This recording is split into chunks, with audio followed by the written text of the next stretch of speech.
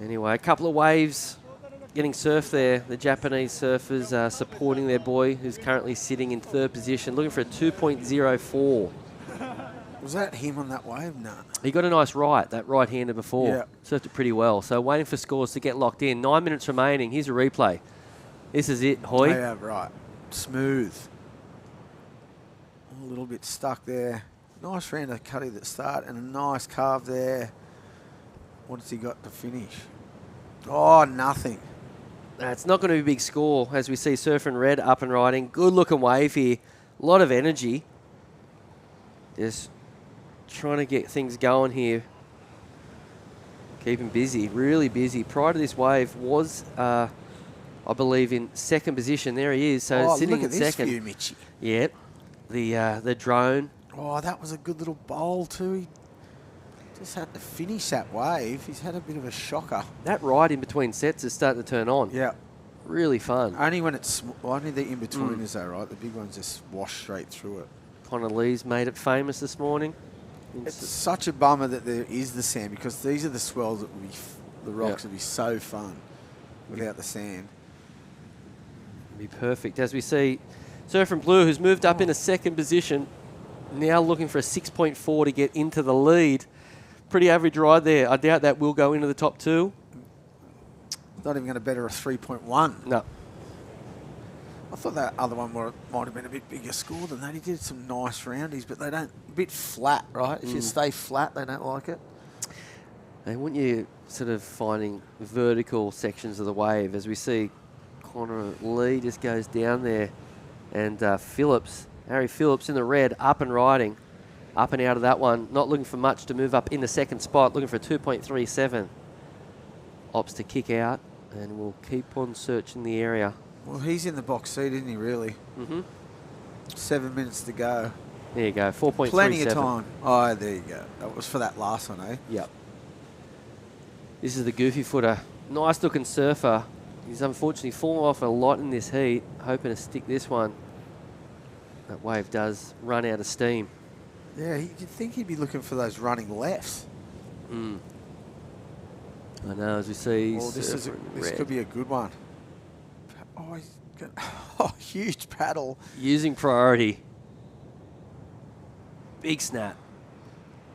Oh, that was a nice one too. Oh, that's the best wave of the heat. Yep, just like that. That was a good one though. You could see it was going to be good when he started paddling. Just got on it. Big effort to paddle. You know when you paddle for waves like that, you get up and you go, oh, you've lost all your energy. You can't even surf. He did really well. Put a lot of energy into the wave after that huge paddle. Big. Yeah. And he's just really raw, this guy. Yeah, isn't he? I remember last year he made a bunch of heats here. Yeah, very aggressive style. That second turn was really big. Looking for a 5.14 to go into the lead. Matt Hoy says it is the best wave of the heat. I reckon. Let's see if the judges agree. That doesn't mean nothing. Here's another good bowly one too from a bit deeper. Let's see what he's got. Oh, get a smack in the head. Feels like he's done that 5 times in this heat. It's dangerous doing that. What are they going to do here, you reckon? Look, Connor Lee, he's got priority at the moment. And he's trying to sit on that little right-hand peak you can see. Well, you'd be all over Blue if... Not the both of them, really. They don't need much to go into second. But he's in the lead, so it's all right. Yeah, a really tight heat, this one. Low scoring, eh? Yep. And he's 25-minute heat, so long heats down here at Merrily today. I think he probably could have had 20 and been enough waves. It's really consistent at the moment. And well, I think they were worried about it because it was. You said this morning was so small and it's just come up so quick that they were worried about high. It was a 2 metre high tide. I think it's right about now, actually. Yeah, so I think they thought it was going to stop breaking that high. Yep. And it hasn't at all. The swell's doubled. So we've got 16 heats in this first round down here at Merriweather. And as Matt Hoy just said, the tide is just about on dead high. And it should drop out all day long and be really consistent. Probably pretty straight, a lot of closeouts. But the world's best, they'll push on. Here we go, the current heat leader up and riding. Good looking wave. Oh. Gosh, he's got them down. Hasn't he? problem with this bank, you don't get a really good closeout manoeuvre. Oh. That happens every time. Yeah, right onto the sand. Triple up shore break. This is Max Grayling looking for a 6.91 to move in a second. And it's not every day that in a competition you generally see surfers go for that last turn, but this shore break sort of doesn't have much opportunity. Oh, here he's again, Red, with the energy. 2 big snaps on a lot of spray. Going to get another one? No. Now, he didn't get the score to go into the lead on that last right, but now Wow. he might. Needs a 4.64, so... Is that what he... 4.83? He got the 4.87 for that right. Oh, 8.7, sorry, yeah. Prior to that wave. Yeah, right. Wow. It wasn't the best wave of the heat. I was wrong. Unusual. No, usual. Yeah, I thought he surfed that wave pretty well. The energy he put into the paddle was worth a point.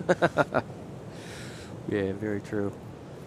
So scores are coming through with 3 minutes remaining. Day 1 down here at Merida for Surfest 2024. Supported by Reflections Holiday Parks and a stack of other sponsors. Of course, Burton Automotive, Destination New South Wales, City of Newcastle. There's Josh Stratton. He'll be out there next. Reflections Holiday Parks, as I said before. Newcastle Racecourse. The 2024 crowdfunding partner, as we see Connor Lee racing down the line. Oh, big air reverse. Nice. That's the first one I've seen today. Which is weird, because usually everyone's showing air reverses. That was really good. That was sick. That was technical. Yeah. Great surfing there from the current heat this leader. day and age, like every heat, someone's showing an air reverse pretty much. Here's the replay. So racing down the line, I think he spotted that section. Just kicked the tail out. He's interested to see. Not score? Yeah. It wasn't huge. It was just really pretty and graceful and super fluid. And a nice looking wave too, clean.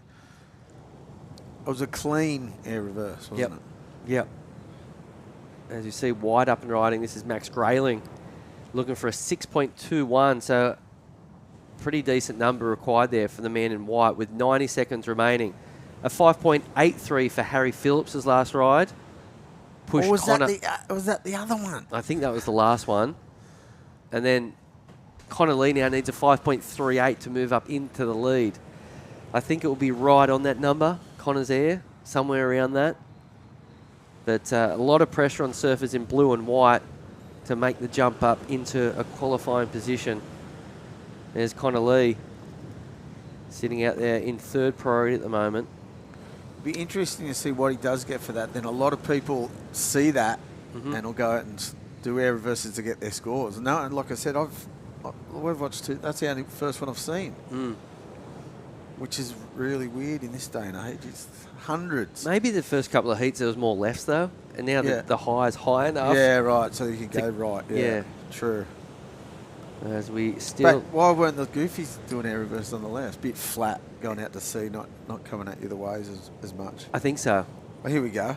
That's just as we spoke. But I think that the Norrie swell, the wave comes at you on the right a little bit more than the left. The left's are sort of down the line a little bit more. Yeah. I mean, the best of the best can do them in anything, but I think it's just a little bit easier to do airs on the rights today. As we've got 20 seconds remaining, and Connor Lee up and riding once again.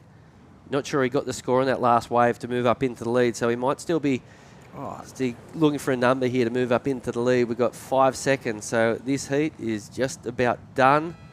There it is, heat 5, round of 128 is in the books. Great surfing there from Connor Lee and the big fella Harry Phillips as we go to a quick break and come back with more action down here at Surfest 2024.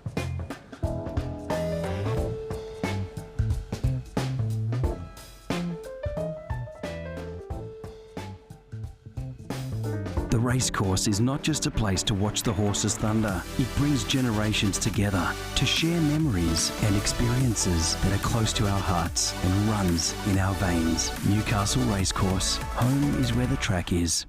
Welcome to Sydney. Upbeat. Downbeat. Feel its heartbeat. Open spaces. Open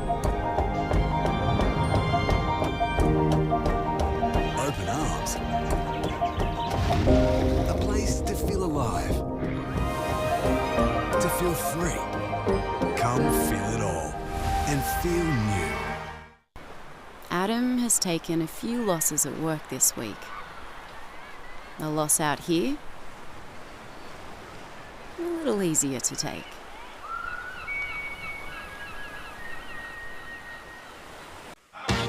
Wait!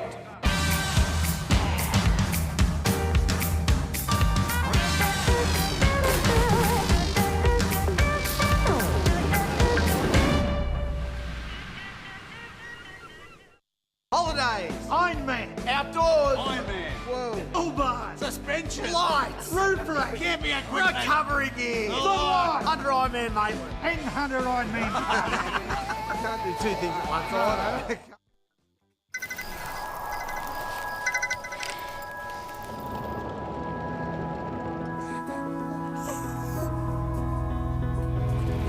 That's me. We got out. I love you, Dad. 300 kilometers to your destination. No beds for Michaels. Get to the Royal.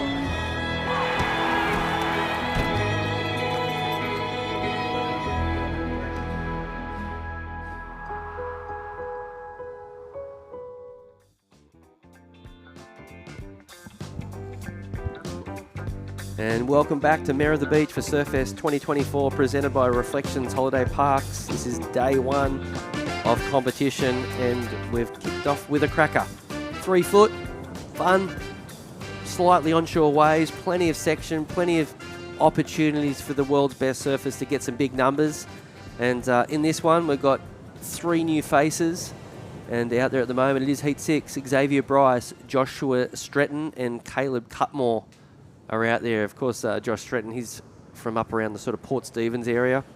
I believe he does live on the Gold Coast now, but he's up around, sort of Simon Law territory. Oh, it's a good snap to start the heat. That was big.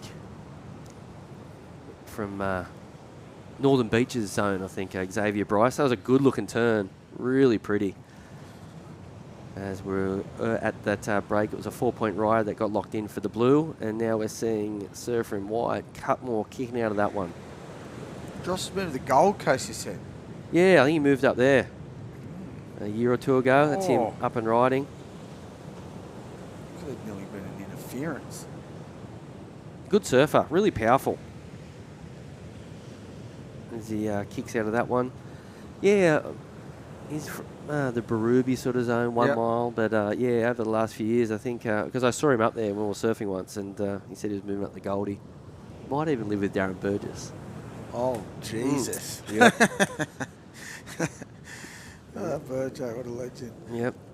Newey legend. As we see Surfer in red, Xavier Bryce up and riding. Oh, big section. What's he got? Wow. Oh. I'd like to know what Connor got for his air reverse in that last heat. I don't think it was any more than a 4. You reckon? I don't think they put it in there. Okay, I can find out for you. Yeah. As we cross down for a quick interview with the winner of that last one, Harry Phillips. How are you, Harry? Yeah, good, thanks. How are you? How was it out there, mate? It's a bit tricky, yeah. Like, I was sort of going out trying to focus on just getting lefts, but I think everyone just ended up going right the whole time. So, but it's all right. Better than nothing. That's for sure. And where are you from, buddy? I'm from Browley, down the coast. Oh, epic. And you enjoying your time up here at Merida? Yeah, it's pretty nice place. There's always seems to be some sort of wave here every time the comp's on. Where are you staying? Just in my car. Oh, that a boy. How good's that? Roughing it. Yeah. That's the way. Love it. Good on you. And how you been going on the series, mate? You doing any good? Not really. I went all right in Port Stephens. I got in semis, and then I just had an absolute shocker in Avoca and got knocked first heat. Semis is nothing to laugh about. That's a great result. Yeah, it was in 1,000, but yeah, it's better than nothing again. So getting knocked first heat. How important is it to go big at the 5,000s? Pretty important, yeah. It's a pretty big result if you go good, yeah, I guess. There's so many people, so many good surfers as well. Well, mate, you look really good today, and Connor Lee looked really good, and you beat him. So, mate, You should be proud of yourself, and we're looking forward to seeing you surf later in the week. Yeah, sweet. Thank you. Good Cheers. luck, mate. Cheers. He's a big fella. Yeah. Looks like a rugby union player or a league Rugby player. union. He's a massive fella. A lot of power. So, yeah, great job there from Harry Phillips, the winner of Heat 5. A couple of big scores getting locked in on this one. Hoyo, 19 minutes remaining. 5.5 for the surfer in white and a couple of 4s for Xavier and Josh. That was when the interview was on. I think he got a nice looking ride. He's a good looking ride for Josh. What's he going to do? Air reverse for sure. Oh, didn't ride out though. Close. Good section for it though. You knew it was happening. Really close. Didn't look at anything else but doing it. Well, about 20 minutes ago, you said there hasn't been too many airs. There's been 4 in a row. Totally. Oh, well, that's what I mean. So if Connor did get a score for that air reverse in that last heat, they'd be all looking at it up there going, all right, we can do air reverses to get a score here. It's the same as like when you watch the CT and everyone does the layback snap. Everyone goes, oh, John Don does his layback snap, so everyone else has to try it, do it half as good as him. Yep. You know what I mean? Everyone does it. Yep. Totally. But it makes a lot of sense, right? Yeah, yeah. If that's what you got to do, what the judges want you to do. Absolutely. Bit of a set pushing on through, and these are generally the waves that close out or are left over at the other peak.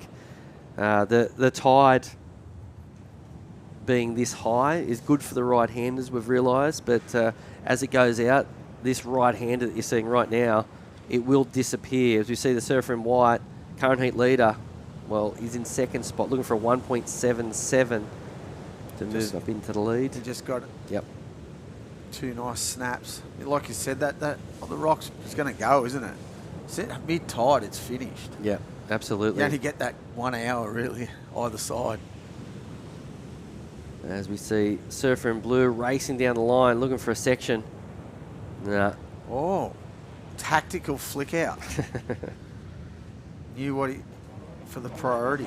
I love that there's priority these days. It's the best thing. It's taken all the, like, hassle, not the hassling, just the hassling really, and people not getting waves and paddling down the beach and not get the opportunity. It's the best thing that's happened in 4-man heat, I reckon. There's Brock Cooper there getting ready for that next heat. But my problem with it is still the beginning of the heat. I think you could start, you know, say Red's got priority to start the heat, so there's none at all. Oh, yeah. You know, so then you just have all, you know, surfing hardcore from the get-go rather than paddle around and up and down. And well, they don't do it though, even at the start of the heat. Like, if back in the day, you'd be hassling at each other with not getting a wave. Well, you used to surf in the era of the priority buoy, right? Oh my God, it was torture. Me and Barton Lynch barred it. We were the first ones to bar it. You actually... Yeah, we made a pact. Me Yep. and him said we're not paddling around the buoy, gentlemen's rules. Me and BL, there's no... And that was the beginning of the end of it? Yep, pretty much. They were saying, we did it, I think, the first time in Japan. And I was going, there's no priority. And we just sat there and went, no, you're up, I'm up. Yep. Rock, paper, scissors at the start. Yep.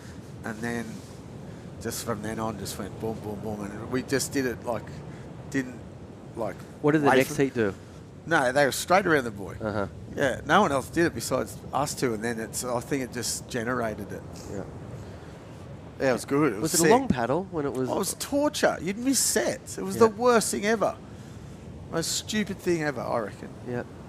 They do it now and they just allocate it. Why did they do that before? You got to paddle battle around a buoy that's 200 metres away. Waste of energy. The Ironman component. Oh, exactly. Yeah, it was not good. Priority was a weird one. You'd be having a race and someone would go the opposite direction. You'd hit each other. It was bizarre. It's funny really. Looking back at it. Oh, it is. Yeah. It is. But they loved it back in the day. The fierce competitors. Yeah. Loved it. The Neko Padarats. Oh, no, the older generation. Who was that? Oh, all of them. They were all fierce. You hear MR talk about it. They loved all that hassling and like. But it's funny, you mentioned BL. I thought he was one of them. I thought he Well, he was. He was one of those, because he got taught by the older guys. That was how they all come through, but then he finally got it. You don't have to do it.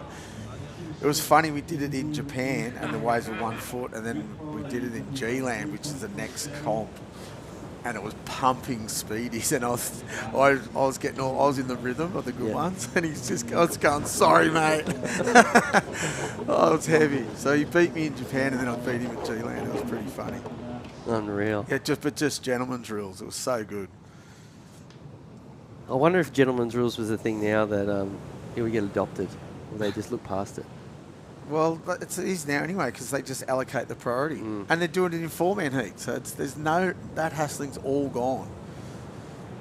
And paddling around boys. What? Whose idea was that? Just under 14 minutes remaining in this one. It's Heat 6 down here at Merida, day 1 of competition. This is the round of 128 as we push through the early rounds, and later in the week we'll see a couple of big names hit the water. Guys like Dakota Walters, Joel Vaughan, Morgan Siblick. He's the highest seed, isn't he, Morgan? Yep. Yeah, just to name a few. It's going to be really exciting once the big names get... Oh, wow! Sick turn. Okay, 1 turn. He stood up for about 3 seconds on that. And I think that's one of the best scores of the day. That was a huge turn. Big call or fair? Well, we'll stumble. That was huge. That was a good turn. Attacked it on a clean wave. 1 turn was... Watch this. Look at that wave. Didn't even look that good. Whoa. That was upside down. I want to say he's from Longreef. A lot of Longreef. Tricky waves. It reminds you of this. Longreef. It is a beach. Yeah, I know. But nearly an excuse for one in the waves department sometimes. Yeah, it gets good though. There's some good ways around it. Good surfing there. I think it's going to be a big number. He's the current heat leader, the surfer in red, Xavier Bryce. Was that it? 5.5. Have they put it in yet? Maybe it was. We'll wait and see. As we see, this is Josh Stretton up and riding. Good looking wave here off the rocks. Nice snap. Gets a bit stuck. That was big. Yeah. Good surfing. That was, got a bit stuck in the first one, but then that last turn was sick. Here it is. But just a little bit mistimed there. Still all right. And then this is a sick turn. Boom. He did sort of... Yeah, the first turn wasn't perfect, but I think he hit it enough. Yeah. It was good enough, I think. Good surfing there from... Tried a bit of spray. So a really competitive heat, this one. 12 minutes remaining. Everyone's had some decent numbers. As we see surfer in white, the goofy footer, an average looking ride. Tell you what, the waves are really fun right now. This is the time. Remember, it's I don't know, what time is it actually? I know. It's nearly 10 o'clock. Doesn't your watch work? Just past 10. It does. 10:20. You can't. 20 past 10. So it's 20 minutes. I think it was 9:55 high, 2 metre high too. So this is the golden hour. So this ride will hang on for another hour or so. I reckon. Yep, for sure. Only on the mid-sized ones though, but then after that it'll be gone. So get it in while you can.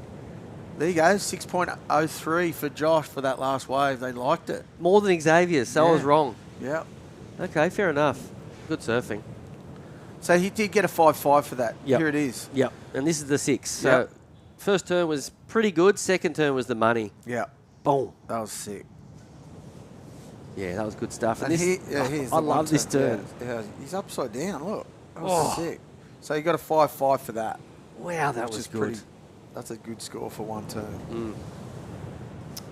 Look And at this drone view. Would that be annoying? Yep. Looks like he's really high. I don't think they know the drone's there. Really high. 10 minutes remaining. That was Cutmore looking for a 4.0. Hard to see what he really did on that wave, if there was much damage done as we look at the other angle. It looked like the wave was way bigger from the drone, didn't it? Is that a fall? No. I don't think so. Maybe, but no. Just under. The wave looks huge from the drone. Not huge, but a lot bigger than what it looked front on. As it does. So Josh Stretton holding on the lead with a 6 and a 4, 6.03 and a 4.0. Xavier Bryce with a 5.5 and a 4 is in second. Waiting for that last ride of white to get locked in. This is Heat 6. Heat 7 up next. Brock Cooper, Ches Boys, and Aussie Trigwell will be out there. And as I said, later in the week, we will welcome the top seeds. A couple of stars. It's going to be good to see Morgan back in event. Yep. Down there at Newcastle. Back in Newey. Mm-hmm. Yep. Speaking of drone footage, did you the footage from Fiji from the drones was mental. Sully Bailey's one, and then Jai's one too. Glinderman. Yep. That was big. Oh mate, that's huge. But just that, how good the drone footage looked and how fast they looked. The like Solly they were going. Bailey one with the drone, it looked like he was in it for 10 minutes. Yeah. It was so long. It was though, wasn't it? Wow. I'd like to see the front-on footage of those waves. Someone was in the tower. Oh, gosh. It'd be freaky. Someone must have filmed it from the tower. Quick wave there for the man in blue, the current heat leader. That was Josh Stretton. That's another good wave too. That's better than his 4. You think? Yep. Okay, a bit more pressure on red and white. As I said earlier, Josh is from a region of waves up there at Port Stephens. Plenty of options. As we see Cooper getting on ready for that next one. That is, of course, Brock Cooper. Great little surfer. Where's he from? Itchy? I'm not quite sure exactly where Brock's from, but I've seen him surf a bit, and he's pretty decent. As we see Xavier Bryce looking really strong. Love his surfing today. What? Oh, you had to ride out of that one, mate. Mm. That would have a sick turn. Hacked the slide. And that would have been a good score. It would have bettered his 4, that's for sure. Here's Watch the this. replay. What went wrong? Not a bad first turn. And then this one, watch this turn. Hack. He just put that emphasis on the slide bit and lost all his speed. If he didn't throw that in, but then it wouldn't have been a solid manoeuvre anyway. It just would have been a normal carve. So he sort of had to do it to make the score anyway. Just lost all his speed when the fins slid out. Yeah, nice surfing there from the man in second. It's going to get really exciting, this event, as we draw closer to the end, as surfers rally for points to make the Challenger Series. I know later in the week we will have the live leaderboard. Oh, yep.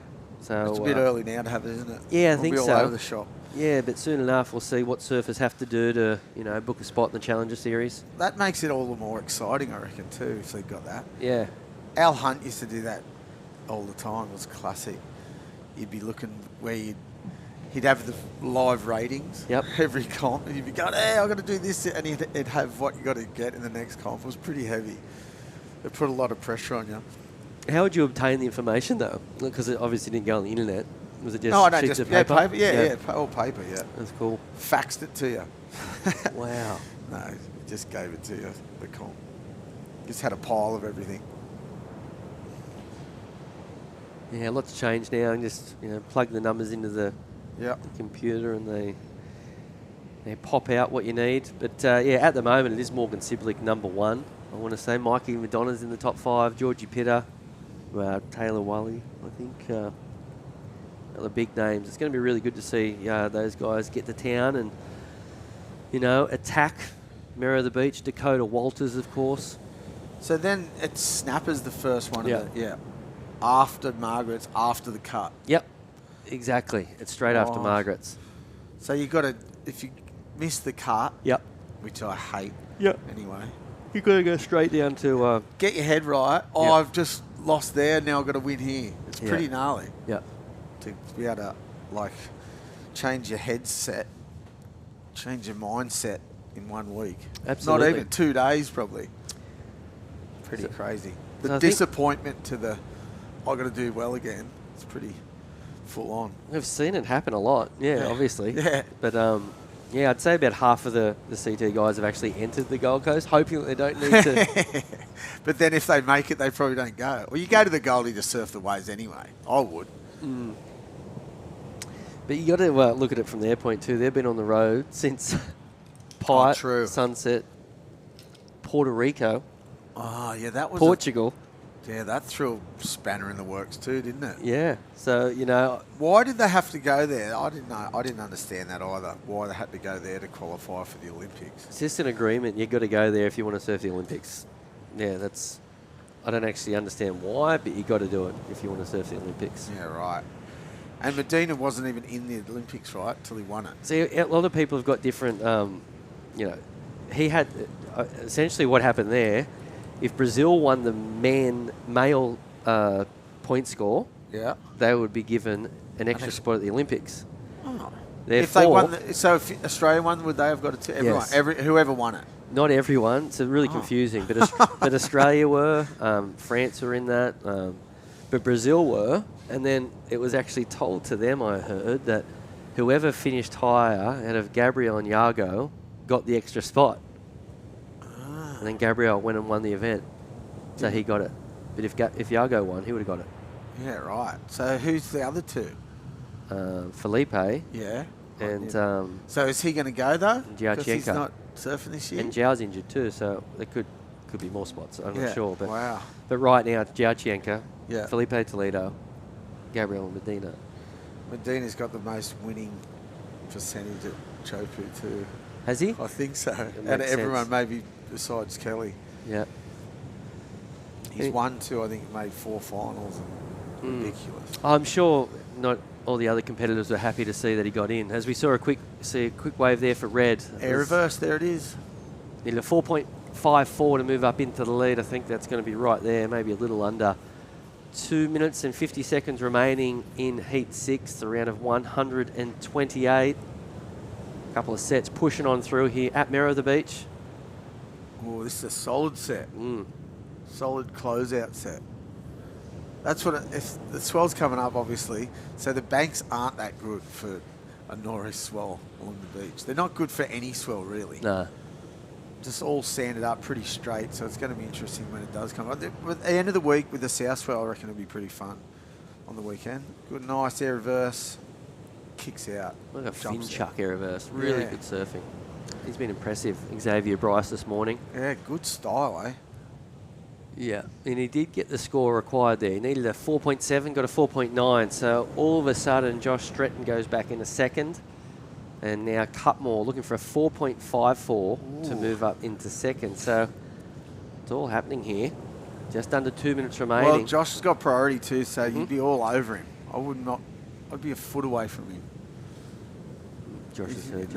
No, he's sort of not. He's under him. I think he's got big arms. I think he can get him in a second. I think two strokes. yeah. He's got him. I think he's sitting on top of him. He's close enough, you reckon? Absolutely, yeah. Yeah, as we have a look at a nice shot there, the drone just panning out across Merida. Down there is Dudley Beach, which is to the left of your screen right now. Beautiful coastline going south. Around the corner is Burwood, then it is Dudley. Oh, yeah, he's used his priority. Had to do it. This is Great double wave. up too, yeah. Clean. Oh, nice. He got a bit bogged, but it was a sick turn. Thought he fell.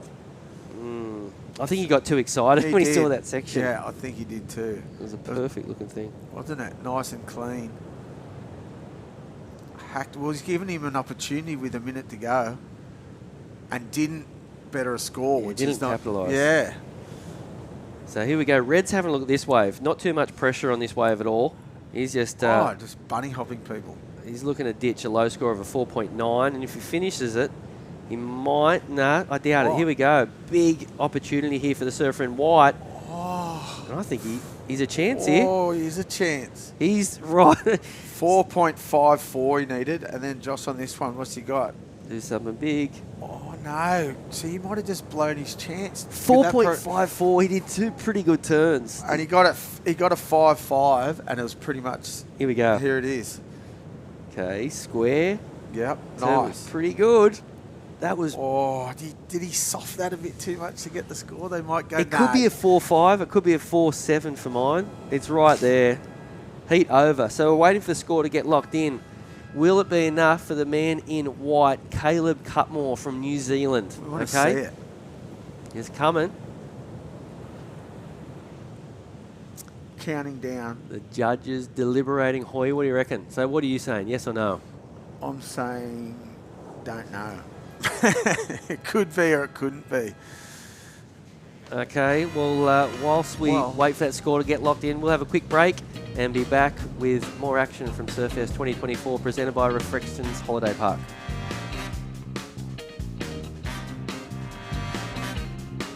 Holidays, Ironman, outdoors, Ironman, whoa, Uber, suspension, lights, roof rack, camping equipment, recovery gear, under Ironman Maitland, and under Ironman. I can't do two things at once, I know. Back home, the Wilsons always use proper dinner etiquette. Out here, the stick will do just fine.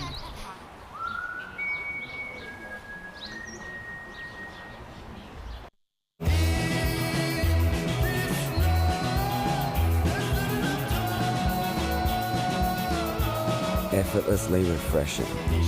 Byron Bay Brewery Premium Lager. Go with it.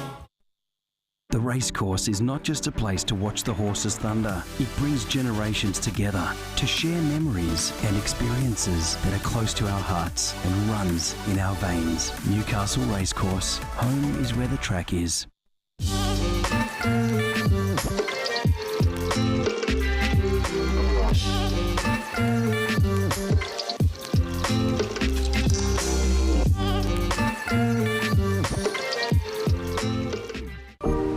Welcome to Sydney. Upbeat. Downbeat. Feel its heartbeat. Open spaces. Open arms. A place to feel alive. To feel free. Come feel it all and feel new. Holidays, Ironman, outdoors, Ironman, whoa, Uber, suspension, lights, roof rack, camping equipment, recovery gear, under Ironman Maitland, and under Ironman. I can't do two things at once, I know. Welcome back to the show, day one here of the Surfest week, presented by Reflections, and man, getting things started with the Burton Automotive Pro. We've already seen amazing manoeuvres laid down, some incredibly strong clutch performances, and it's going to keep coming in this opening round. 128 surfers in this opening round, some surfers with a lot of work to do to climb the ladder in this last major regional qualifying series event to try and get themselves up into the top 7 and potentially get a shot at the Challenger Series. Ronnie Blakey sitting alongside Jess Starling, and Jess, let me start by saying congratulations on a great job at the Australian Board Riders Battle. Oh, thank you. Yeah, it was such a fun weekend. I feel like I'm going from one of the best events of the year straight into another. The Surfest is so historic, and yeah, I feel really lucky that I'm here, and yeah, everyone's listening to my voice yet again for another day. Bring it on, I say. But yeah, no, you're right. You're going from two of the really celebrated stops on the Australian competitive circuit.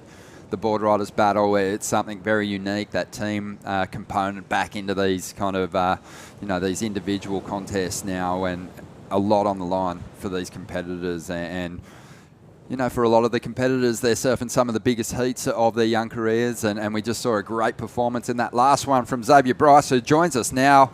Congratulations, mate. What a way to kick things off here at Surfest. Yeah, pretty happy to get that win. Got a bit lost out there, but yeah, still stoked. Give us the rundown on the conditions. Obviously, we're always stoked to see a bit of swell for a contest, but, it didn't come without its challenges. Yeah, no, it's definitely fun out there. There's a good little rip bowl, a few little punt sections, but definitely easy to get a bit lost out there. It's kind of a bit of a current moving around, so, yeah.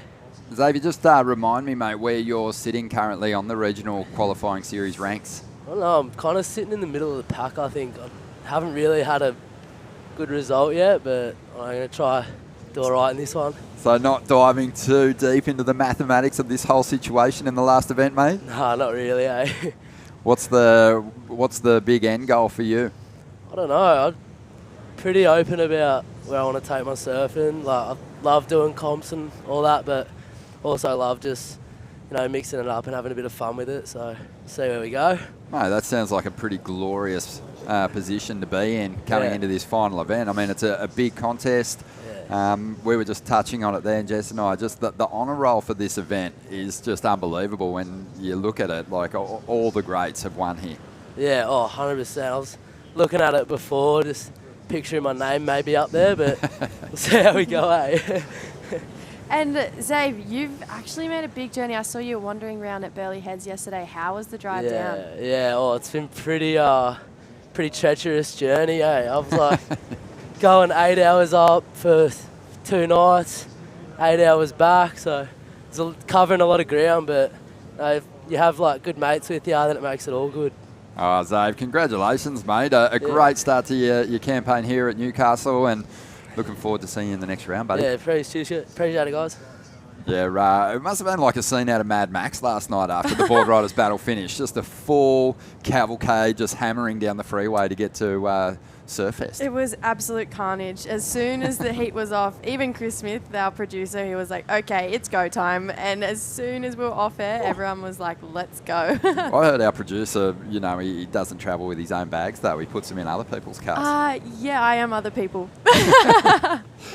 Love it. So glad you guys could make it. But you just can't help yourself. I mean, we told you, take the day, just relax, we'll cover you, and you love this game. I do. I just love talking about surfing, to be honest. I think about, a lot of people ask me, do I love it? And I go, yeah, I love it. And it's for reasons like that. That last turn of Ollie Trigwell was absolutely amazing. He's one of those guys who I feel like if you pull in a heat, he's a real threat, like almost dark horse underdog, because he's so powerful on his back end. Kind of gives me a bit of a hog vibe, I feel like. Okay, yeah, I like it. From WA, so... I know he's got a lot of power in his turns. He's from that same region as Taj Burrow over there. But we'll see how he fares. This is, I always talk about this round being a pretty exciting one, especially when there's so many points up for grabs. We were talking to Ty Sarati about some of the possibilities here for these lower seeds. His prediction is that they're going to have to kind of get up towards 6,000 points. Some of these surfers don't even have 1,000 points yet. So it's going to be quite hard for them to crack the top 7, even with a victory at this venue. But, I mean, Dakota Walters, he shored up his position on the Challenger Series pretty early on with a victory in that last QS 5000 over in Taiwan, which you were at. And, so it just goes to show that how important these 2 major events on this schedule are. I feel like I've consistently seen Dakota in finals this season. I feel like they're always against Joel Vaughan. And if I'm being honest with you, Ronnie, I would love to see another Joel v Dakota final here. I just think those two, when they match up against each other, they just push so hard, and it always makes for great surfing content. Yeah, I think that's a pretty good possibility at this venue based on how they're surfing. But there is, like we mentioned earlier, 128 surfers in this opening round, and then we've got 3 seeded rounds with those big names waiting. So, as much form as they've shown already this season, they still have plenty of work to do to make that final heat of the contest. 128 surfers, that has to be one of the biggest QS draws in the world, I'd say. I feel like we don't see that many heats, especially in this regional series format. When it was what it used to be, you'd see the round of 128 a lot on an international field. But I think now with this co-sanctioned one, we've got Asia and the Oceania region combining. The fact that there's a round of 128 just shows the depth of talent coming out of those 2 regions. It's pretty remarkable just how the sport has evolved, and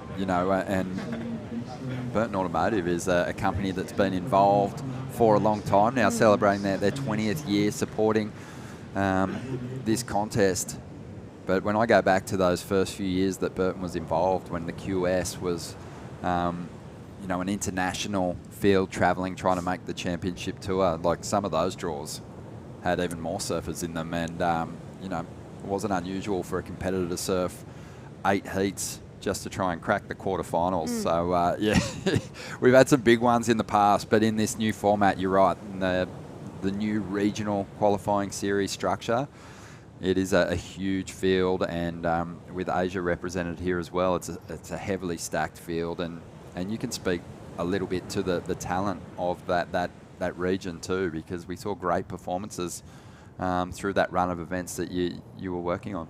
Yeah, last year I was so lucky to be able to just commentate my way through the Asian series. There we go, Kaylin Hawkins on screen, giving us a little bit of his personality. But yeah, I went to some pretty cool places like India. You wouldn't think you'd see a surf event in India, but it was just incredible, surfing off this ancient temple into this right-hand point break that had a rock in the middle. So it was kind of like an obstacle course at the same time. And at the more time I spent in Asia commentating the Asian region, the more I was shocked that we didn't have more Asian competitors on the Challenger Series and the Tour, to be honest, because their level of talent and their competitive grit is second to none. Love it. It's coming for sure. And, I think just combining these two regions together is only going to help their cause. When you look at where these competitors are trying to get to at the moment, you want to make the top 7 for the men on the regional QS to give yourself a chance of getting into those Challenger Series. Of course, for Asia, they've got 5 spots and then a wild card as well. So it's difficult. That's on the men's side.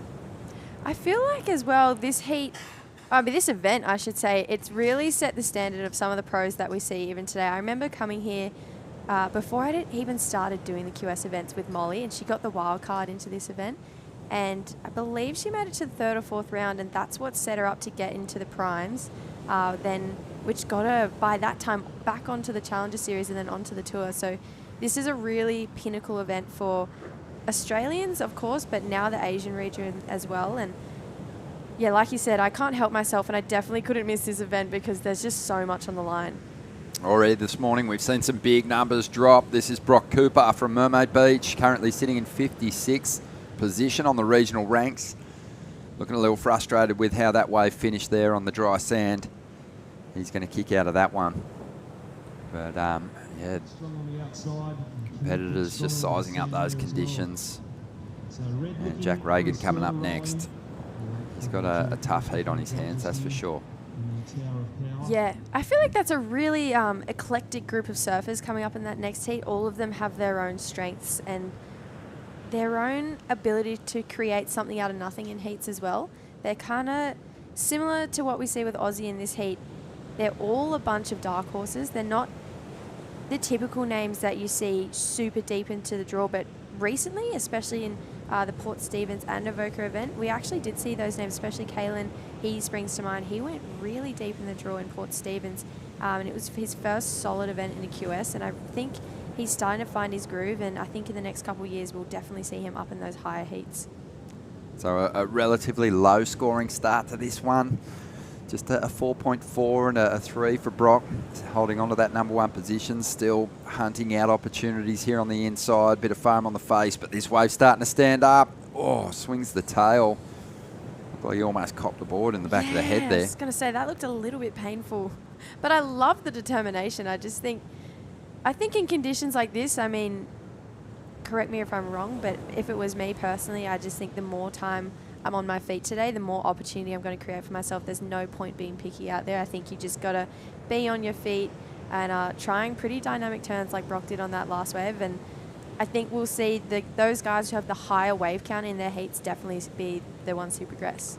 Definitely. I think that's a really good point. And yeah, certainly once you've utilised your priority and you're kind of waiting to get back to that top end of the order, you want to do what Brock Cooper's doing here at the moment and just, all these little waves that pass under his rivals. He's looking for opportunities on here. He knows that big individual turns have scored well already today. Huey Vaughan dropping an 8.93 for a nice air.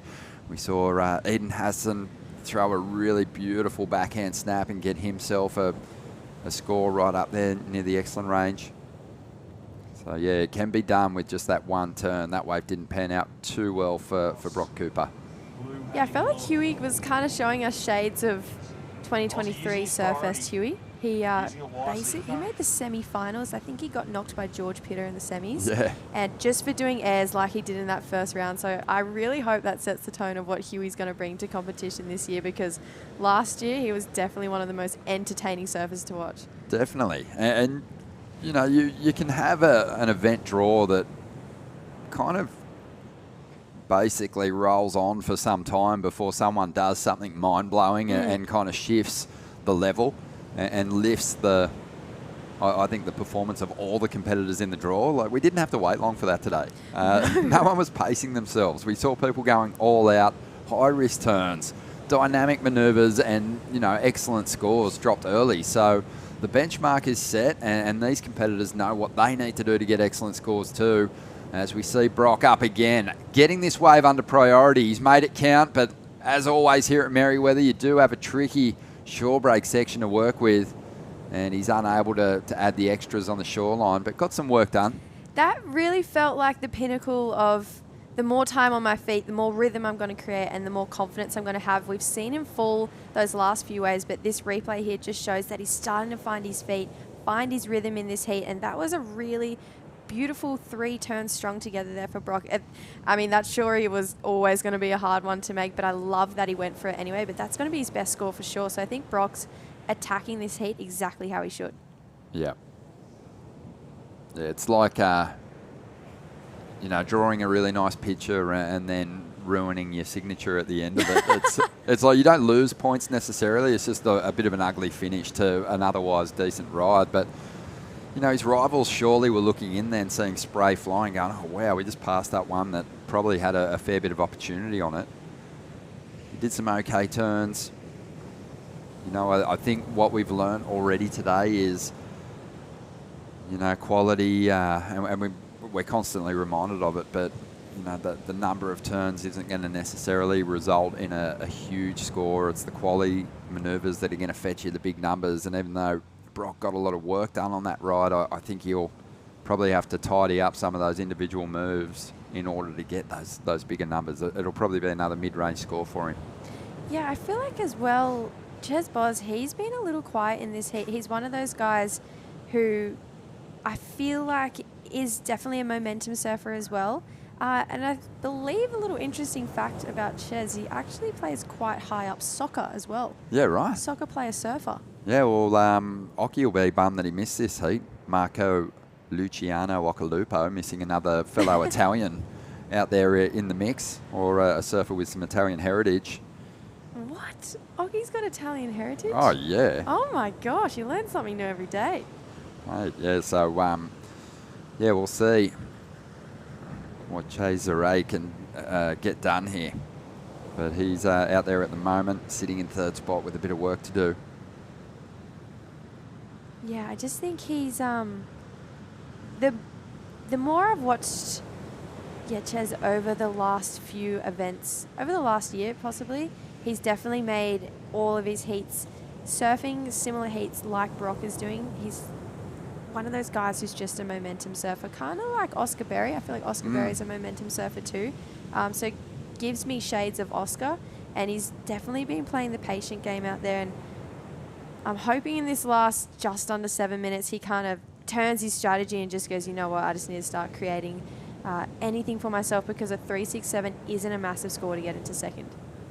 Yeah, it's a kind of a dangerous game to play, isn't it? Because you're patient. It's not like the waves are coming with any kind of, you can't rely on the sets actually eventuating into high quality waves. So holding your priority for extended periods can kind of be a dangerous thing to do.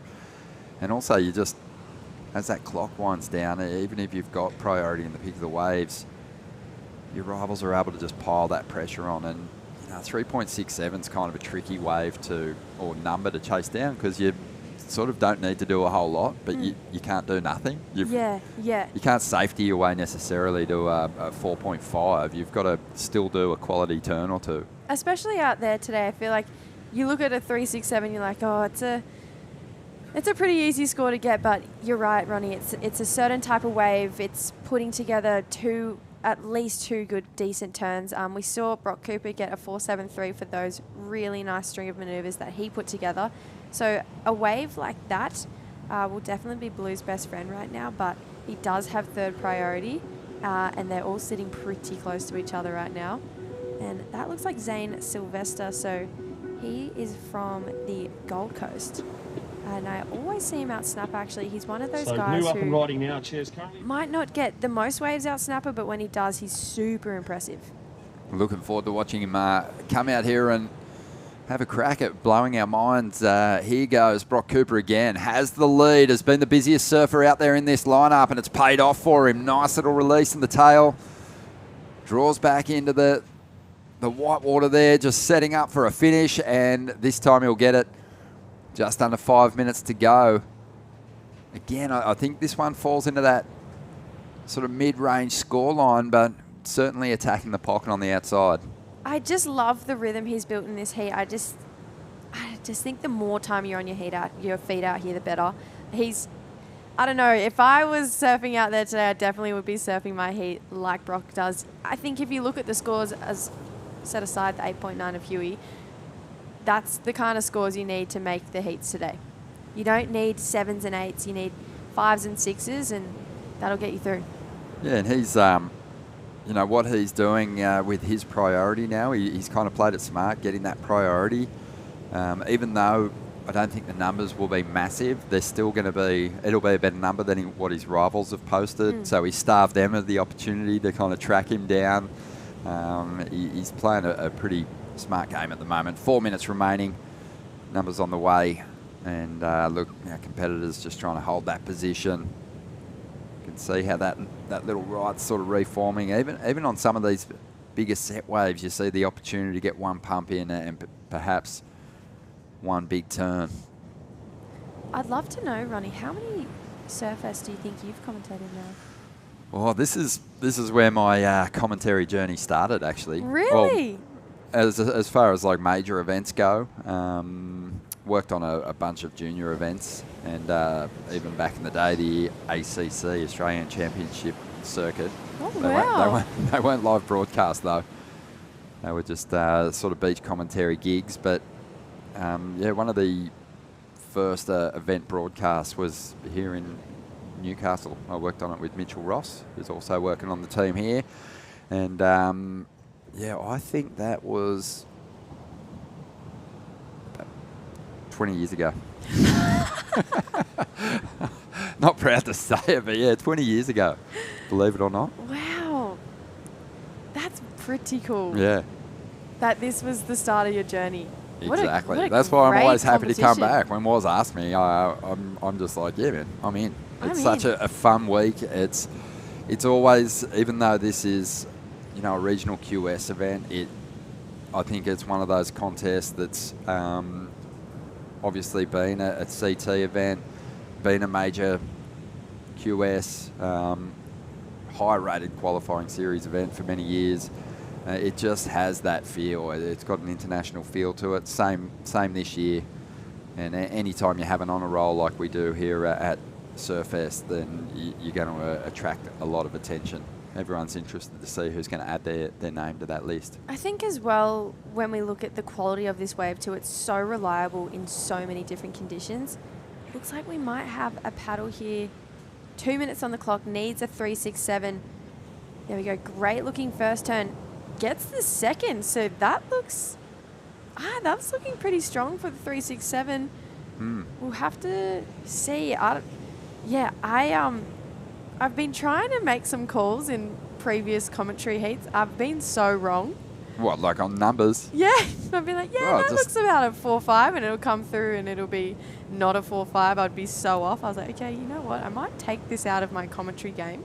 Yeah, well, you kind of, you sort of get better as you go too at guessing the numbers as you pick up on those scoring trends yourself. But don't stop throwing it out there. Yeah, I like it. You've seen enough heats. Yeah, we'll just give it a go. And he got the score. There you go. 4.33. So 1 minute to go. He moves from third to second. Now he's currently progressing through this heat. But Aussie, the man from WA, needing a 4.01. These are my favourite types of heats where there have to be clutch moments at the end. I just think they're the best heats to watch. And even, I don't know, the last 5 seconds, 2 seconds, I just think when the action goes all the way to the end and someone can pull it together even in the dying seconds, I think that's what makes and breaks a great competitor. Oh, definitely. And there's those, heats that typically where the scores are really close always give you exciting finishes because, you know that people don't need a whole lot to make the move into a progressing position. And, Aussie Trigwell there. He just needed to start that one with a bang, so he pushed hard, just a little too hard.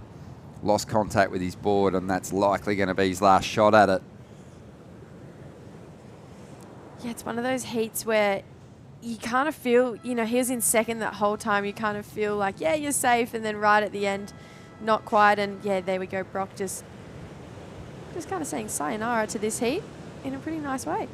Yeah, he got a quick start, was smart under priority, and he's held on for the victory here, Brock.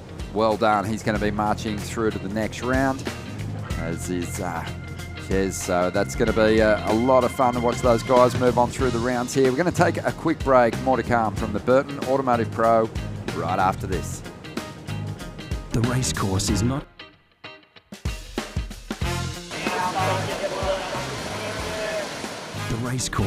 just a place to watch the horses thunder. It brings generations together to share memories and experiences that are close to our hearts and runs in our veins. Newcastle Racecourse, home is where the track is. Welcome to Sydney. Upbeat. Downbeat. Feel its heartbeat. Open spaces. Open arms. A place to feel alive. To feel free. Come feel it all and feel new. Adam has taken a few losses at work this week. A loss out here, a little easier to take.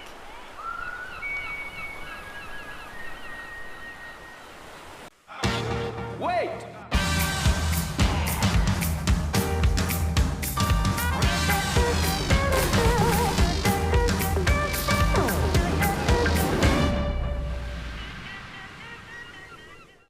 Holidays, Ironman, outdoors, Ironman, whoa, Uber, suspension, lights, roof rack, camping equipment, recovery gear, under Ironman, mate, and under Ironman. I can't do two things at once. I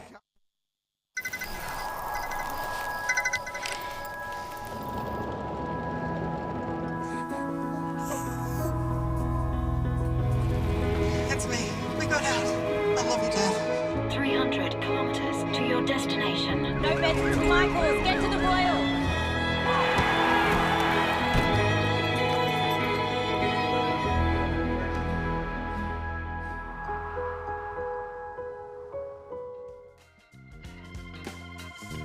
Welcome back to Surfest 2024, presented by Reflections Holiday Parks. If you haven't checked one out, make sure you do. Some of the most unbelievable locations up and down the Australian coast, and it's just amazing.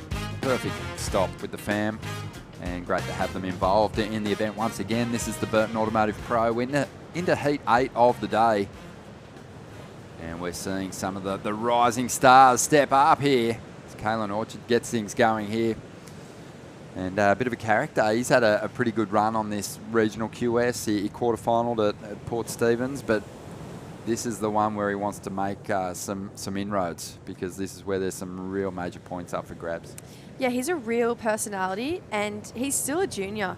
So I remember chatting to him at the end of Port Stephens, and he was saying, I'm just trying to get some reps under my belt, get my confidence on that QS level, and then come back next year and give it a really good crack. But the juniors are his focus.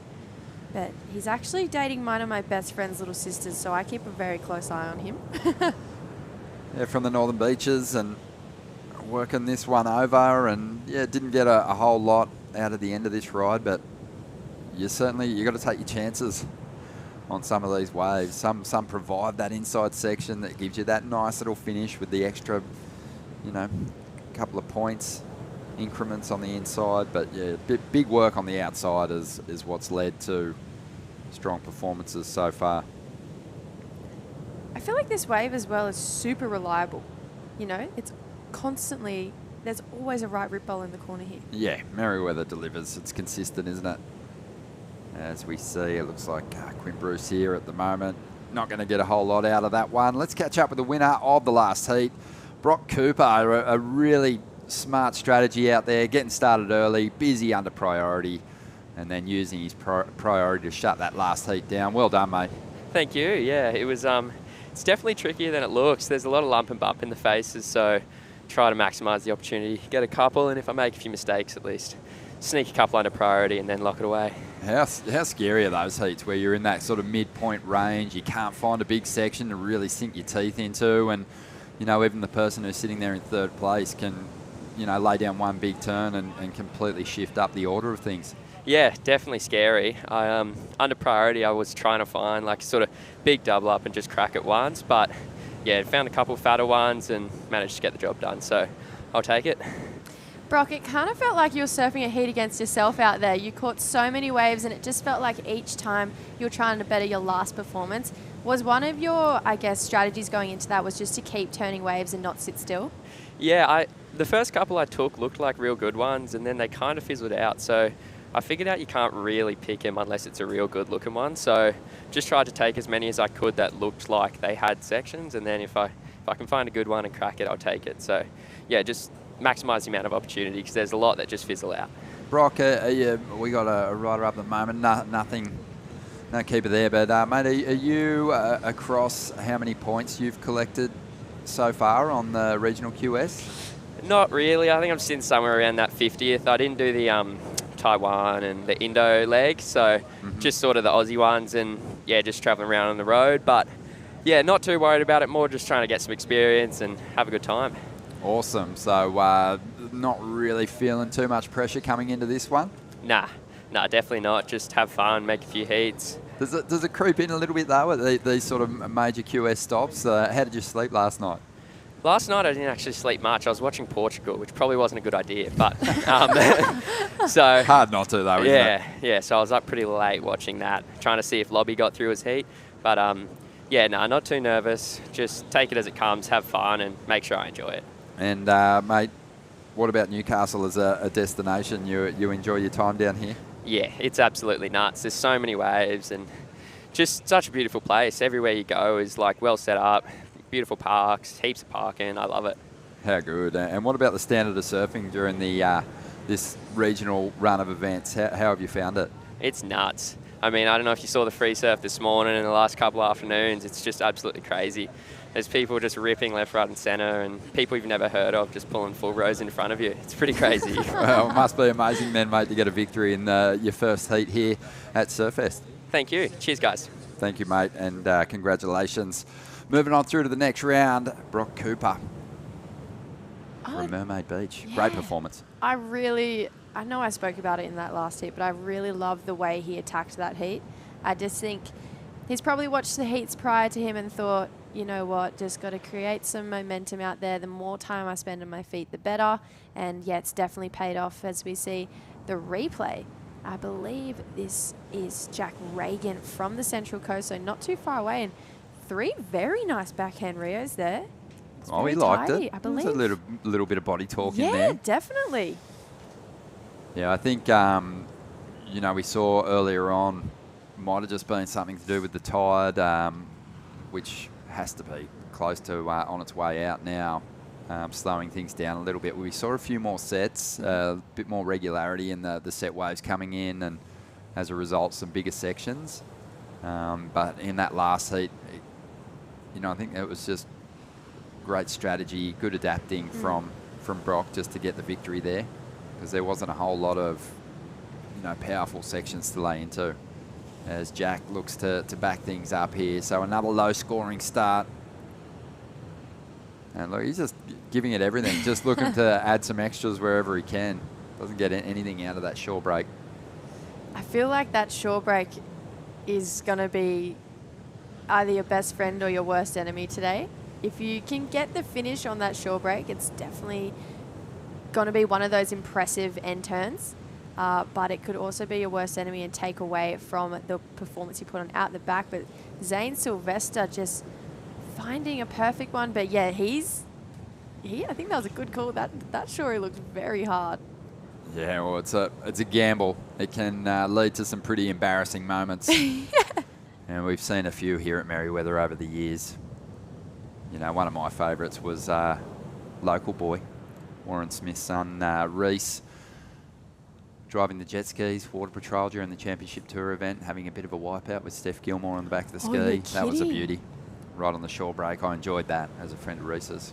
It's just the Aussie way. You laugh at other people's misfortune. It is. It is. There's nothing wrong with it as long as you can take it when it's you as well. Yeah, I'm not too good at that apparently. But here's a don't be replay of silly. Zane's ride. Yeah, it just looks solid, doesn't he?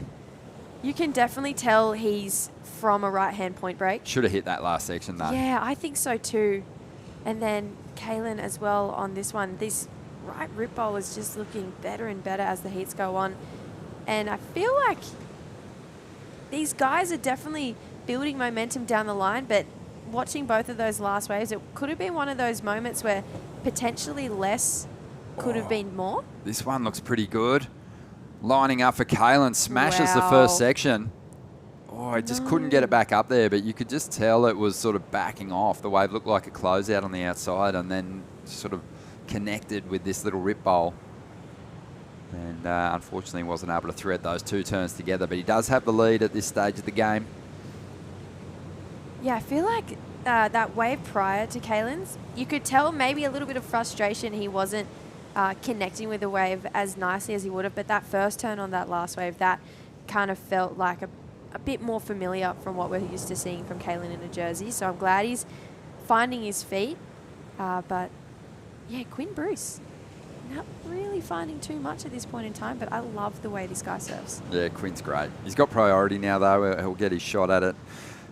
Loving the opportunity to have you here, Jess, because you've been a part of a lot of the events on the regional schedule, but also have commentated with your sister True before a bunch of times. Yes. And you guys are doing such a good job with your website.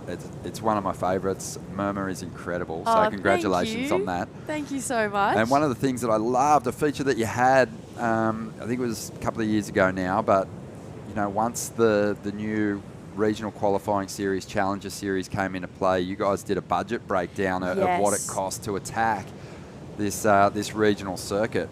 As we see now, Quinn using his priority and getting himself through a nice cutback there, just piecing it all together pretty nicely and just adding extras the whole time. Did well with some whitewater sections there too. Jack on the outside, he gets another opportunity. Nice little blitz on the bowl there as he works that one over. He just seems like he's having a bit of fun out there. But yeah, I guess that that budget's probably changed somewhat with Australia kind of taking on the Asian region and vice versa. Yeah, I definitely think the numbers would have changed since we've done that article, so maybe it's time for me to update it. I think so. But it was really cool to break it down, and then we even looked into the Challenger series and how much it would take to go from the regionals to the Challengers as we see this replay from Quinn. I really love the tempo that he brought to this wave. I love that he got that carve all the way back around. Feels like his board's a little bit longer. I like it. I like it too. Just so smooth in those lines. That's obviously, you know, the kind of surfing that he loves doing. And Jack got a good flow on too with this backhand assault. Yeah, he liked it at the end. I loved it too. It was like a little shimmy at the end of the wave there. That's funny. We've seen a couple of those kind of pin drop exits off these rides though that just, there's nothing to pin drop into. You just straight into sand. So keep them coming, I say. But yeah, it's you know, I think for a while there we were saying how much more accessible this regional qualifying series was for people competing domestically.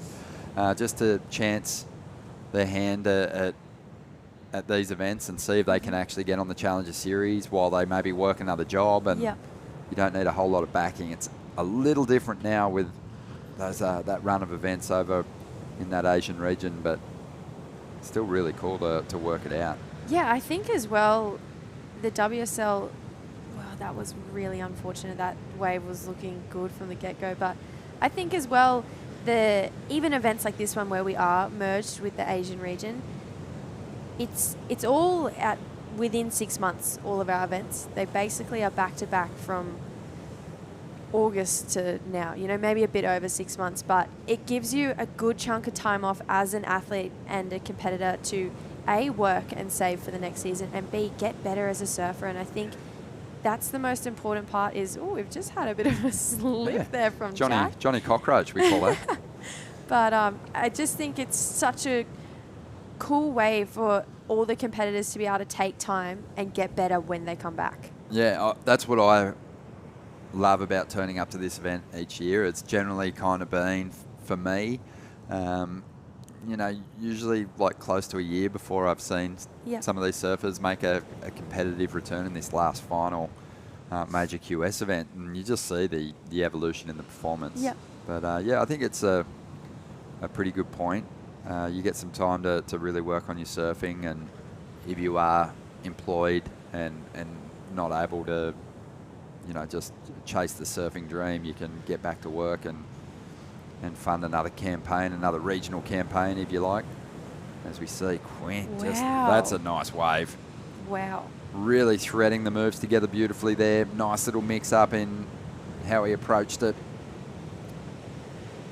Kaylin up again too. I really couldn't fault Quinn's tempo on that wave. That was elegant to watch. I felt like it was really almost a bit of a nod to the heritage surfing that we might have seen out here at Newcastle, or Merewether, I should say. It felt like a bit of a longer board. Stance was a little bit closer together. I don't know. I really loved the patience and timing he had on that wave, so I can't wait to see a replay. But just wrapping up that topic, when we do go overseas and compete in other places, going to Indonesia and Taiwan and places like that, it's not too shabby. It's pretty nice to go over there and surf some pretty incredible waves. Yeah, and some wave pools. And some wave pools too, yep. But here's a replay of that last exchange. So much great surfing going down here today already.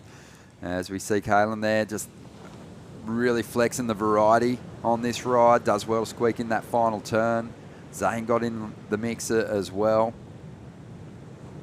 Got some like similar styles between Zane and Kaylin. Almost, you can tell they're stocky and strong surfers. Quinn just flowing beautifully out there at the moment. I think we might still have some scores to come through here. Just over 8 minutes to go. Yeah, I think Quinn he's got a 5-1, which is the highest score we've seen in the last 2 heats that we've commentated. But I think the patience, and I know it's cliche that saying of less is more, but he's definitely taken that approach. And Jack, 2 waves in a row, unfortunately, just going down. But yeah, I think the approach he's taken to these waves out here and doing less, but surfing the section more so than surfing the wave, I think has been in his favour, and that's why we're seeing him in the lead right now. Yeah, Jack's going to be frustrated with that. It's really funny hearing different, legends, and there's so many legends from this region. Merewether in particular, you can rattle off a long list of greats from this zone. Mark Richards, of course, top of the list. Oh, yeah. But Mark Richards, his take on competitive surfing, so unique. He was like, basically, everyone's capable. It's the surfer that puts the jersey on and gets out there and makes the least mistakes, which is a pretty interesting take on it. And Jack's made a couple of mistakes that have really put him up against it. He's surfing really well, but he finds himself outside that qualification mark. So be looking at those falls as, major blunders in his opportunity to progress through this one. We'll see if he can save himself here with just under 7 minutes to go. Yeah, it just feels like the momentum has switched. And it felt like Jack was really building at the start of this heat, but it feels like it's kind of switched over to Quinn now. I feel like Kaylin's been pretty consistent from start to finish, maybe looking a little bit more aggressive than his competitors. And just falling there, but I still just love this guy's style. It's really cool to watch. But yeah, 3 out of these 4 guys, I believe, are still juniors. So even talking to guys like Zane, this is probably one of Zane's first ever QS 5000s, but it's just that experience, and it's pretty cool to be able to say you've surfed in the Surfest. It's such a prestigious event, even not just for the Australian region, but globally. I remember coming here when I was maybe just starting to take surfing seriously, maybe 15 or 16. Seriously, I was 15 or 16. Let's be real, guys. But I remember coming here when it was before it changed to the Australian Regional Series, and you know, Snake Tails was doing his short YouTube series, and Griffin Colapinto's here, Kanoe Igarashi, and I remember paddling out and Tatiana Weston Webb and just was out, and I was just fangirling. So I think to even say that you've had your name or you've had a Rashi on at this event out here is just, I don't know, it's a win in itself. So I feel like these guys who are still juniors, the fact that they've been able to compete on this stage and this level of competition, it's all learning, and we'll definitely see them come back. Like you said, 12 months time, we might see completely different competitors out of these guys. Yeah, it's and you sort of, you hear it in the post-heat interviews. At this early stage of the competition, you're going to see some surfers who are, you know, there's only really, it's probably only really the surfers that are in this round that even with a victory probably wouldn't have a shot at getting into that top 7. But once we get into the seeded rounds, you're going to see surfers who've already collected some pretty decent points and with a victory have a chance to come from nowhere to potentially get themselves up to the top end. So there's a kind of a relaxed vibe amongst the competitors. This is probably the start for a lot of them, of their competitive careers in these regional QS events. But, you know, you can't deny it. Like, it's going to come with some weight to it. The event's just too prestigious. And, yeah, we'll see what happens here. Quinn Bruce has sort of had a bit of a measured approach, really flowing nicely. Like you said, it's been great style, but from here now he can start to push a little harder, which he tries there. It doesn't work out, but he can push a bit harder on those turns. I think so too. I think we'll definitely see a lot more come from Quinn if he can manage to hold on to the lead for the last 4 minutes. But yeah, I think, like you said, there's a lot of weight that comes with this event. But I also think, to add extra weight, this is the last hurrah for a lot of these competitors.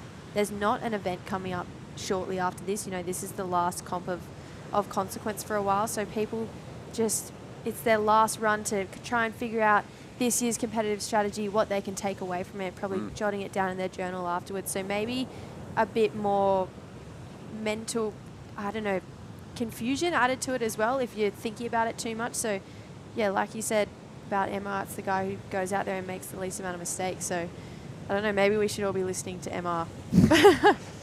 Always do.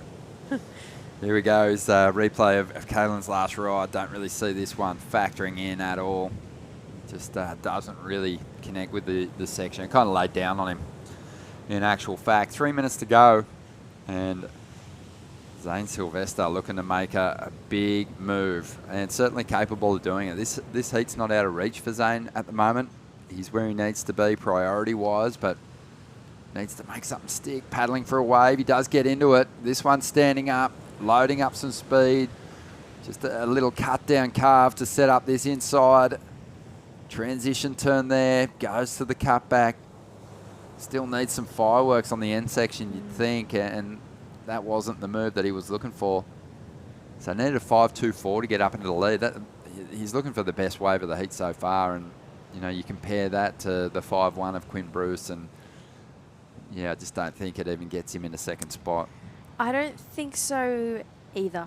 I think it was a beautifully surf wave, and the flow and the style was really nice. I love that first kind of carve down, and then I feel like there was a definite major maybe gone missing in that midsection there, and then yeah, it's kind of that carve put him with a little bit less speed to be able to attack that end section. So yeah, maybe I feel like we see it.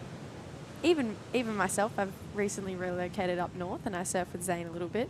When you surf point breaks for a while, to move to a beach break, you've got to reassess. You've got to realign the way you attack a wave. Fully, you know, he probably took off on that wave and went, "Wow, I got some wall to work with here," and he just actually spent the whole ride transitioning to a section that wasn't there. Yeah, exactly. I feel like he raced through a section that was probably where the bulk of that 5.24 that he needed points were lying. Yeah.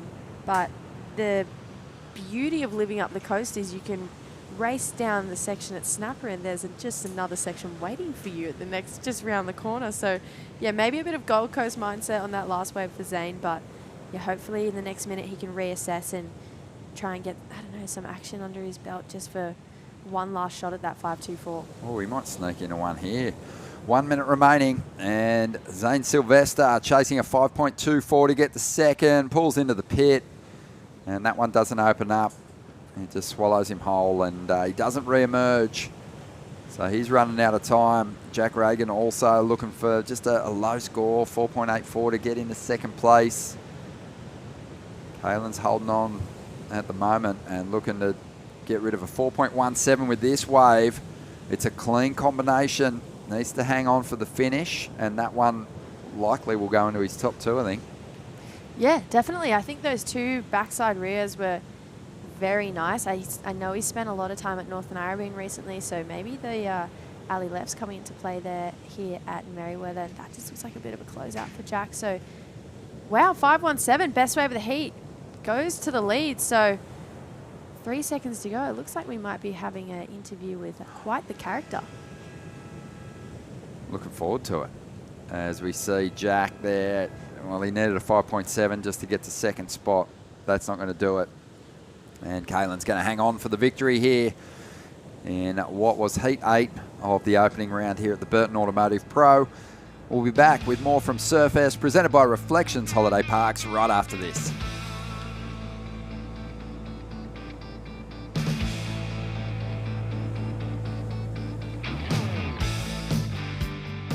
Holidays, Ironman, outdoors, Ironman, whoa, Uber, suspension, lights, roof rack, camping equipment, recovery gear, under Ironman Maitland, and under Ironman. I can't do two things at once, I Back home, the Wilsons always use proper dinner etiquette.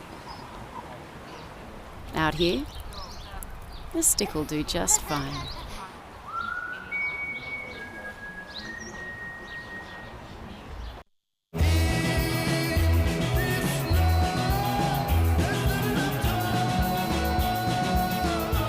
Effortlessly refreshing. Byron Bay Brewery Premium Lager. Go with it.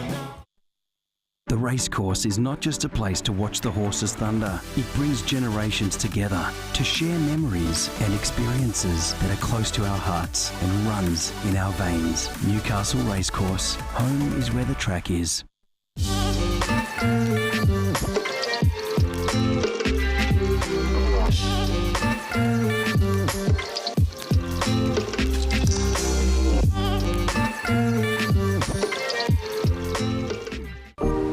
Welcome to Sydney. Upbeat. Downbeat. Feel its heartbeat. Open spaces. Open arms.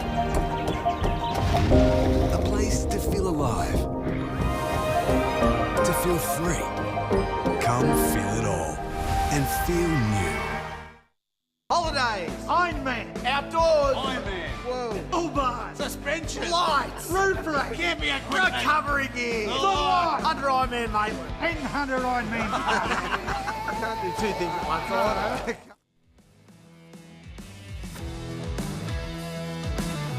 Welcome back. Day one of Surfest 2024, proudly presented by Reflections Holiday Parks. And this is the Burton Automotive Pro round one. We're moving through these heats. We've seen some big performances. We've seen some grindy heats. Surfers hanging on for victory.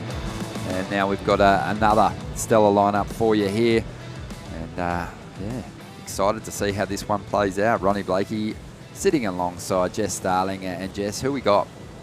We've got a pretty solid heat right now. If I'm being honest, my eyes draw straight to Harry DeRoth. He has been really in form the last few heats. Then we have Adrian Kovacic and Alkar Kallis. So this is going to be a really strong heat. But that right there was Harry, and he's a very, very powerful surfer. Well, already we've seen, some good signs of some form surfing here. These guys are looking switched on and ready to go. We mentioned it before, a couple of slower heats. I think the conditions playing a part in that. We've got obviously with the tide starting to drop now, I think we're seeing surfers adapt to where the opportunities are out there. But yeah, I'm really hoping we see some bigger numbers drop in this one. Yeah, I agree. I feel like it's about time that we saw these right rip rolls just get absolutely destroyed, to be honest. Step up. Step up, you guys. It's the last big QS event of the year.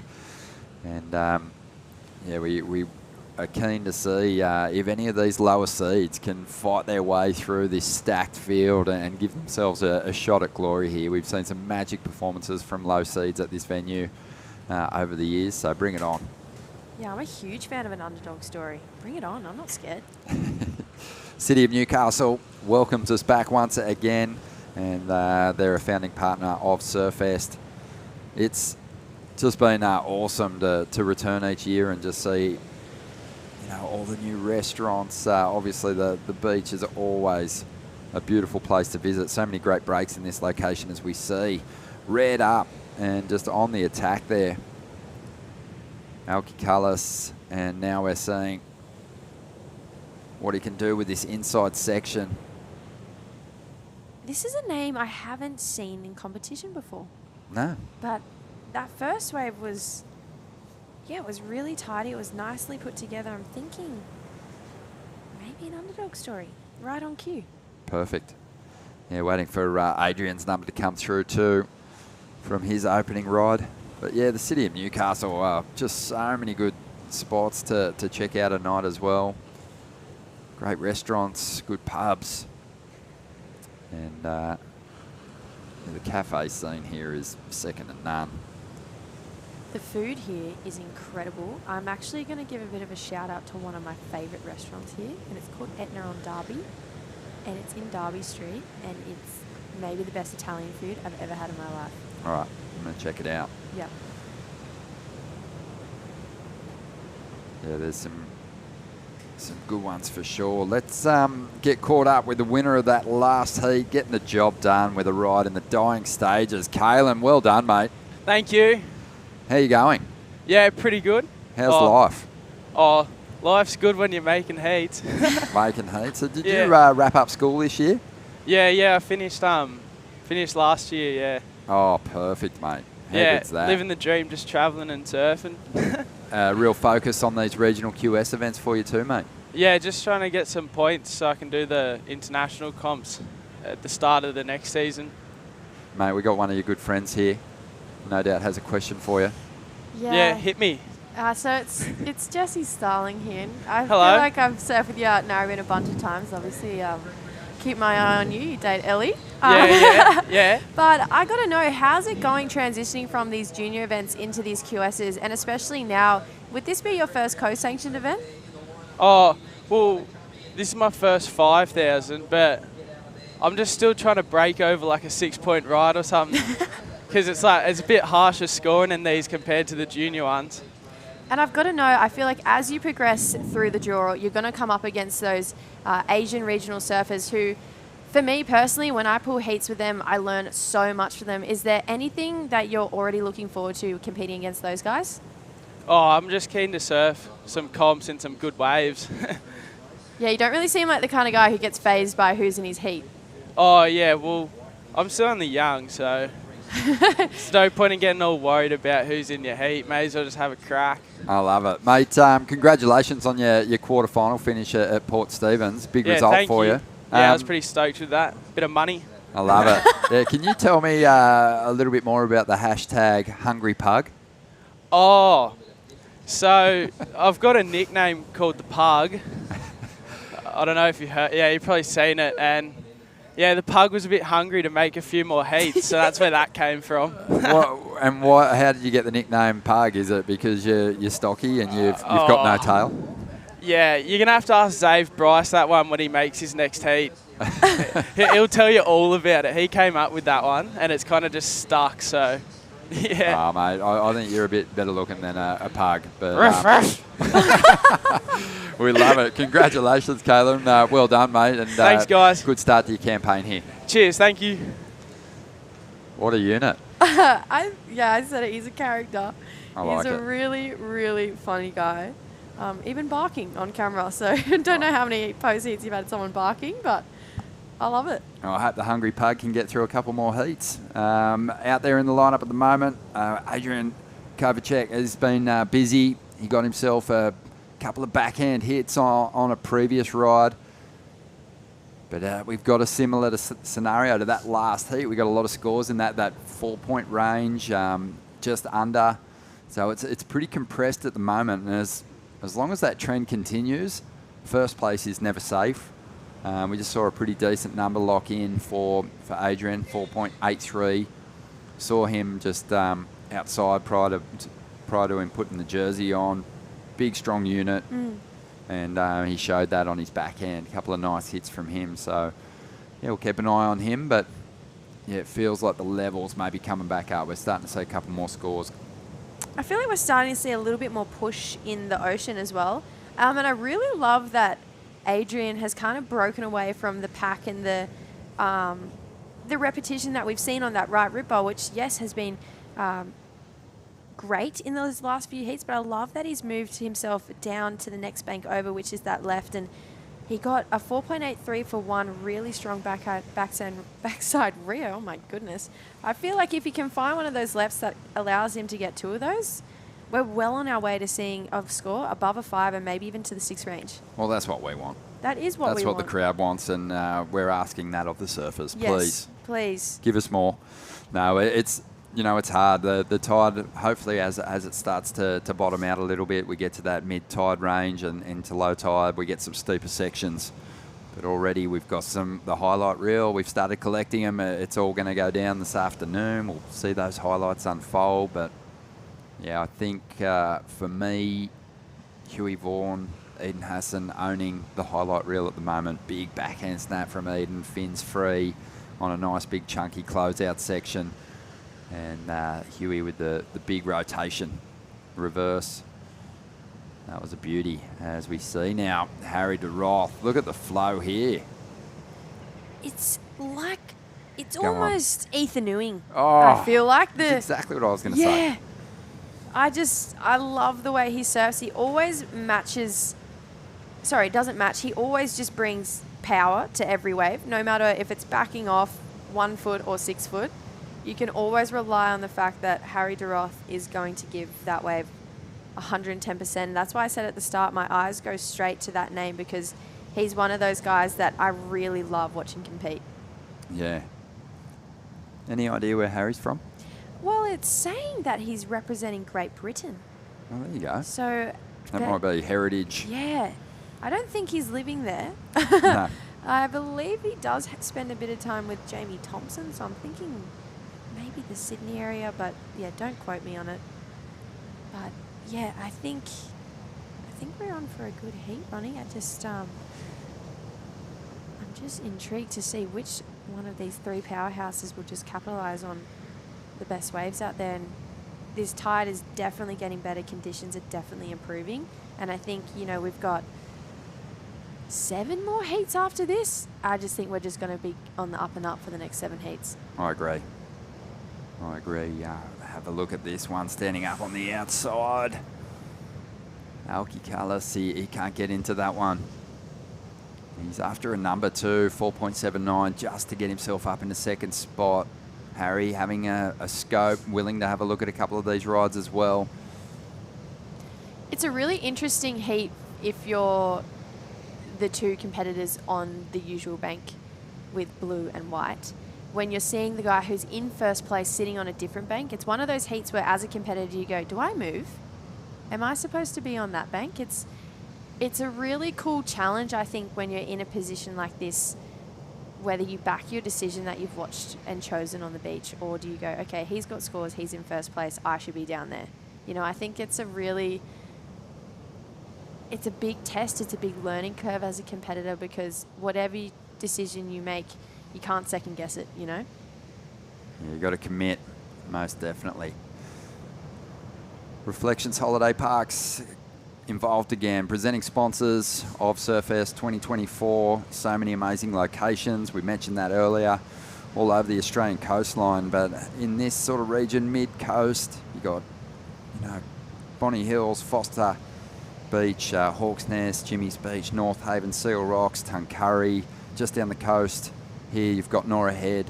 They're just epic venues. There's always waves nearby. Easy with the family, awesome cabins, really good accommodation options. But yeah, for me, it's just the location's just such easy holidays. You don't even need a whole lot. Yeah, Reflections Holiday Park is just, it's a no-brainer for me.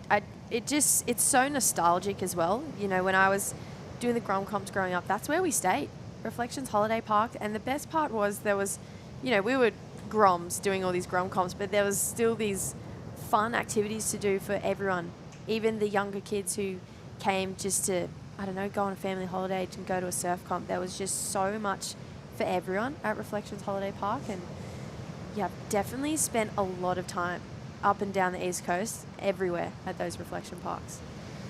Yeah, awesome. Good supporters of Surfest 2024. 10.5 minutes remaining here. And it was sort of coming to life for a moment, but it has been a little quiet for those solid numbers. But same situation as these previous two heats. You know, you've got a surfer sitting outside those top two positions with the chance to progress through, only needing a mid-range score. Every single one of the surfers in this field, you know, capable of posting some pretty high numbers. So you can't write anyone off until the hooter sounds, especially, you know, if the requirement's so low. So I'd say Alki Cullis in the white jersey out there at the moment, well and truly in this. Just give him the opportunity. Stalking the lineup at the moment in second priority, and he'll turn it around.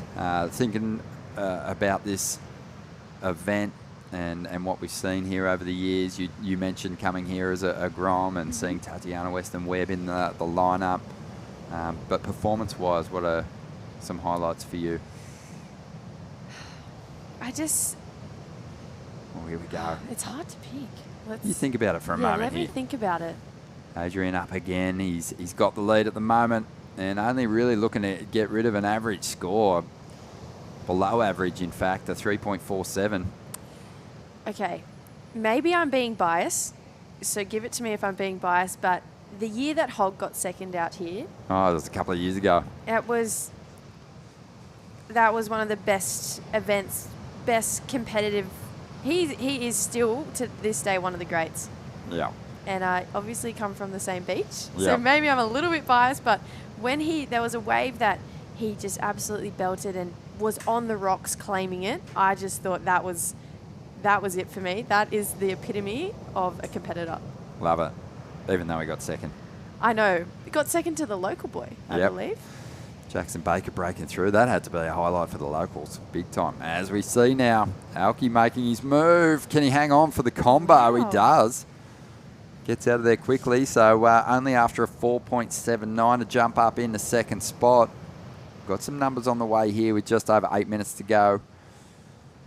Yeah, there's just so much history there that you could, you know, wind the clock way back to big performances from the likes of, you know, Tom Curran, Kelly Slater. Kelly had some amazing heats out here. Damien Hardman won here. Yep. It's one of those events that, as a competitor, you want to win. You want to have your name on that honor roll. And I was actually walking down this morning, and Joel, who won it last year, he was looking at it. He's like, my name's on that this year. That's cool. Which is really cool. And I think no matter who you are or what part of the world you're from, to have your name on that honor roll, it's a big deal. And it's a big deal in surfing history. Sure is. And yeah, we've got a couple of multiple winners joining us on the commentary team. I think Beck Woods is going to be stepping in at different stages as well. Again, she's been part of the commentary team, well, for a long time now. But she has multiple victories at this event. So I look forward to welcoming her back to the call. 7 minutes remaining here. And numbers in for the last exchange. Didn't change the situation for Alki, even though it was it was his best wave. 3.67. He's still after that mid-range 4 to get the jump up into second position. Harry's holding strong with second spot, and he's got priority at the moment. Well, not holding strong, but he is holding that position. And Adrian's still out in front. He just dropped to 4.47, so increasing his lead slightly. But there is the honour roll for the event. And we mentioned before, you know, this is it's come at us in a lot of different forms, qualifying series, championship tour events. Surfest has had it all. Yeah, it's got heritage here. Yeah. And I love the fact that it still means so much in the grand scheme of the surfing world, as we see Adrian put together a really nice wave and gets the finish on that evil shorey that we've seen so many people just get eaten by. So that is going to be maybe another mid-range score, but I liked it. Yeah, let's have a closer look at it. I mean, a really clean combo to get started. I think he's just doing well not to sort of over-surf the sections. Obviously, you want to get your board vert and really, you know, make something major happen on those sections. But it seemed like he just felt like he wasn't able to put his board in that position and kind of did have a little bit more of a down-the-line approach, a bit more lateral with those moves. So I doubt it's going to go too high, but it was clean surfing, and he does add to his scoreline with his best wave. Wow. But that, I think, in comparison, is going to garner a lot more points. Yeah, I agree. That section was pretty meaty, and I just love how Harry DeRoth met it with power and managed to get the nose underneath him quick enough. It was one of those turns you could definitely nosedive out of, and he, pulled that off. He knew the amount of points that would have gone begging if he had fallen on that wave. So, is it the 593? Yeah. Yeah, I agree. I think it's one of the best backside rears we've seen in the last few heats. As we see.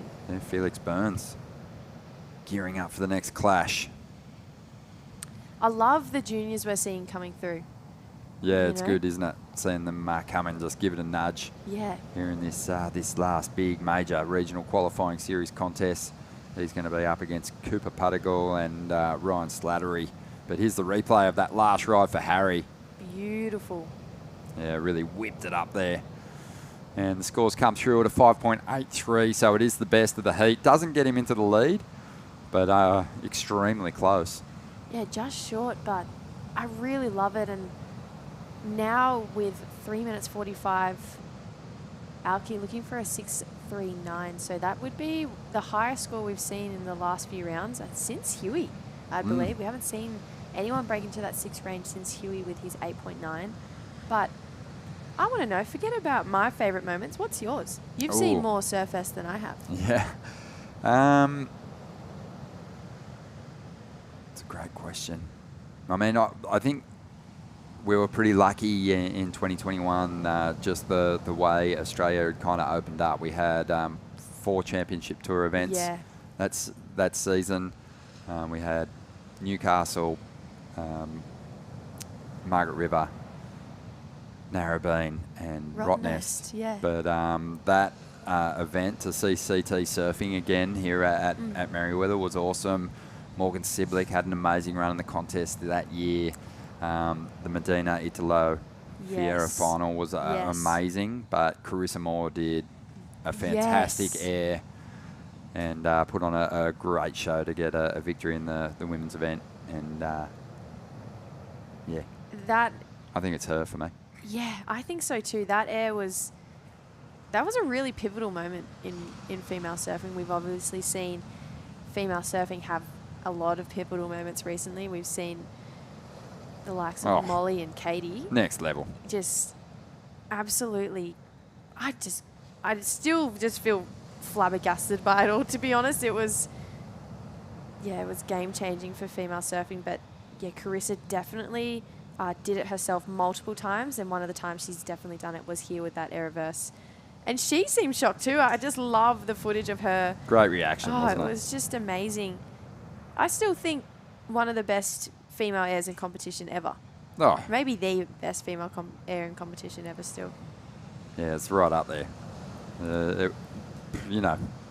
It'll always be remembered as that, but it's not going to stand there as the best for very long, I don't think. No, I don't think so. Not with the likes of, Molly, Katie, Sierra coming through. Erin Brooks, she's incredible. And then the younger girls, again, that we're not even talking about consistently. It's just female surfing is scarily good at the moment. And, Unbelievable. I'm excited. But yeah, there's plenty of big moments, and we're going to collect a few more in 2024 as we see Alki just trying to find some room to move. But have a look at the requirement, how it's grown with a couple of solid rides. That, you know, it's just, it really sets you aside once you start breaking into that range, that mid to high 5-point range. Adrian Kovacek there, you could see just put a bit more into that opening turn. Didn't get the opportunity to link it all together down the line, but he's in a great spot holding on to that lead. Yeah, we talked about it earlier. He's definitely backed his decision in moving away from the pack and sitting on a bank that no one surfed on for the last few heats. So it's got him in first place. There's 30 seconds on the clock. Harry needs a 4.33, but yeah, I just love the confidence and how he 110% backed himself, and it looks like he's going to come away with a win because of that. Could be such a gamble too, can't it? Because Absolutely. you know you're taking yourself out of the priority order. So if your opponents kind of get some ground on you, and you're situated down the beach, you know you can't starve them of opportunities. So but he's made it work. It's not a matter of trial and error too. If you get knocked, you're knocked. Yep. So yeah, love that he backed his decision and that he got the win. But we'll be moving on through with more action. We're just going to go to a short break, so don't go anywhere.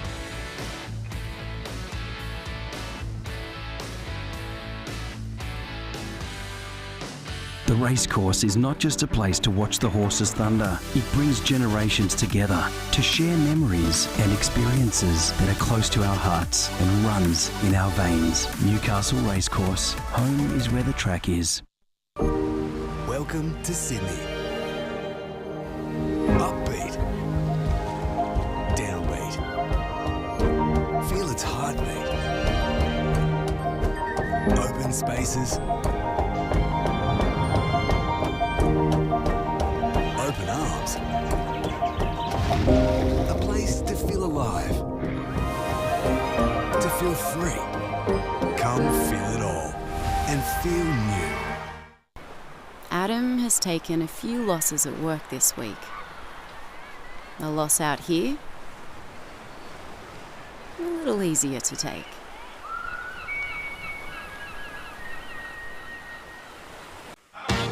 Wait!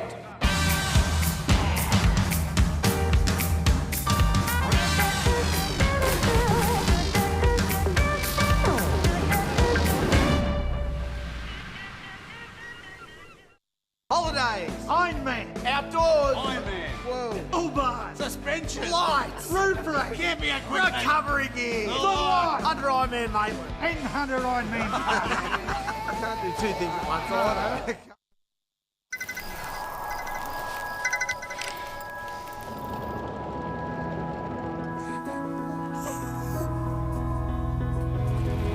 It's me. We got out. I love you, Dad. 300 kilometers to your destination. No beds to Michaels. Get to the Royal.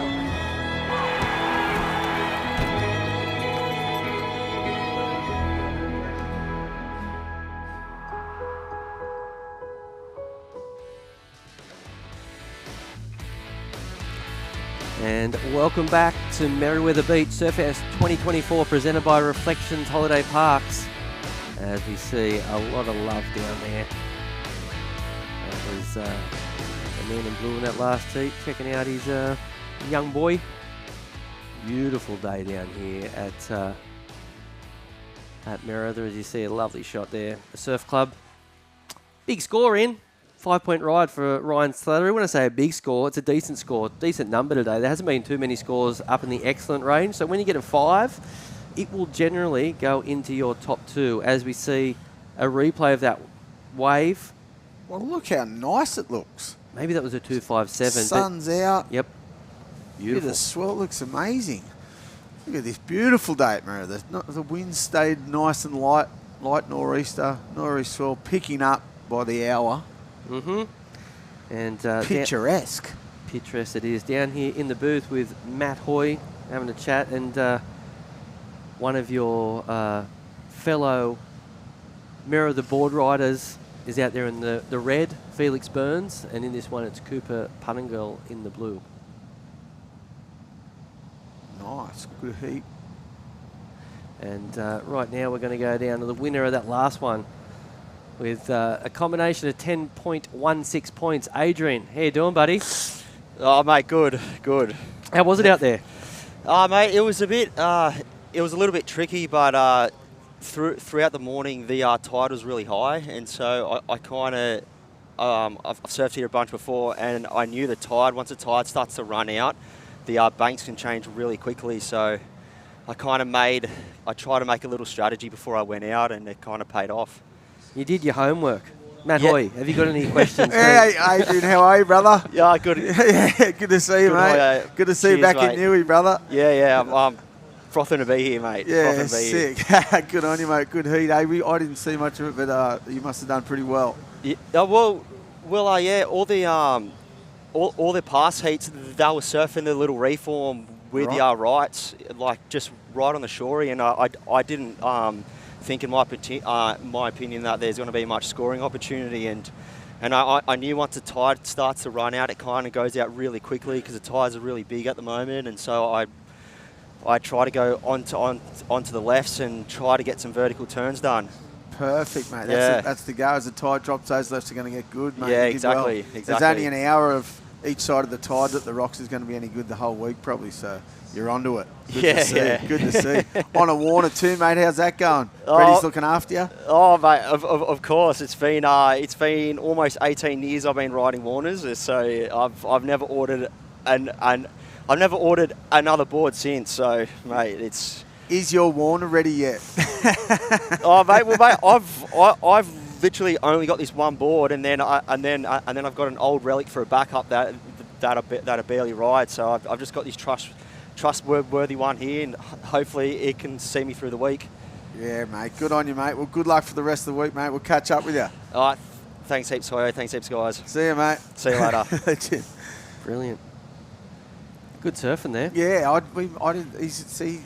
As we said this morning, that the rocks, or the reef, it's not even the rocks, it's like a beach here at the moment, but yeah, Danny's got that hour either side of the tide that it's going to be good, and then the lefts are going to get good up the beach. And here's one right here. Yeah, I think this is the 5-point ride. Big one manoeuvre wave there from Ryan. And yeah, the judges loved it. You do one big turn, you're getting good scores today.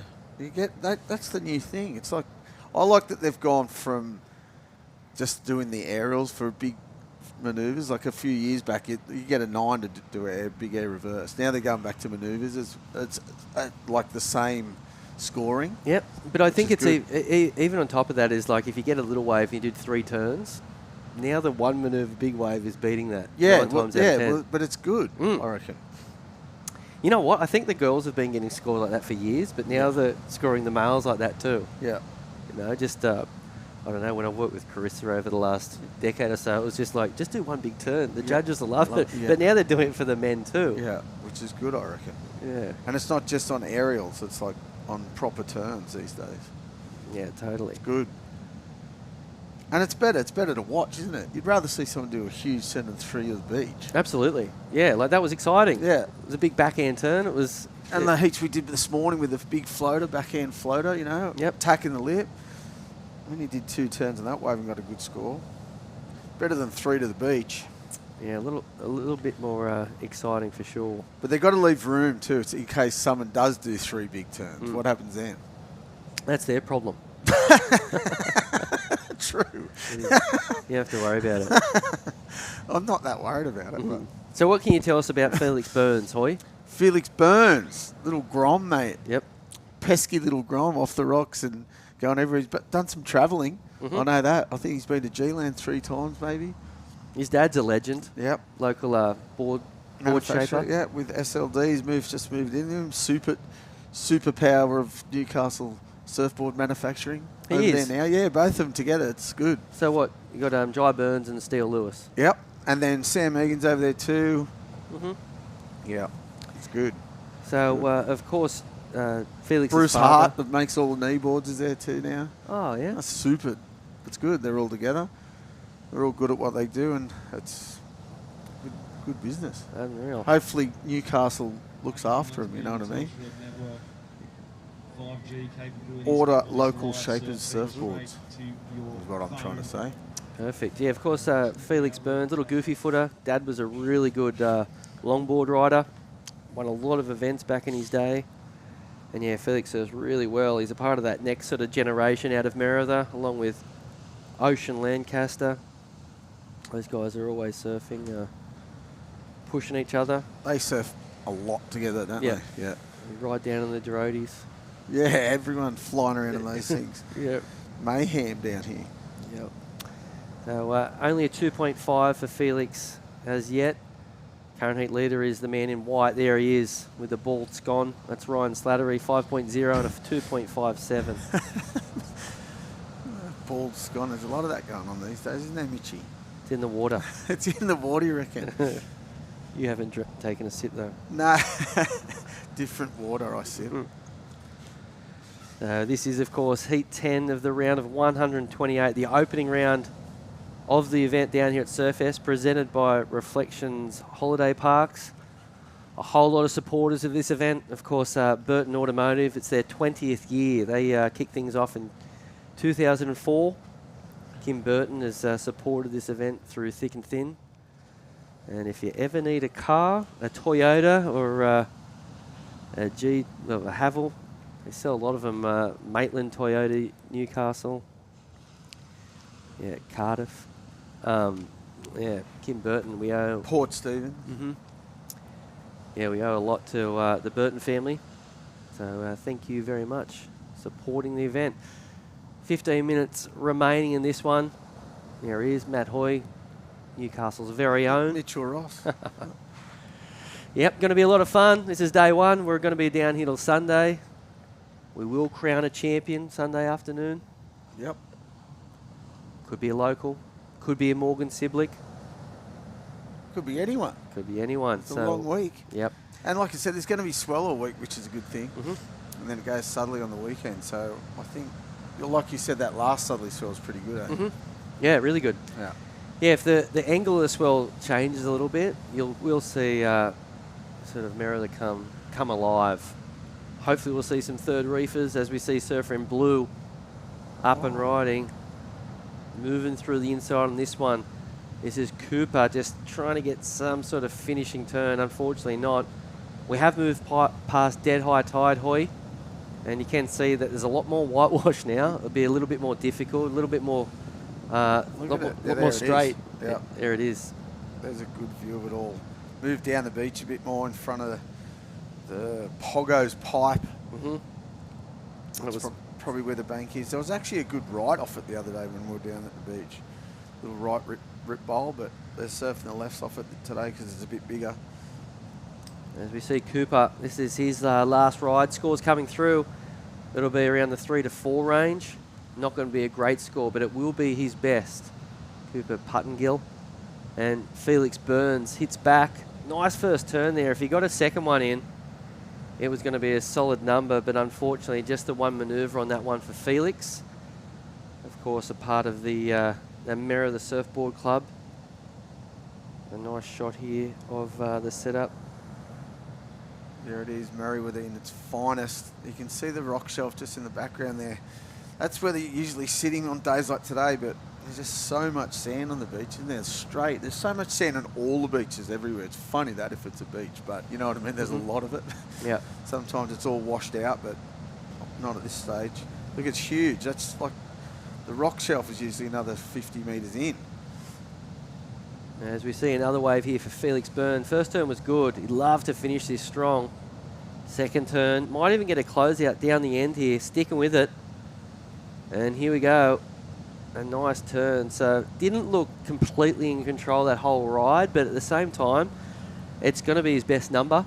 Yep. And it'll be put him in a good little position as we look at the replay. Nice first turn. Snaps it out of the lip. Gets a bit stuck there, did it? Wave went a bit flat and then it goes all foamy on this bit. And he was looking to go into the air there, I reckon, but just couldn't get enough speed to hit it. Hard wave to surf. Went out to sea and went fat and foamy. Did pretty good though. It's going to be his best number, 3.77. There it is. So consolidating his position in second spot.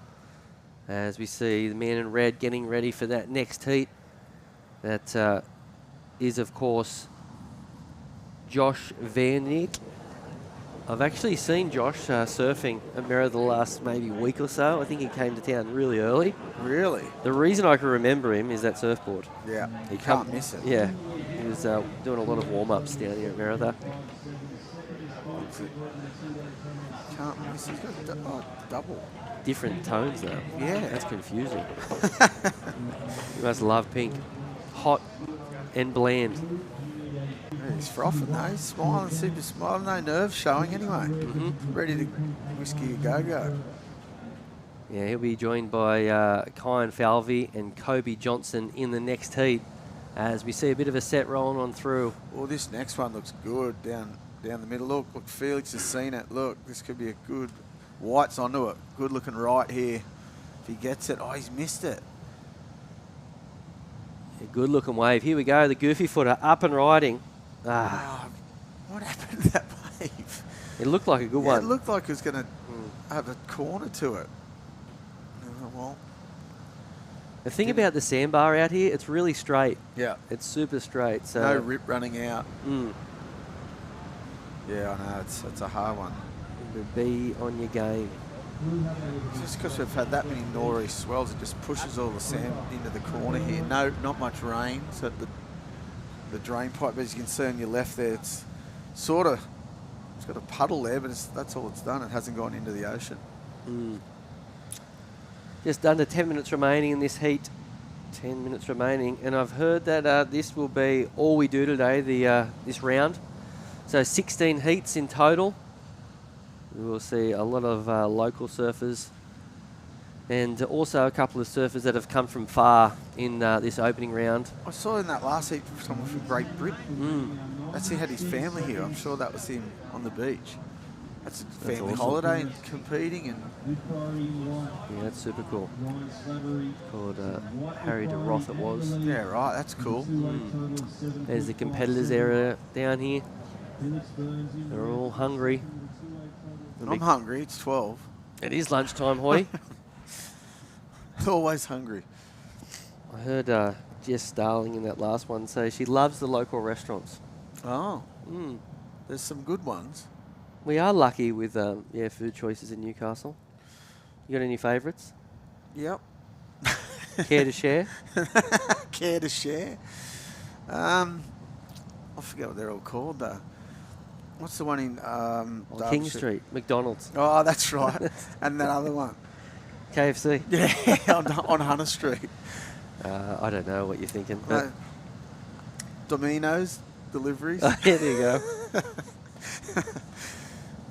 Absolutely. The Etna on Derby Street, good Italian.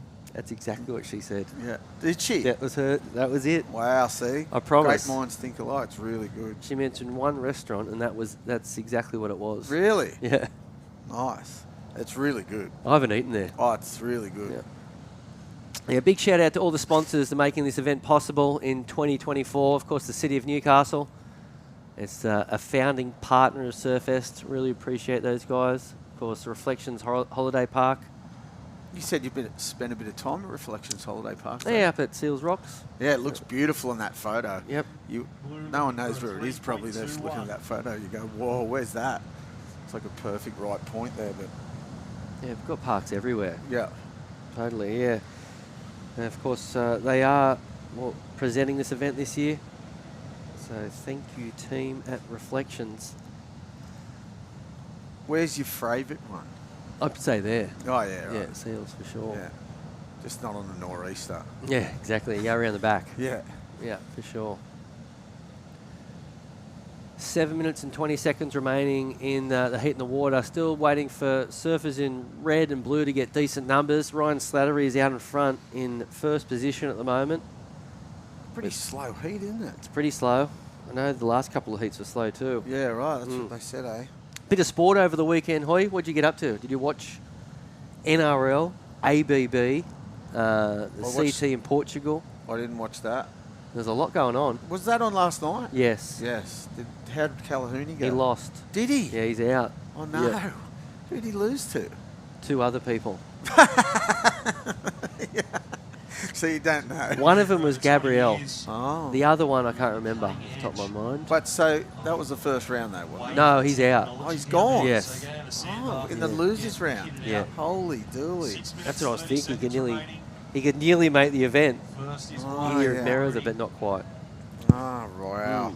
So that's they're saying that it might even finish tonight. Oh, really? So, yep, that's what you can do tonight. Yeah. Boy. As we see Felix Byrne, big carve there. That was nice better. turn. Yep. Didn't Finish really it, get yeah. super square on the second one, but the first one turn was good. Yeah. There's Ryan Slattery, up and riding. A lot of power. He looks like a big guy. Oof. Oh, that was sick. Well, that's Nice. a score. Yeah, that's a good score. Consolidating, he's just had a 5 and a 2.57, so that's going to beat that 2.57, that's for sure. Probably even going to beat his 5. Yeah, good surfing. A lot of power, as you said. He looks really strong. As we look at the replay of Felix's first wave, first turn was really good. Second, he had to just get a little bit more crisp. Yeah. He just got caught in the lip for a second. And this wave didn't look like it was going to do much, and then it didn't. There it is. There it is. There's the money turn. Really drawn out, silky smooth style there for Ryan. Yeah, I watched a bit of footy. I watched English footy too, and then I watched the ABB final only, which was pretty good. And then I watched the Knights on Thursday, that was last, and that's about it. I didn't watch any other footy though on the weekend. There was so much going on yesterday. There was even the UFC was on. Yeah, UFC, yeah. Yeah, I Boys watched said that. they went and watched that. Good fights, eh? Yep, the Australian one. Which was cool. As we see Surfer in Blue up and riding. Pretty average looking wave, but he's surfing good. Difficult wave to surf though there for Cooper. Looking for a 3.91 prior to Ryan Slattery's last wave to get locked in. I think the situation will change. As we look at the replay, just a real difficult wave to surf here. A real flat, wasn't it? Particularly after seeing Ryan's last left. Yeah. It was nice and open. That was a hard one, like you said. Bit foamy, bit flat. There it is, a 6-point ride for Ryan Slattery. Oh, yeah, was better. We thought that. Judged well, Mitchie, then. We did. You First called time. that. That was all you. That's a big number. It is. That's good. That's a good score. 11 points today is a good score. So right now, the battle is on for second position because it's really tight as we see Surfer and White going right up the beach to get ready for that next one. Lovely shot there of Bar Beach.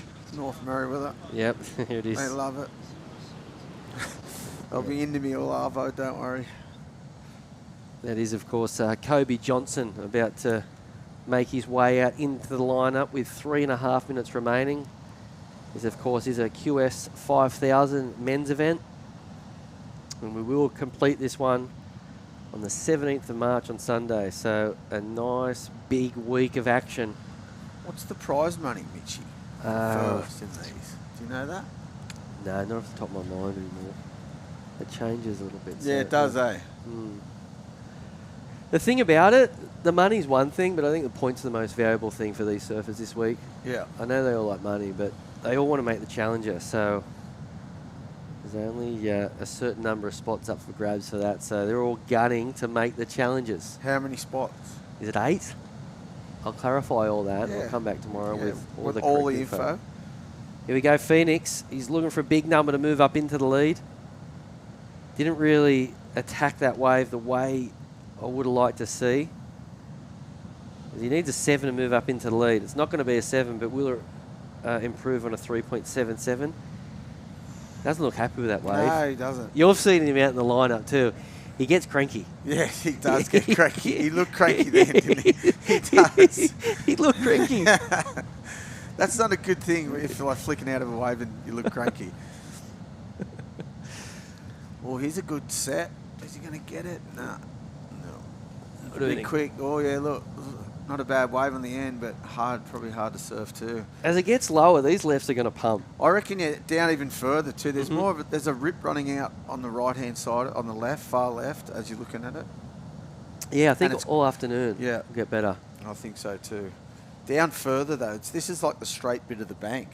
There's actually like a peaky bit up further to the left.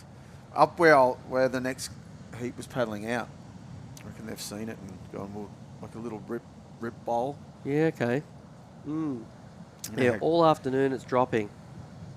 This is heat 10, 90 seconds remaining in this one.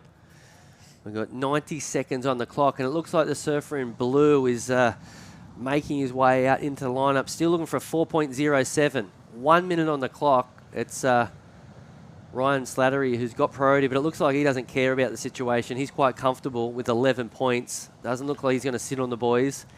So it's going to come down to this last little moment. Will the man in blue get an opportunity?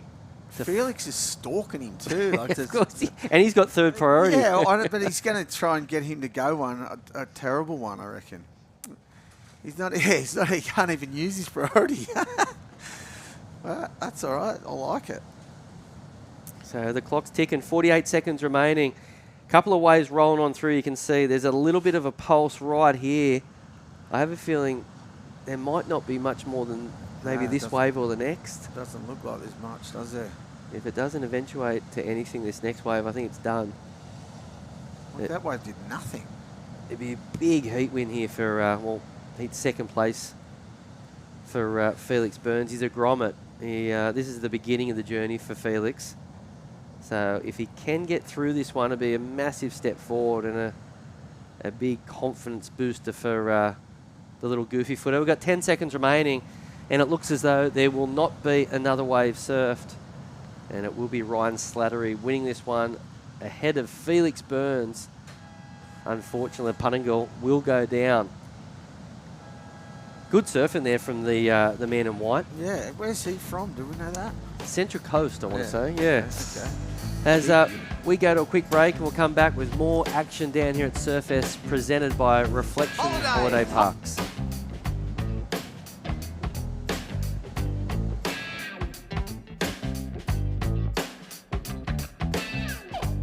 Holidays, Ironman, outdoors, Ironman, whoa, Uber, suspension, lights, roof rack, camping equipment, recovery gear, Under Ironman, mate, and 100 Ironman. I can't do two things at once, I know. Back home, the Wilsons always use proper dinner etiquette. Out here, a stick will do just fine.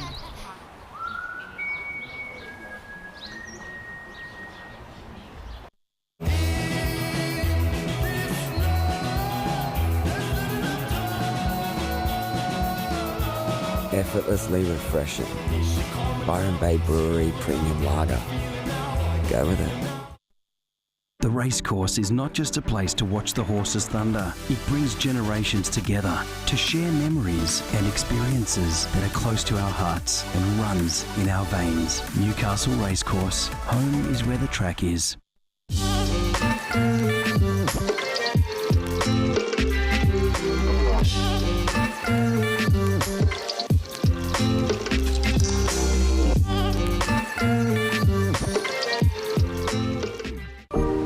Welcome to Sydney. Upbeat. Downbeat. Feel its heartbeat. Open spaces. Open arms. A place to feel alive. To feel free. Come feel it all and feel new. Holidays, Ironman, outdoors, Ironman, whoa, Uber, suspension, lights, roof rack, camping equipment, recovery gear, Under Ironman, mate, and 100 Ironman. I can't do two things at once, I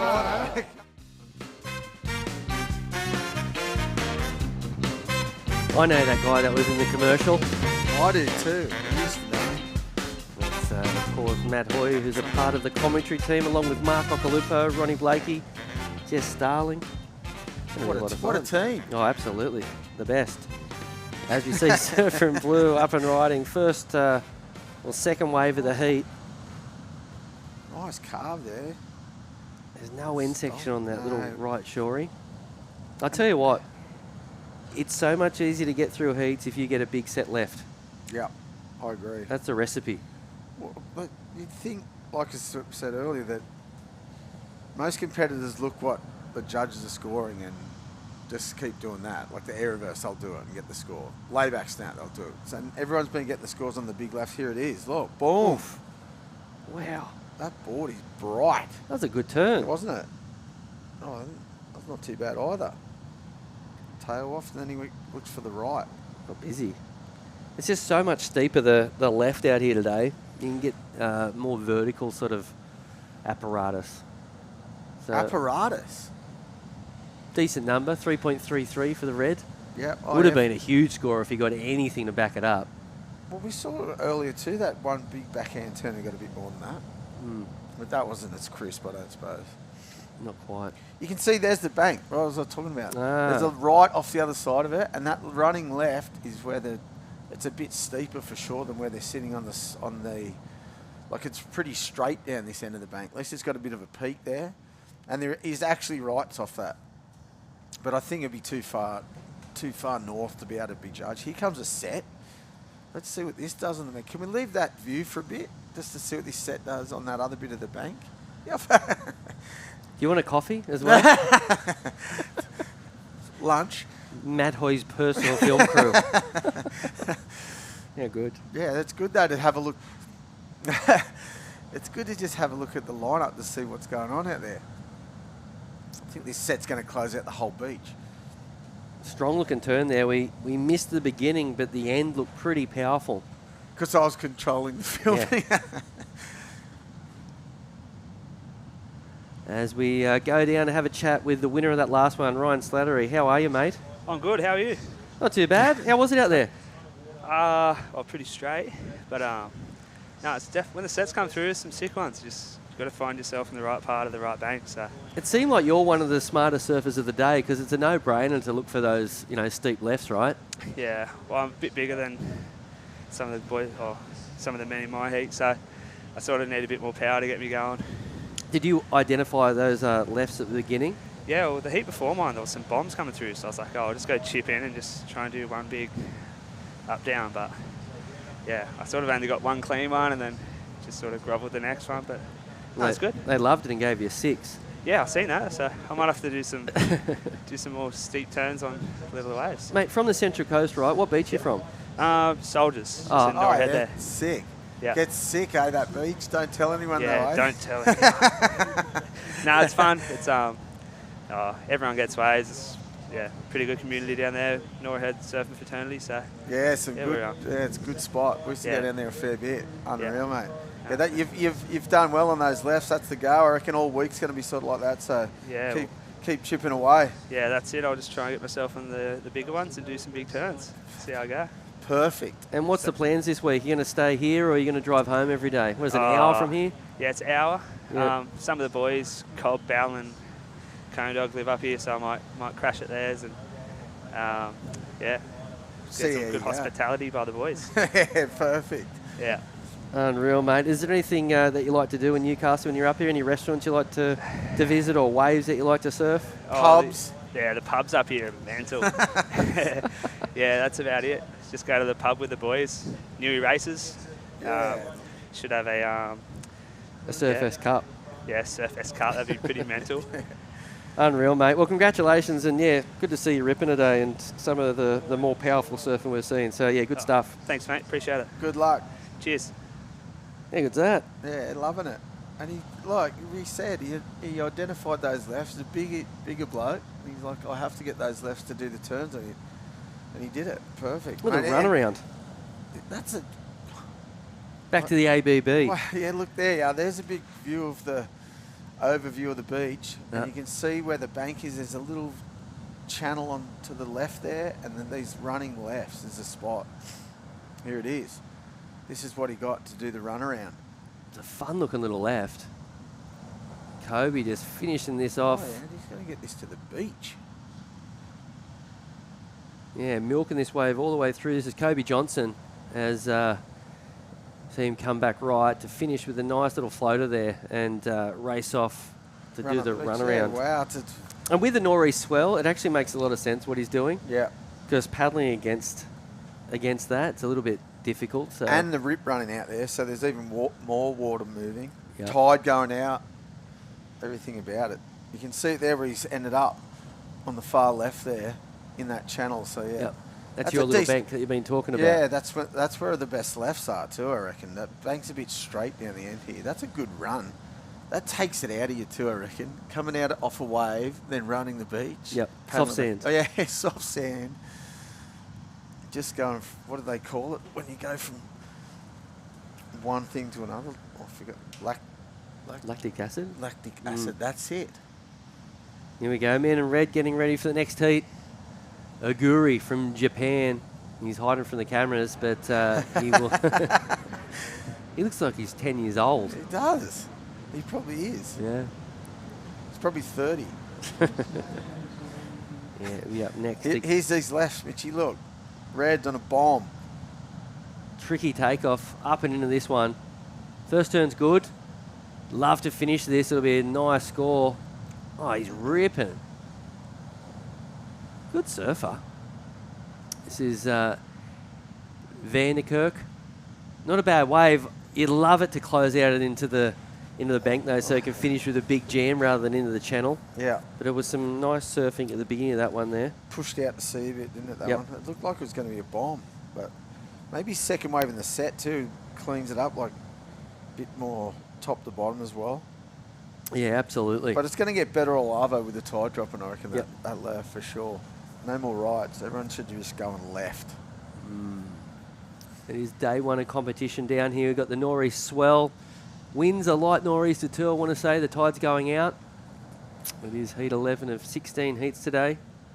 A couple of big names will be surfing this afternoon. A couple of locals.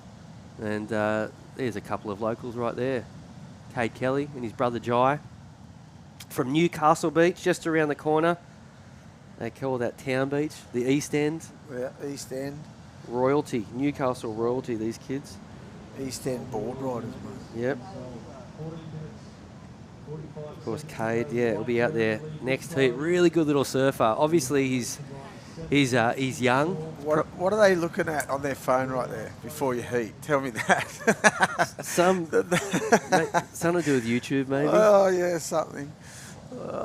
Good little surfer, though. I believe he got this spot because he won a cadet cup or something along the lines. Yeah, that's it. Yeah, so he got a wild card. Huge opportunity for the little fella. Yeah, it'd be good. Let's see it. He got a lot of attitude. Usually has a big, rat's tail. Yeah, yeah. He's an awesome little kid. Like I said, the apple doesn't far fall from the tree, far from the tree. He's blue up and right, little left, just closing out. Looking for a 5.47 on that one. It's not going to be enough. That was the surfer in blue. And a couple of other scores got locked in too. So the man in white got himself a 4.17 for that nice long left. And red got a 4.17. So a couple of decent numbers. It's proving in this round, if you get maybe 2 5s, you're going to get through. Yeah, that's a good score today. It's a good score. 11, that's what I said that last heat. 11 points is a good score for today. I think 11's really good. I think 10's probably enough. Look at this one, for example. 7 points and you're through. Yeah. So far, anyway. This is a 5,000, a massive opportunity for all these surfers to book a spot on the Challenger Series. That's the fun part about coming down to Newcastle and, going to the presentation on Sunday. You don't just find out who wins the event, you also find out who are those surfers that are going to go on the Challenger Series. And therefore have an opportunity to make the championship tour. Wow. So, yeah, massive opportunity. That's the major thing, though, isn't it? I think the big one for me last year was George Pitter. Remember, he made a jump into the Challengers last year, came out of nowhere. And then we saw what he did on the Challengers. I'd say he's a fair chance to make the championship tour this year. Really? Absolutely, yeah. Sick. I think he was only a few spots out, maybe 10 or 15. Yeah, right. But, and it takes a bit of practice, you can't just... It's a stepping stone. Yep. You can't just jump on and think you're going to make it. Yep. Yeah, but he was the one for me. And I think Dakota Walters, Yep. I'm surprised he hasn't made the challenges already. I think once he gets on there, you're kidding me? He'll have to win some of those challenges. Yeah. There's not enough of them, I don't reckon.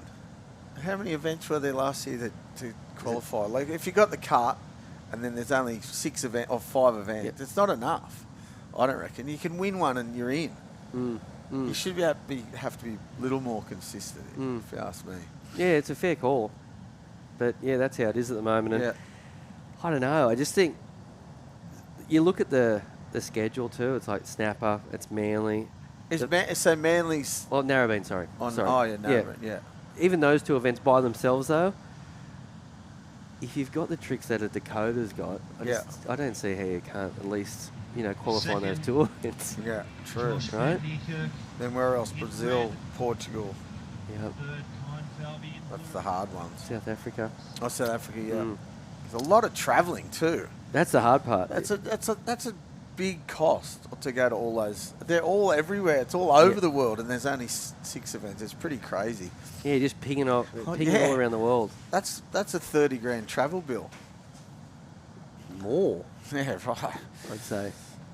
It's just for one-off events too. You wouldn't be happy going there and losing first heat. I know that.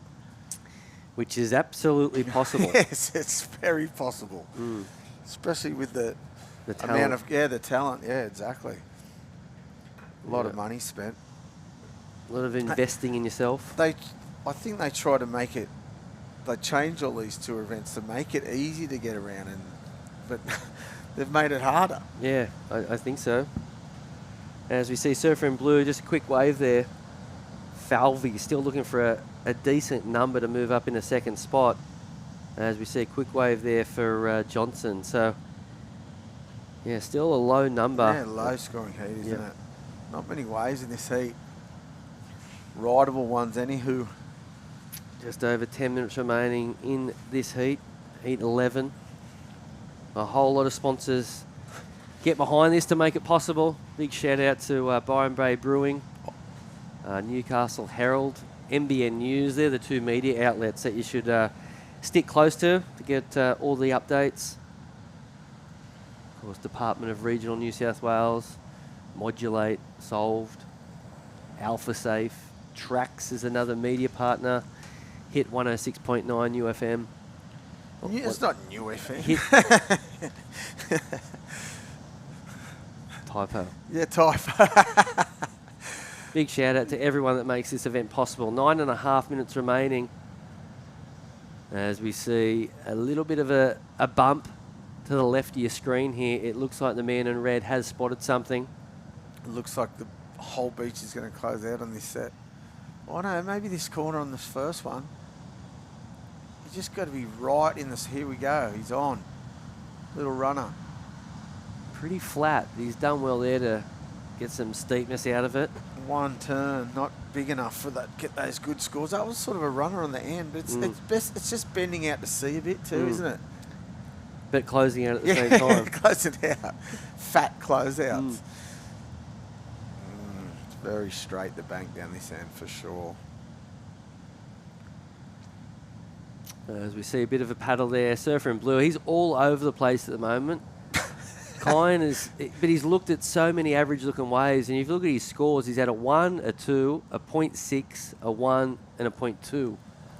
Just, I don't know, would you maybe just pull up for a second and just take a breath? Take a breath and wait for a wave that isn't a straight closeout, because right now, as I said, his highest scoring wave is a 2, and Kyan only looking for a 5.61. That's the crazy part.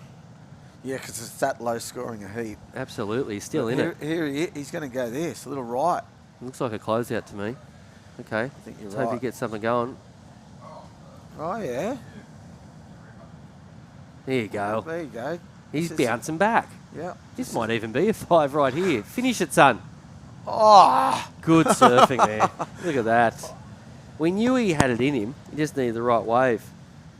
And on a morning of left-handers, he finds a right. Yeah, we just said there's no rights. Everyone should go left. So big scores coming through here. Well, it's just going to be the best wave of the heat. It's going to be right there. Wow. I don't know. It's going to be just tight. as we said, he was all over the shot. Just shut us straight up. Well, he moved away. Yeah. He got away from the other two, and he found himself a nice little right-hander. So let's see. That last turn was good. Yeah.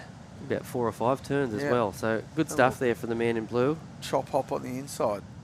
Mm-hmm. You reckon it's a 5.61? Here it is again. Maybe a bit under. Yeah. I think Oh, under. that was the first turn was good. Just a bit flat the wave. Yeah, He surfed yeah. it really well, but I think it's going to be around a 4. Then this turn, little check turn, and then this one. Oh, Wow, sick. that was nice. And then choppy.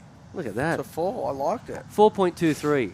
So all of a sudden, Kyan is back in the heat, and now is Oh, he's looking for a still- 3.41. So it was the best wave of the heat. There you go. Yeah. So that's all right. I thought it was maybe a bit higher than that, but I just don't think the judges like flat waves. yeah. And it was a bit horizontal surfing, wasn't it? Yeah, but he Until couldn't the have last done, turn. couldn't have done much more though, No, right? no. He surfed the wave good. It's just the wave wasn't that good. He's a little left-hander. Interesting, interesting little wave here, but looks like he's picked. Just trying to better a 3.47, so that's not going to do it, is it? I wonder if there is still a couple of wedging rights down near the rocks there still. You know, when that just one hits right, it could be low and it just hits that perfect angle. It looks like there might be a couple. Yeah, looking at that rip with the yeah, here we go, with the rip running out. Yeah, look how much sand is on the beach. It's crazy. It's funny. This beach fills up with sand after 3 days of a nor'easter swell. Yeah, it's just completely. And it's going to get worse. Much worse. We're going to get another 3 days of nor'easter swell and get bigger. Which is more. Those rocks will be gone in 2 days. Yeah. They're nearly gone already, but well, there's the right look. You can nearly see. Oh, look at this one. That's the wave you're talking about. Yes, that's exactly what I'm talking about. That was a pretty good wave. It was a brilliant little wave. These are the decisions that the surfers have to make. Do you surf the rocks? Do you surf down the beach? Or those? It'd be a risk. With 5 minutes remaining, we'll see what the surfers do in that next heat.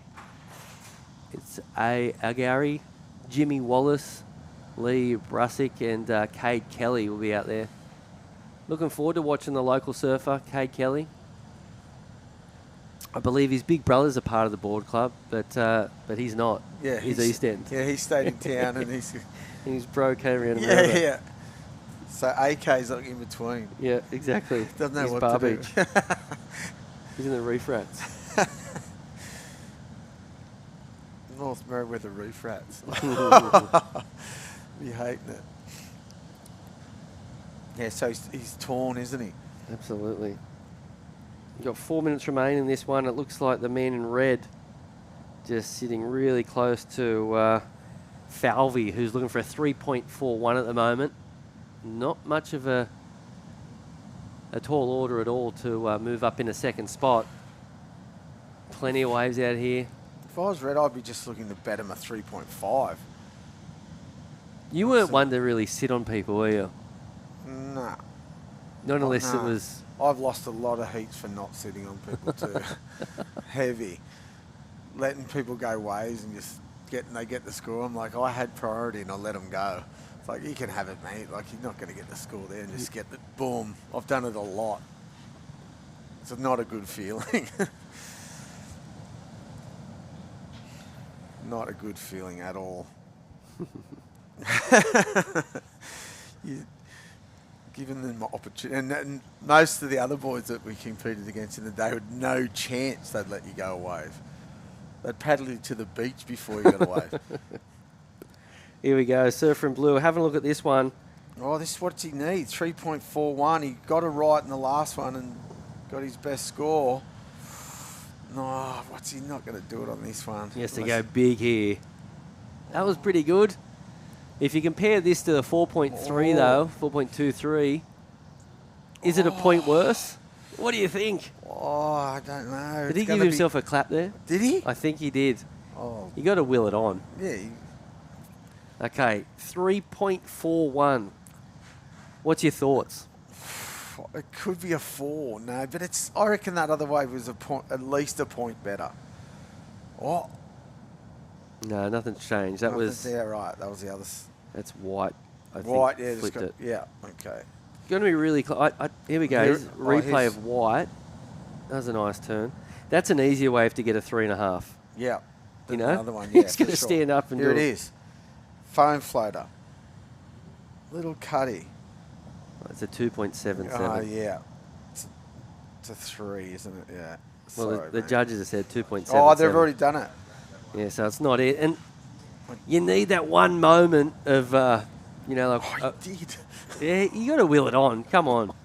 I back it. Do you? Oh, yeah. The emotion. Oh, he yeah, thought he had it. Fell a little short.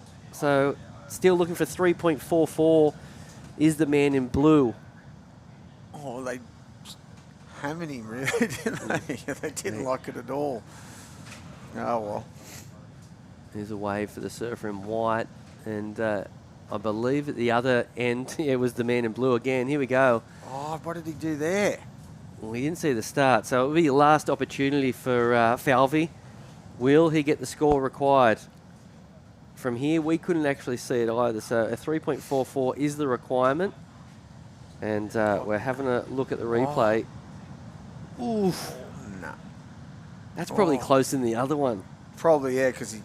It was just a bit more of a moment, but still, I think he's going to fall a little short. And this isn't good for him either. He's looking to ditch a 3.5. So it's all happening in the last 45 seconds in this heat. It's a tight one. Low scoring heat though, wasn't it? I think that in between tide too doesn't help. So we are awaiting numbers in this final 30 seconds. Some good surfing in the end of this one. It looks like Kobe Johnson will hold on to the lead. Josh Van Niekerk, he's in second at the moment, but still waiting for a number for both Josh and Kyan. So will the situation change or will it stay the same with 10 seconds remaining?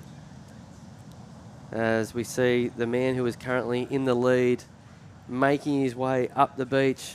Not a bad performance there from Kobe with a couple of fours to win that one. As we wait for scores to get locked in, we will go to a quick break and be back. More action down here at Surfest 2024 presented by Reflections Holiday Parks.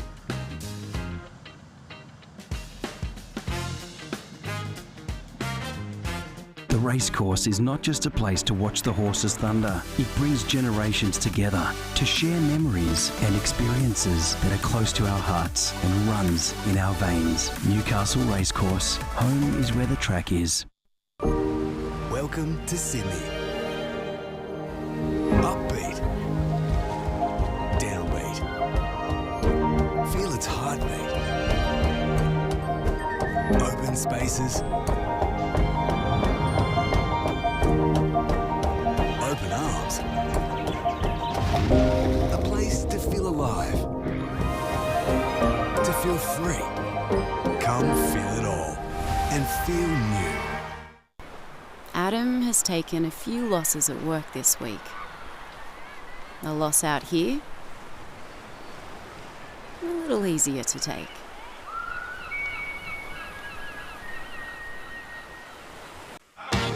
Wait!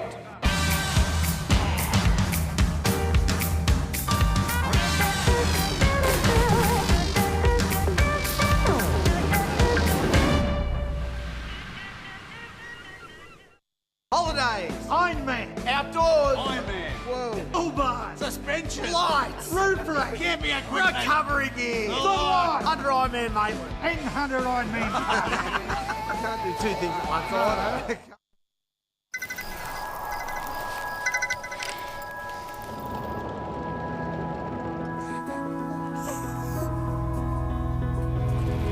It's me. We got out. I love you, Dad. 300 kilometers to your destination. No beds to Michaels. Get to the Royal.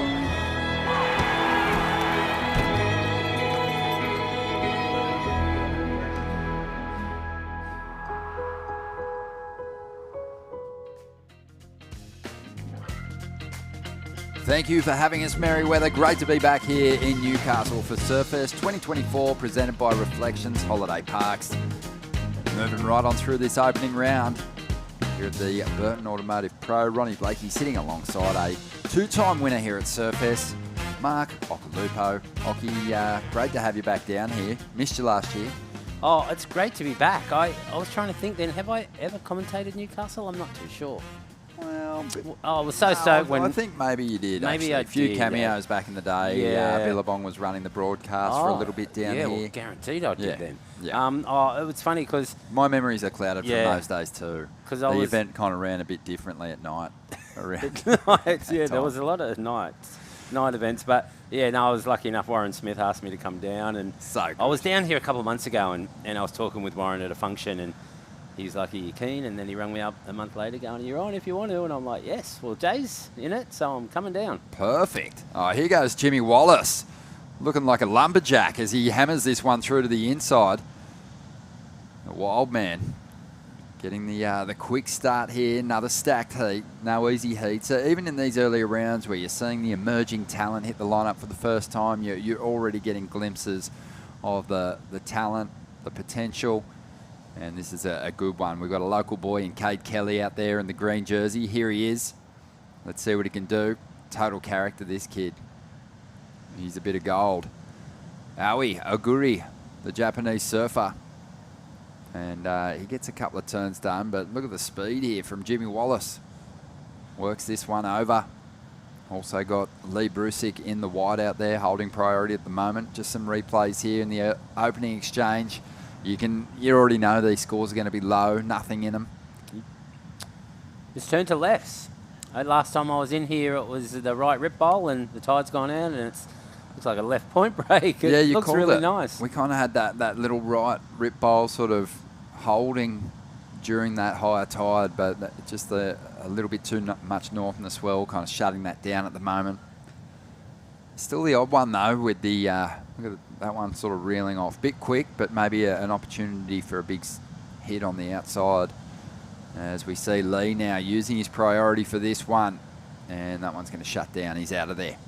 Yeah, you can really tell it's quite a north swell, and it's coming up from the northern rivers in the Gold Coast area. There's plenty of swell up there, so we're getting that. And Merriweather does like a south swell, doesn't it? Southeast, but it's good lefts out there. I was kind of tempted. There's been a couple three-man heats, and I'm like, well, I actually did bring a board with me. Get in there, we just saw a good wave there for Cade. You know, you've had that opportunity to compete at your home break as a Grommock in a major event. What's that like? Because I imagine there's some nerves for him, but he'd be psyched to do well. Yeah, he would be. There's nothing like it. Like I remember in the Bowie pairs, and I had Tom Carroll in the final. But I mean, my dad came down the beach. He never came to watch me, and the crowds were so big, and it was just electric. Like, you remember stuff when you're a kid, and you remember those, certain things, and that really gets, implanted into your memory bank. That's so cool. Yeah, I can remember the days like it was yesterday, even though it was, let's say, 20 years. That's how long Burton's been sponsoring this event. Yeah. But it's longer than that for me. Yeah, been a while since the bow repairs. Yeah, no, that's what I mean. But yeah, we'll see how Cade fares. It's a good start from the youngster. 5.5 on that last ride. He looked energised as he finished that wave off. But we're going to catch up with the winner of the last heat, Kobe Johnson. Turning it all around in the dying stages there, mate. Got to feel good to kick off your campaign here at Surfest with a win. Yeah, for sure. So fun out there. Just good to finally get some good conditions, and stoked I won the heat. So, mate, tell us a bit about yourself, where you're from, and how have you been going in some of these regional QS events? Yeah, I'm from Kingscliff, good old Kingy, local. Been there all my life. Yeah, have not had the best results. I don't think I've made it through a heat this year in a QE, and then to win one is just like really surprising, actually. Well, it's a good one to get a victory, mate. The QS 5000's obviously a lot more points on the line. Even in these earlier rounds, you're making big jumps with every heat you progress through. But probably a long way off the pace on the ratings. But what are your goals for this week in Newcastle? Just to go out, surf, have fun. I made a heat, so I'm pretty stoked. I'm not too fussed about results or anything. Just here to have fun. Feeling it out? Getting used to these bigger events? Yeah, for sure. Yeah, it's good fun. There's a whole setup here. Pretty new to it all and pretty intimidating, but it's good fun. It's awesome, mate. And the depth on the this region.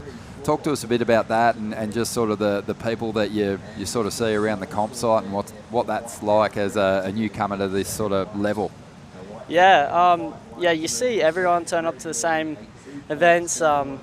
Heaps of good surfers, lots of good surfers, and pretty hard to get a wave when there's no comp on because everyone's in the same spot. But yeah, lots of good surfers around, and yeah, just good fun. Mate, well, congratulations. Big heat win for you and charging on through to the next round. Keep it going. Sweet, thank you. Cabbie Johnson there. Good stuff. Turn the heat in the final stages to get the victory, and you know, it's a big one. A great way to finish off the year. As he said, he hasn't had a whole lot of success in the QS events. So to come to Newcastle, the biggest event on the schedule, and get yourself a victory is, you know, it's no easy task. No easy task, and it's good points. They'll get a better seed next year if you can make it through a few rounds. But it's weird, isn't it? I mean, like, it's not even halfway through the year yet, but this is their last event of the year. Yeah. Because it kind of started at the end of last year when they went to Indo, right? So it's, I think that still has stemmed from back when we had all the COVID stuff, was it? I don't know why it hasn't changed back. Yeah, just I think it's the way the scheduling works around the completion of the Challenger Series. Those surfers that don't graduate to the CT, obviously, or graduate, sorry, to the top end of the Challenger Series, they've got to go back to the regional qualifying series. So you kind of need a little bit of time for each of the regions to sort out who's going to be making the jump to the Challengers again. That makes sense. And here we go. We've got Aoi Aguri, the Japanese competitor. Nice turn. Yeah, a really nice turn. And Lee Brusick, he just can't finish that one off. Jimmy Wallace on the outside, better finish from him there. But the local boy still hanging on to that number one position, Cade Kelly.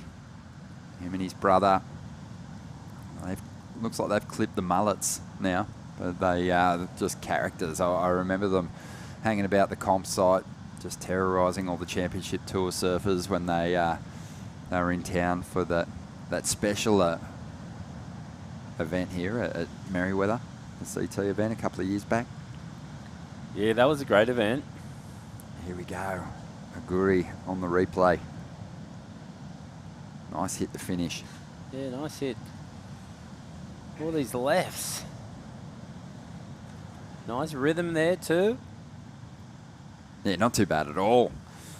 Yeah, it feels like the conditions are maybe improving at the moment. We had a number of kind of slow mid-range scoring heats there for a while, but feels like these surfers are just finding a little bit more space, a bit more room to gather some speed, like this one for Jimmy Wallace. Again, we haven't seen those big individual turns, so I don't think we'll see any major scores drops in that exchange, but just feels like there's a little bit more push there with the tide starting to drop a little bit. Definitely getting more consistent, and it seems like that swell's kind of moving slow, but there's a lot of it. Like, it's good that you get more than a couple of opportunities. Jacob Spicer on screen there, gearing up, coming up in the next heat. One of the junior competitors in the mix. Doing air reverses before he gets out there. Yeah, do you have much when you were a junior, talking about the bow repairs, do you have much of a preheat routine physically?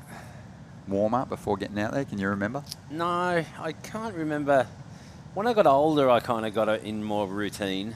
But when I was young, I was just young and free. It just, whatever was happening. Just put the leggy on and get out there. But then superstition took over, and that makes you get in a routine, I think, you know.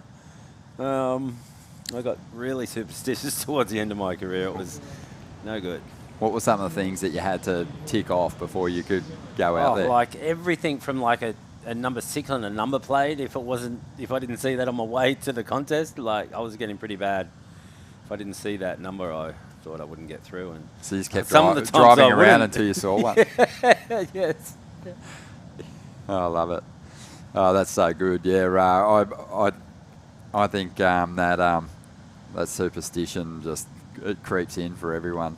You know, you need a certain amount of time. Like you don't want to be superstitious, but you just can't help it. I mean, you see some other sportsmen like Rafael Nadal, and he twists his water bottles. They've all got the labels have got to be, pointing the right way, and he gives it like 3 twists, and some of the cricketers, you know, like they're batting, like, you know, Steve Smith had some erratic, weird things that he was doing. Rafael Nadal can't do a serve without picking his undies out of his bum about 30 times. I don't know if that's a superstition. I think that's just a weird... he's just uncomfortable? Yeah, just a weird body shape, eh? Just like... He's got a hungry bum. problem. Just over 12 minutes to go here. And Jimmy Wallace has jumped up into that number one spot. The Sunny Coast Surfer sitting in 78th position on the regional ranks. We mentioned it earlier. It's kind of out of reach, even with the victory for some of the competitors. You know, if you've already collected, you know, around 1,000 points and you can get the victory here, you're a pretty good chance at getting up into the top 7. But if you don't have that, it's going to be difficult. Yeah, and I think they know that. But, you know, like, it'd be such a good story if one of these, you know, guys in the lower bracket do that, you know, because it's big points, and there hasn't been a lot of big points. I mean, we didn't have that 5,000 at Tweed this year, so there's been points lacking from this tour this year. So, yeah, big finish, and you could be there. Well, the Australians and the Kiwis competing in this event, they're counting their top 4 results from the QS region. And the surfers that are over here competing from Asia, they're counting their top 5 results. They had a couple more like minor events that they're going to be leaning into, or one extra event that they'll lean into for their best results. But you know, it's a limited number of spaces they're competing for, isn't it? It is. I always say Australia needs more spots. Yeah, well, we kind of had more, and we did have more. They took a few away from us a few years ago, didn't they? Yeah, it's a tough one. It really is. It's definitely debatable. But then you hear it coming from an Aussie, and they're like, "Well, he's just biased." But yeah. Well, it's the breakdown is for Australia, Oceania, 8 spots, the top 7 on the regional QS at the completion of this event, and 1 wild card. And on the women's side for this region, it's the top 4 and 1 wild card. For Asia, it's the top 5 and 1 wild card, and for the men, and for the women, it's the top 3 and 1 wild card. So when you think about them and you think about us, you've got to think that we're pretty lucky, and we'll see. We'll see how they fare. I know, but we've got a lot more competitors. Let's count that. Like, I mean, have you got those stats? Like, you know, they might have 50 that are doing it full time. We've got 100. Don't you think? Yeah, I think there's definitely some depth here. I don't think anyone or any region could argue that. Yeah. Well, you can't argue the stats. No, you can't. So I don't know. We could have a committee meeting, like make it like a court case. Debate. I'll put on one of those white wigs. Yeah, I like it. The debate team, the for and against. 9.5 minutes remaining here, and we're just wanting to see some surfers, you know, find the space to dig into that one big individual turn. Aoi Aguri, the Japanese competitor, finds himself back in 4th spot at the moment. Doesn't need a whole lot to get the 2nd spot. Lee Brusick, let's see what he can do. Wow, that was nice. I like his pace that he's setting on these waves, because I don't know if you've noticed it, but the waves are kind of moving slow, and you kind of got to slow down your surfing to, you know, match it, I reckon. And White did it really good on that last wave. Yeah, unfortunately, Lee's probably bummed that the right-handers kind of disappeared with he's the got dropping a good backhand, tide. right? He's from Sandon Point, so I'm just guessing that he probably does. Guaranteed. Yeah, just forced onto the lefts now, but not doing too badly. Jimmy Wallace was on his way to probably a pretty reasonable number here, Rock, with a completed combo there. He might have dropped another decent score, maybe in the high 4 to 5 point range. But he's hanging on to that number 1 spot. He'd just be bummed that he didn't convert on that to replace the 3.5. Yeah, definitely. He kind of slid on that lip, didn't he? His fins didn't grip, and he just kind of overturned, and the inside rail just went down. But there's a cool shot. That is a cool shot. Those bars, I went for a walk this morning, and those swimming pools, they're so nice. Oh, the ocean baths up here in Newcastle, they're some of the best. And yeah, I they're think huge. Maybe the oldest ocean bath is here in Newcastle. I was looking at it, I'm like, that's more than 50 metres. It's like 150. Like, you do a few laps in there and you're massive pools. Really cool. Such a stunning coastline here around Newcastle. Water feels quite warm too. I haven't got in the water yet. The Gold Coast at the moment, the water's like 28 degrees. Wow. Might be a record. I heard the weather reporter say it the other night. It's like a bath. Wow, that's crazy. And here it felt warm, so...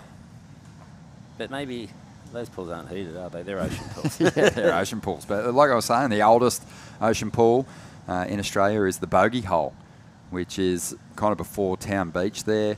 It was a natural pool and it was widened convict labour back in 1820 for soldiers to bath in. Wow. And so that's been there for some time. I had a swim in it the couple of years back. Really cool. When the swell is big, you don't necessarily want to go down there and go for a dip. Dangerous. Little dangerous. Yeah, totally exposed to the incoming swell. It would be fun though. Yeah. Here we go, Cade. Wow, that was a bummer because he's put himself in a good position, the Grom, but he wasted priority on that one. He did. You know, like just these last two chances, I mean, he's had a 3-3-3 as his backup, and one of those waves previous, like he was halfway bottom turn, and it was kind of a nice one-turn hit, but halfway through his bottom turn, he was thinking, is that more than a 3-3? And he opted out. You know, he flicked out like twice. He's done it.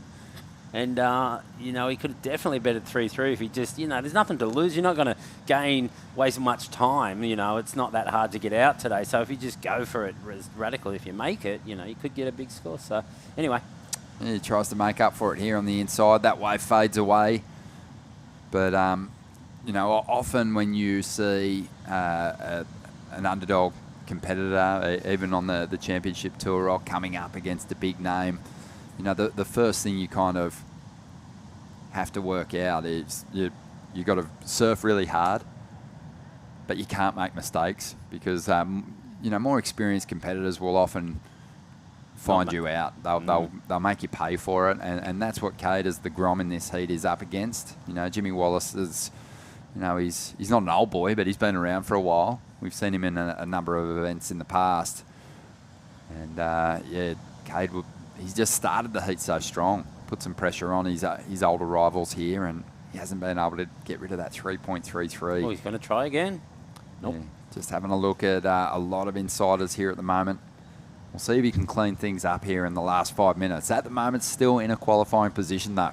He is, yes. He's it's a little dangerous because he's good. The other ones don't need much. But talking about the significance of this event, though, like for Cade Kelly, the Grom in the contest, any heats he can get through are going to feel like big victories because it is, to Newcastle, it's...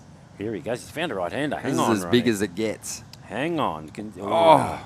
Just would have struggled to get up there straight away. But this is a big event, but for a lot of the competitors, especially those waiting in that next round, a crucial contest where a big result could really put you in the picture. One of those people, your boy Jay, how's he feeling? Yeah, he's feeling good. Yep, the body's good, and he sure has been free surfing like really well. So it's just, at Boca, he made a pretty bad priority mistake twice. And, he was in the lead and he let two people go. And I said, did they read out the score that you went to second? And he's like, yes. I'm like, you're kidding me, right? So he let another one go. And I said to him, Jay, there's 1,000 ways to lose the heat. You just found another one. I said, learn from it. Yeah.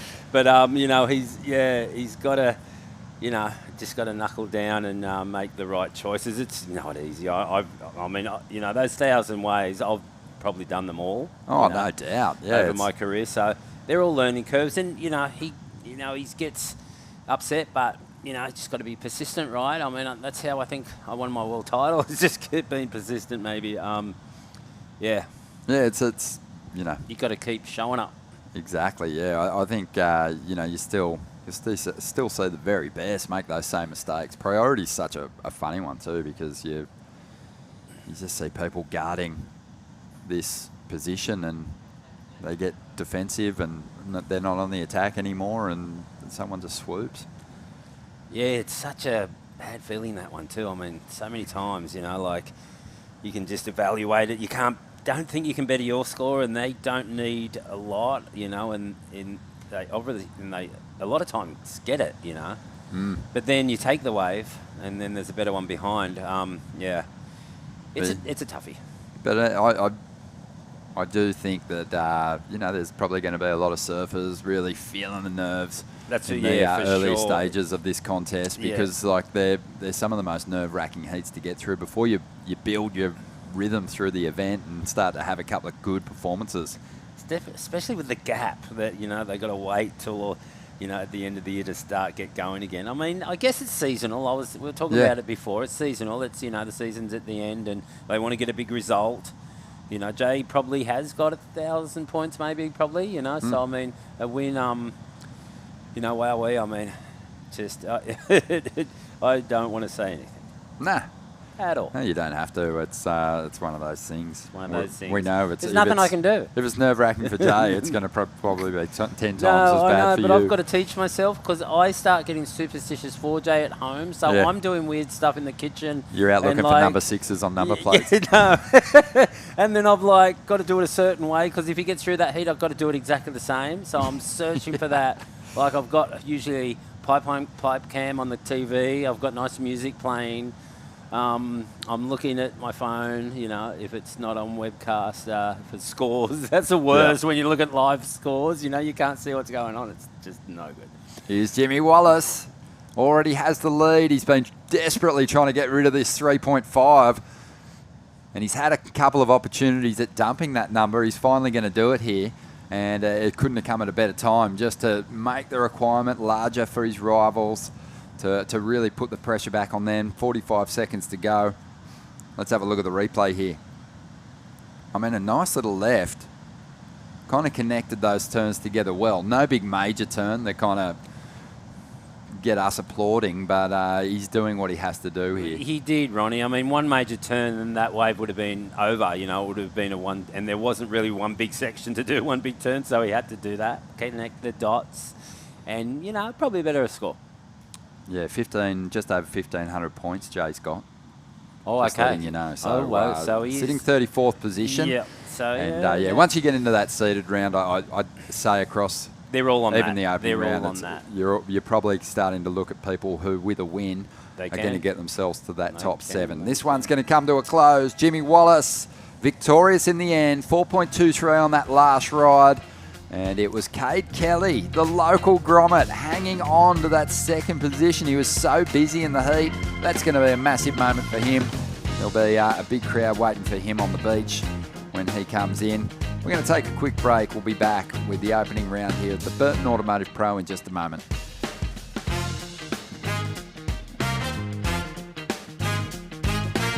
Holidays, Ironman, outdoors, Ironman, whoa, Uber, suspension, lights, roof rack, camping equipment, recovery gear, under Ironman, mate, and under Ironman. I can't do two things at once. I Back home, the Wilsons always use proper dinner etiquette. Out here, the stick will do just fine.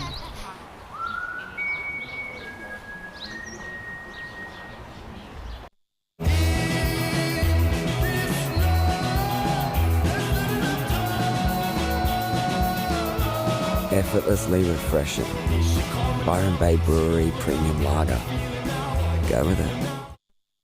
The racecourse is not just a place to watch the horses thunder. It brings generations together to share memories and experiences that are close to our hearts and runs in our veins. Newcastle Racecourse. Home is where the track is.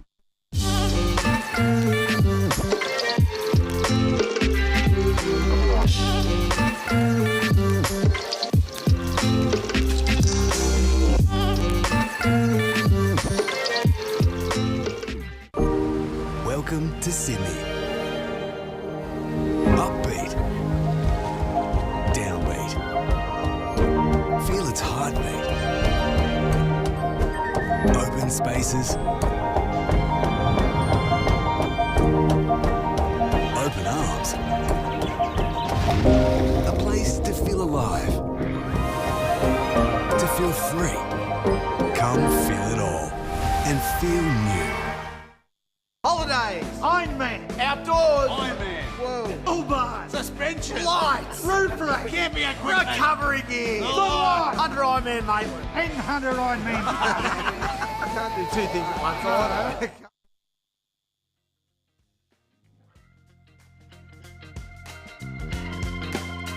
Welcome back to the show.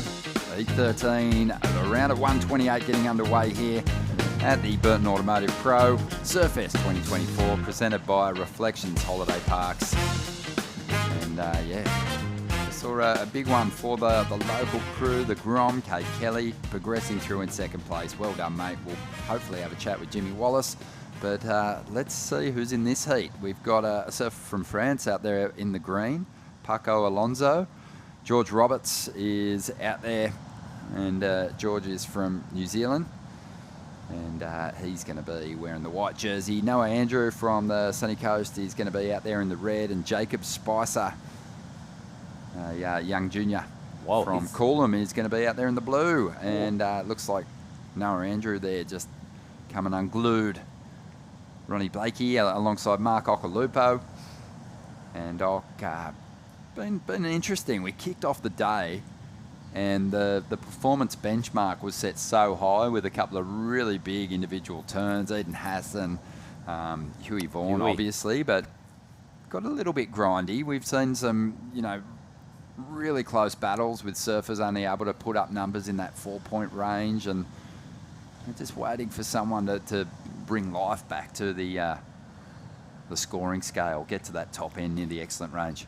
Definitely. It's due to conditions like that right rip bowl at the rocks was kind of had some steep ramps, and they were taking advantage of big turns and airs. And this left seems to be bending out a bit, so it's not easy to surf, as we saw that just there, but it's possible. I kind of think you've got to slow down your surfing and maybe just go for a massive last turn, or just kind of, connecting the dots will get you a score, but, we do want to see bigger. Yeah, everyone wants to see bigger numbers. We also want to see better conditions, but I thought, management of the heat situation and adapting nicely in that last exchange was Jimmy Wallace, who joins us now. How are you, Jimmy? Hey, good, thanks, Ronnie. How are you? Going well, mate. That was a kind of a tricky one. You're out there, you got the local Grom, you got the quick start. Ock and I were talking about it. Felt you had a kind of a measured approach by your standards. A couple of missed opportunities for that big combo. Yeah. But you didn't have a surf it, and it's something that's kind of probably hard to do when you get out there in a major contest. All you want to do is rip the bag out of it, obviously. Yeah, 100%. I was actually really off myself after my first wave was exactly how I told myself not to start, and just that autopilot, which I'm trying to weed out of my surfing. It's been a while competing and surfing at a level like this for a long time, so I need to work on weeding that out. And then once I got back out the back, it was more of a reset, and kind of exactly what you're talking about, and what I just heard Ockie talking about is just more exclamation mark turns. That was the game plan, and because I didn't start like that, I was a little bit off kilter. So then, it was just a reset, and then moving forward after this one, it's kind of just like, let's start the way I finished. How hard is it to just pivot, mate? Obviously, you're coming into the last major contest of the year. You're probably starting to envision and visualise the kind of surfing that you want to lay down, and then you go, oh God, the wind's up a little bit, the tide's starting to drop, it's closing out a lot, and it's basically like thread together a couple of 4 mid-range 5s and hope for the best. Yeah, 100%. I always try to weed out those 4s, I'm happy with the 5 plus some. But yeah, when the wind starts kicking up, you do have to, I don't know, just keep it super real and just don't overthink things. But also at the same time, I'm actually coaching a kid in this heat, Jake Spicer in the blue. This year's been really good. I'm kind of competing but also coaching at the same time. Gold. I don't like, once I stop, I don't want to coach anymore, is kind of when I stop competing. That's kind of how I envision it. Just to stay relevant in the sport. I don't feel comfortable kind of telling the next gen what to do when I haven't done it in so long. It's kind of just like, it changes, so I want to be involved with it. So yeah, it's been really good. And what we've been working on is just like, we've just got to work out how are we going to win the way we surf, instead of trying to surf to someone else's structure Or even the old school, you know, your classic, it's like building a house. Well, what if you have a good free surf and you feel like you got some big nuzzers and you just want to do a big punt straight away? Why don't you start with the roof? It's like we kind of I like that. Why don't you just go for it and just get that done, and then obviously back to structure. So this QE leg has just been a massive learning curve. I haven't had very good results or scores, but Jake's first year and working on how to coach at these contests has been another bigger picture to it all. So yeah, it's still been a brilliant experience. That's awesome that you're still learning. I love that. Big nuzzers. Mate, goofy footers. I mean, we all worship Ock, but goofy footers especially. How is it for you at the moment? You got any questions that you want to ask the great Mark Occhilupo here? Oh, geez, you've always got a bucket list when you get these opportunities, and then when you end up getting a heat win and Ock's on the other side of the mic, you kind of just go blank. But no, it's I was actually kind of thinking, especially towards the end, I was actually thinking a Nathan Hedge headspace out there. You know, just get a bit of grunt about it, especially the way I started the heat poorly. I was just like, don't matter. Like, you know, let's just get frustrated and take it down the wave like a Hedgie or like an Ockie. What I have been loving, actually I did it a fair bit at Avoca because the waves were quite punchy, was I went back to Ockie's grab rail backhand bottom turns at Bells. Oh, I love it. I reckon I'll try to bring that back for you, Ock. Yes. Well, you make a few heats and the big south swell comes and it's on. Oh, it doesn't. I'll do it on a half a footer too. Yes, we love it, Jimmy. Got a good set of nuzzers on him, and mate, keep it going. It's awesome to see, and good on you for passing on your knowledge to the next gen. Awesome. Thank you so much. Appreciate it. Thanks, Congrats. brother. Thank you. Well done. Oh, what a champion. Good vibe, and yeah, you can tell all these competitors, you know, they're capable of such a high level of surfing, and then sometimes you just get a heat where the conditions don't allow it, and that's, you know, I don't think any competition is sort of immune to that. Like even at the championship tour level, occasionally you're like going, what are they doing? The best surfers in the world. He just won with a heat score total of 5. But it happens. It happens all the time. You gotta realise that, and you know, just because it can happen in front of your eyes. Like you must have had events like that too. Sorry to jump in, but you must have had events where you got to the end, you got the victory, and then when you think back to the earlier rounds, went, wow, that was actually, you know, it was lucky that I survived that. Yeah, definitely. It can happen so quick. The ocean, it's Mother Nature. Like it can, you know, the surf can be perfect, and then the wind goes onshore and it wrecks it completely. I mean, some breaks aren't rideable when it gets onshore. So, you know, but you know, it's real. Yeah, I thought Jimmy did pretty well there. Capable of so much more. He'll definitely try and turn the volume up as he moves through to that first seeded round. But at the moment, his young charge, Jacob Spicer, another sunny coaster, is out in front. 4.33 for him to kick things off.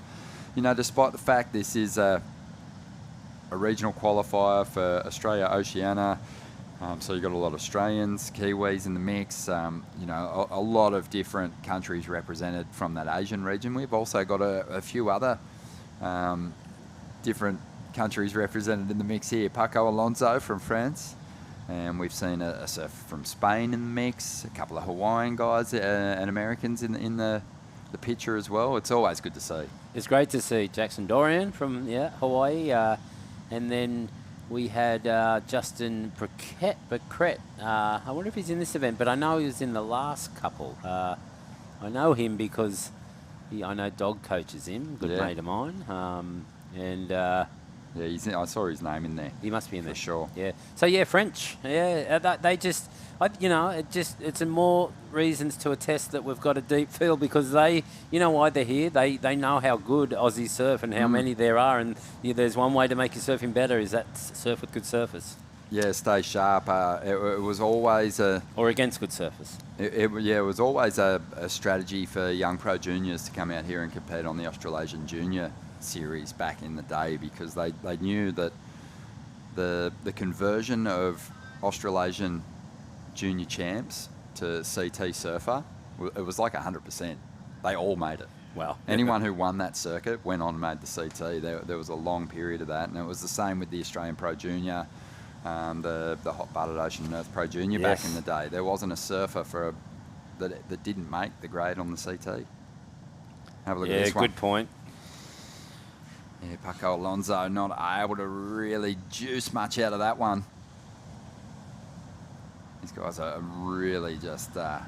It seems like it's slowed down. Like it feels like the tide's come in, but it's low tide. It's very strange. This swell's coming from a long way away. You can tell because it's moving quite slow. There are good waves out there, but you could get left in the lurch for sure. Like they're spread out now too, Ronnie. Okay, just with Jay in the mix, obviously you're keeping a close eye, and you probably just always do anyway, on what's happening on these regional qualifying series at each of the events. But who have been some sort of standouts through this season for you? This season? Oh, geez, I've watched them all. I should know. George Pattar's been looking good again. He's sharp, isn't he? Yeah. Like really fast and flashy. Here we go. We've got Paco up again. And Alistair. It's the same kind of, guys. Joel Vaughan's actually... Joel Vaughan's been staying up above my house, in the unit above me. Marlon Harrison lives there, and we're right overlooking Rainbow and Snapper, and I've been seeing a lot of Joel surf, and we saw him in the board riders battle yesterday too. If everyone was watching, one of those waves he got, I think he got a 917 for 2-turn combo that was just flush. It was perfect, and. Yeah, so if you're looking at someone, if you're asking me someone that I think that can win a world title in this younger bracket, because there's been a bit of a slow period for us here in Australia. There's a nice air reverse. I think it's Joel Vaughan. Yeah, nice. I like that. I think I could see him going on and being that good to win a world title, and because you got to look into the future. We've dominated for a while, and it hasn't been happening lately, Ronnie. No, we've got a couple challenging, obviously. Jack Robinson's ability to win, multiple championship tour events in a season is remarkable. Keeps turning up and doing really great surfing. I don't think it's going to be long. I mean, Ethan could do it. I'm thinking of down the track a few years. Yep. Well, I'm not talking about now because I think Ethan and Jack can do it, and and this year is definitely a possibility. I mean, Felipe's not there this year, and that makes some space, doesn't it? It makes some space. I mean, if Felipe's at Trestles, it's tough. If Gabriel's at Trestles, it's tough, and there's another one. If Tarlo's at Trestles, it's going to be tough. Yeah. So there's still a couple there, but I feel the boys can do it. I mean, John's going to be there this year too. It looks like, at the moment, and John, I think surfing the best I've seen him surf. Looking amazing. This year's going to be great. It is going to be fantastic. And at each level as well. I mean, the Challenger Series was great last year. I think you're smart to put the highlighter over Joel Vaughan, because, when you look at the individual turns that were laid down in the Challenger Series, you probably had three of the best big turns. So, certainly going to be one to watch. But, it's been pretty impressive. A lot of familiar names rising back to the top end of the regional ranks, as we see here. Paco Alonso, nice finishing turn from him. That was a good section to see then. That one had a bit more punch to it, as Noah Andrew finishes his wave off. These lefts seem like they're a lot harder to surf than they look. I mean, they do look hard to surf, but they're just kind of twisting out to sea, and it's hard when the waves do that because you haven't got that push back, and you're always kind of chasing something. And, like what I like to do when it's like that is just get a whole lot of speed and just do a big hack, rather than trying to connect those dots. But, just really lay into it. But if you haven't got a score, you're got to start from somewhere, don't you? Love those big hacks. For me, just thinking about what's unfolded so far on the regional QS, I mentioned a lot of the sort of performers over the past couple of seasons are still back up the top again. One guy for me that we haven't seen on the Challenger Series full-time yet, Xavier Huxtable. I've loved his surfing. And, his performance at the Usher Cup that we saw earlier this year Those boys mind-blowing. are stepping up. I mean, Jack Thomas and Tully Wiley, they're both... Well, Tully's well positioned, isn't he? Yeah, they're good. Yeah, Tully's been surfing really well.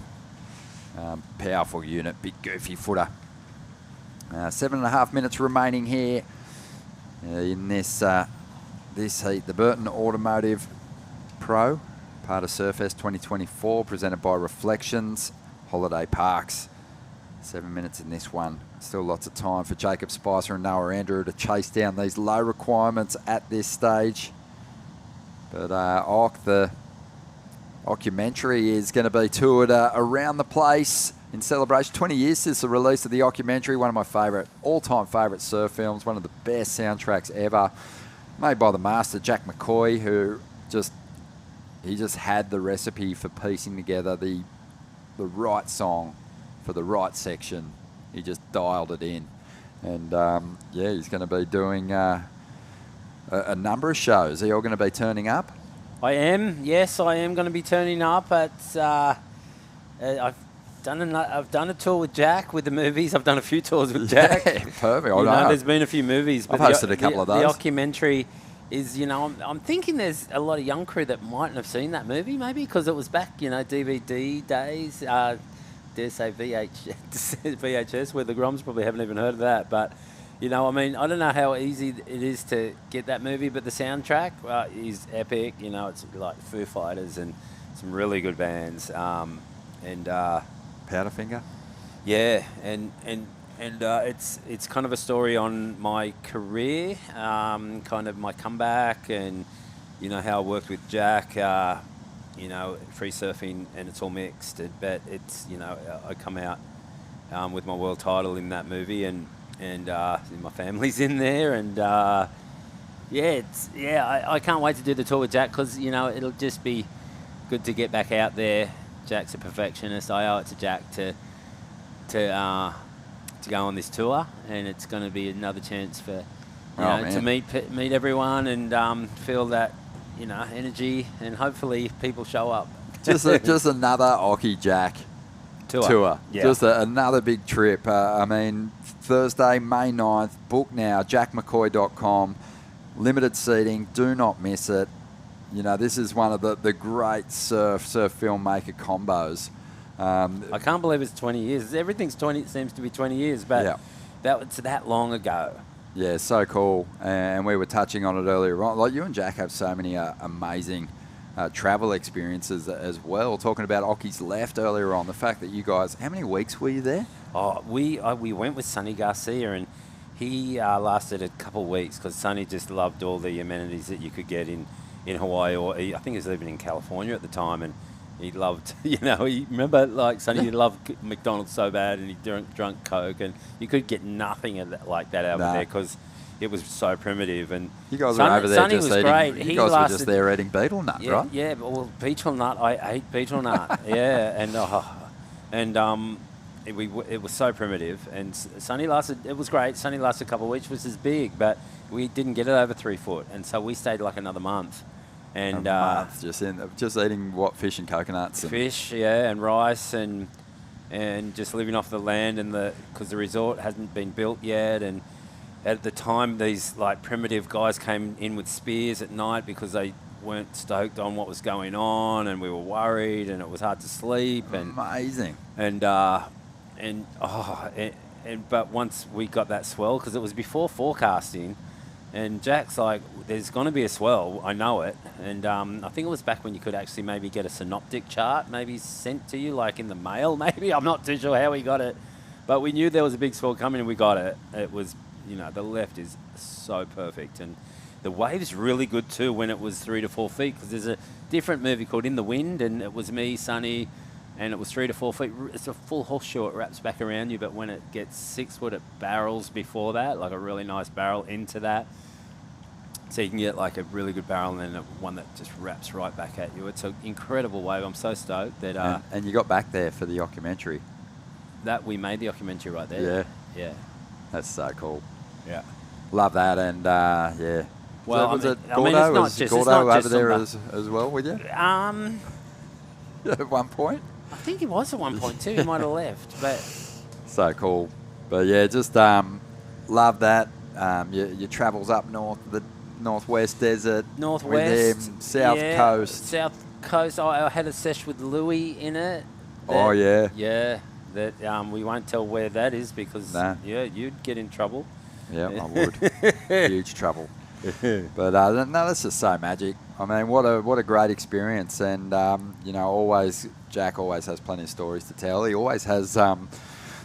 What I like is when he gets his 16mm frame grabs out, and he'll blow those prints up, and they're stills from classic pieces of motion that are just so pin sharp and beautiful. His ability to capture all that vision, just like so crisp, and was amazing. He's got such feel for it, and those photos are amazing. They look that good. I don't know how he does that. Here we go, up and riding Spicer. Wow. And that was pretty spicy. It was. Yeah, Jacob started this heat so well, had the 4.33, and he's waited until this last minute and a half to basically back that number up, and I think we might see him make a huge jump back into first. Guaranteed. Yep, he's leapfrogging the field, and hang on, there's more right here. Deep on this left. Can he get around it? It's he can't, unfortunately, but there he goes. Up to the lead, Ronnie, you called it. 5 points, even. 5 points. So just a reminder to everyone, we were talking about Jack McCoy touring the documentary, 20 years since it's released. Get your tickets now. Go to jackmccoy.com. It'll be playing on the big screen May 9th. And Oki and, of course, Jack will be there. What venue's that? Did it say? May 9. What was the venue where we did the incredible auction the other year? I'm sure it'll be the same one.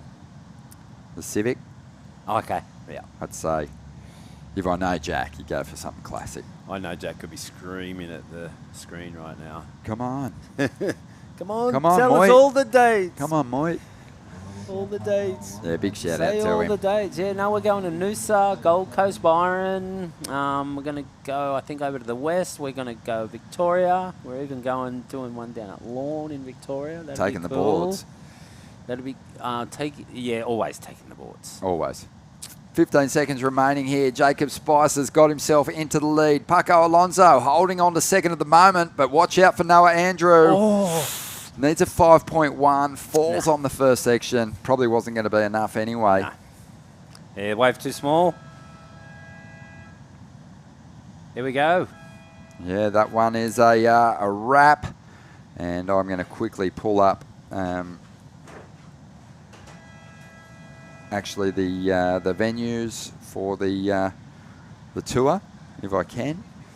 But yeah, you want to definitely get your tickets for the big event, the documentary celebration.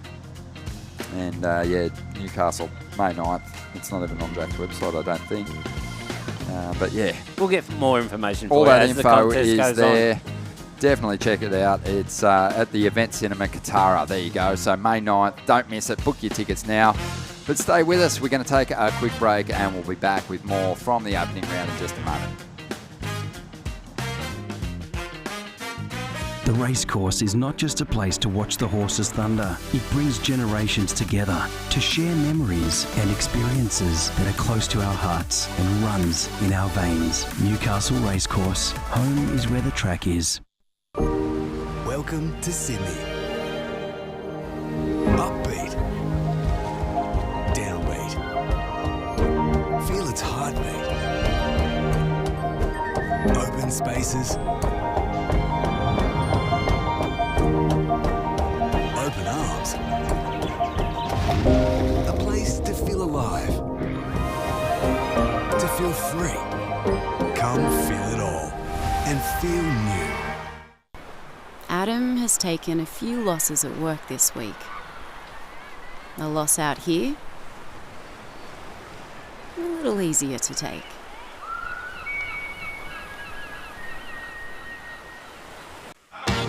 Wait!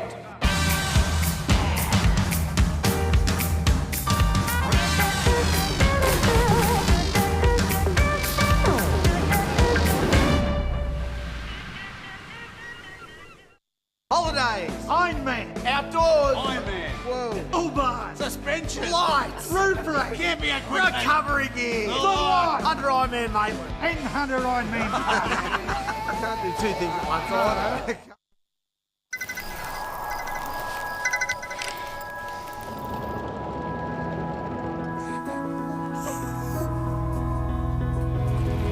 It's me. We got out. I love you, Dad. 300 kilometers to your destination. No beds to Michaels. Get to the Royal.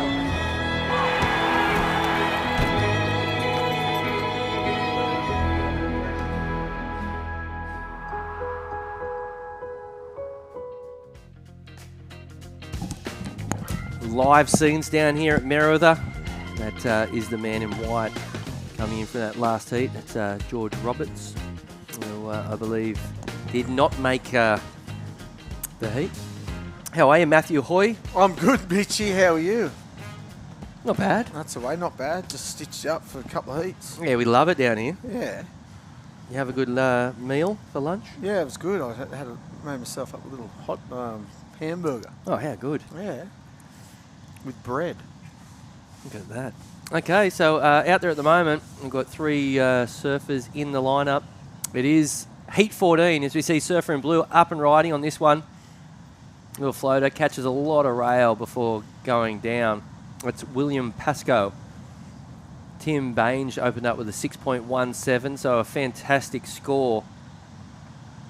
A 6.17 would probably be one of the top 10 scoring, high scoring rides of the day. So a great start there from Timmy. We've got 21 minutes remaining in this 25-minute heat. We are pushing through, and we will finish the opening round, the round of 128 today. So 16 heats in total. As we see a bit of a set rolling through here. Bit of a closeout though, that one. Oh, in the end, maybe they look. Fat closeout, as we said before. Tide drop in second wave of the set. This is going to do the same. Oh no, it might corner off. No. Oh, we didn't even have a look at the surf when we're out there. Bit silly of us. This is the 6.17 here, Hoy. Yeah. A lot of energy in this wave. Oof. Oh yeah. Oh, 4 turns. That's for most turns of the day. Got hungry. Didn't he? Lunchtime. He's hungry. Really fast, twitchy little goofy footer. Looks like they're surfing that sort of left rip bowl that we spotted earlier. Yeah, they've definitely moved up the beach from where they were surfing this morning, off the rocks. And then, as we said, the tide dropping, that's going to... Look, there's some little runners. Mm-hmm. That's what I mean. We should have gone and had a little look. Didn't even think about it. Yeah, Jacob Spicer got the heat win in that last one with some good surfing. Surfing's been pretty high level today for the day one of competition. It has. It always is, though, isn't it? These days, it's pretty stacked. Good looking left-hander here. Well, what's he got? Ash Jenner up and riding. Little whack through some spray. Whoa. That was an aggressive kick out. Means business. Doesn't he? Ash Jenner. That was his first ride. The little natural footer. And a couple of nice little turns there. And I like the... That was another turn he did. The kick out. He hacked out into the foam. Here comes a set. Yeah, a bit of a set rolling on through as we go down to have a chat with the heat winner of that last one, Jacob Spicer. How are you, mate? Yeah, pretty good. How are you? What's going on? You enjoying your time in Newcastle? Yeah, no, it's a really good place here. Have you been here before? No, this is my first time. And where are you from? Oh, wait, no, maybe I have. Oh, I'm from the sunny coast. First time in Newcastle, mate. Yeah. Look out. What beach up on the Sunshine Coast? I'm from Yarumba. Unreal. Yeah, right. Similarities to here? Yeah, it's pretty similar actually. It's a lot of beach breaks, like just dumping. It's not too bad compared to the other places that we've been. And how's the season been going for you? Had some results? Yeah, I've made a couple rounds. First year doing the Kiwi leg with me and my coach Jimmy have been travelling along doing all the Kiwis, so pretty good. What's the goal, mate? Goal? Oh, hey, win a world title. That's the goal. But This year? Oh, hopefully. If I get a bit lucky. Sick, I like it. So what's the goal with this season then into next then? Just get a few results, get the ranking up, and then, yeah, just see if I can get some seeds. Unreal, mate. Well, good surfing, and yeah. What's your ranking at the moment? Oh, I don't even know. I think it's like, yeah, I have no idea, but still. Yeah, that's good. Yeah, that's good, mate. Yeah. Or maybe your coach will know that. Oh, yeah, Jimmy does all the thinking, I do all the surfing. Yeah, good set. Yeah, it's good. Oh, classic. Unreal, mate. Well, what are you going to get up to tonight? Probably just early bed, sleep, read, yeah. It's a big week, mate.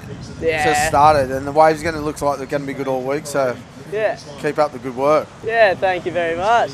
Unreal, brother. Well, have a good afternoon, and we'll see you tomorrow. Yeah, sweet. Thank you, guys. See ya. Good luck. See you, mate. Bye. What a classic. Yeah, good. Yeah, I love the energy. He's onto it, wants to be world champ, but doesn't know where he's ranked. We'll get there. Just starting, just doing the Kiwi, I like it. It's a process, man. It is. Bit different to how it used to be when you competed. It was sort of one tour. Now there's legs of tours or steps to get to next tours. Oh, no, it's crazy. Yeah.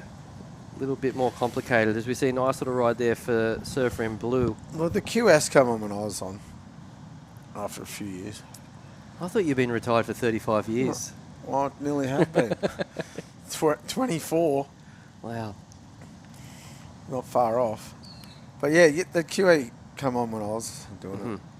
It's the current heat leader here. I only did it one year. Uh-huh. As we're looking at a couple of replays there from the white, blue and red. This is the last wave here for William Pascoe. Would have been a good score had he completed. That would have been a good score. Some good turns through the tail in the last one. Here's your goofy footer flying along. Tim Bainge, really exciting surfer. Isn't he? Looks like he's got a lot of tricks in his bag. Twitching.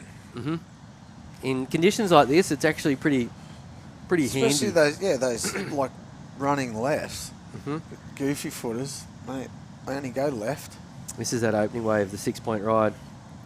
617, big snap there. The second turn was a little connector.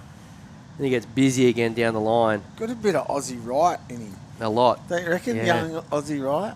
Heaps. Really exciting. Then he backed it up with a 5.33. Oh, wow. So really impressive 10 minutes. We didn't see that. That's a big score for today. 11.5 is a good score. Yep. That's winning every other heat nearly. That's job done. Come in, mate. Yeah, 10 minutes to get, chalk up that sort of number is really impressive today. The judges have been, they've been not really throwing anything much higher than a 6. No, I don't think they have all day, have they? Maybe the first couple of heats. Yeah, when it was Huey clean. Vaughan or something. Yeah. We missed that. Yeah, really impressive though from the man in white. 14.5 minutes remaining in this one. It is heat 14. We are going to push through and finish the first round of Surfest. Of course, it's presented by Reflections Holiday Parks. And we did have a look before at the Reflections Holiday Parks and where they are situated around the country. They're bloody everywhere. They are everywhere. Yeah. You name it, there's one there. So if you want to go for a holiday and sort of by the coast, Reflections is who you should be Googling. The amazing shots in the ad are actually, it's Seal Rocks. Yep. One, and it looks so nice. It is beautiful, though, you have to admit. There's actually Reflections Holiday Parks in Newcastle, even just up the road at, is it Swansea, I think? Yeah. Nora Head, there might be some. Bonnie Hills. Bonnie Hills. Yeah, incredible to have those guys a part of the sponsorship team. As we see surfers getting ready for the next heat. All black board, that's old school, I like it. Well, it's not old school anymore, is it? Everyone's, with the new carbon wraps and everything, everyone's got black boards. Felt like when Felipe won a world title with it. Ah, yeah. Coincided with a lot of people getting black boards again. Yeah. Well, it's what's the wraps they do on them? I don't know what they're called. Oh, dark arts. There's all sorts of different. Yeah, right. ones. It's all sorts of different. Yeah. Yeah, okay. They're not just sprayed black. How many boards are you shaping these days? None. None at all? I've shaped one for a couple of years. Not a couple of years, say a year. How come? I don't know. Just Fell out of love with it, or? No, I like doing it, but I don't know why, actually. Good question. We'll do a Parkinson special. Just answer it. Oh, what? No, I haven't done one for a while, actually. I've been riding one. I've been riding one of mine, though, that I did a couple of years ago. It's fun. You used to be shaping all the time. Yeah. And you got to have customers to sell your boards, and I've got none. You so. don't. Yeah. I'm sure you could push it and sell a bunch. Oh, yeah, but I don't want... My work ethic's not that high. Can I get a Go Shaper? Yeah, I could. That'd be perfect. Just sign them all. Absolutely. Yeah. Make my boards look too good, don't they? I don't look that good. They go all right, though. That's all right. Nice little shot here of the ladies' pool up towards Bommies. When the conditions are right, you get some really good waves out here. I can't see it at the minute, but out there, third reef. Over the last few years, we've seen a couple of big tube rides. A couple of boys in the competition area. Jimmy Wallace, the big coach. A lot of surfers these days, they travel with coaches. Analysing his heat. There's not too many surfers that don't have a coach nowadays, right? No. None. Is there? It's funny. I was just over in Puerto Rico last week for the USA surf team. I do some coaching with Shane Dorian. And staying with us was Baron Mamiya. Oh, yeah. And we sparked up a conversation. He doesn't have a coach. Really? He's about the only one. Baron doesn't, no. Wow. That's good. Yeah.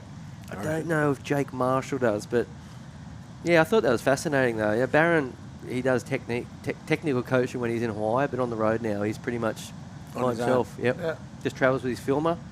I'm guessing he looks at the footage himself and goes, oh, that's good or that's bad. And well, his filmer might sort of coach him a bit too then.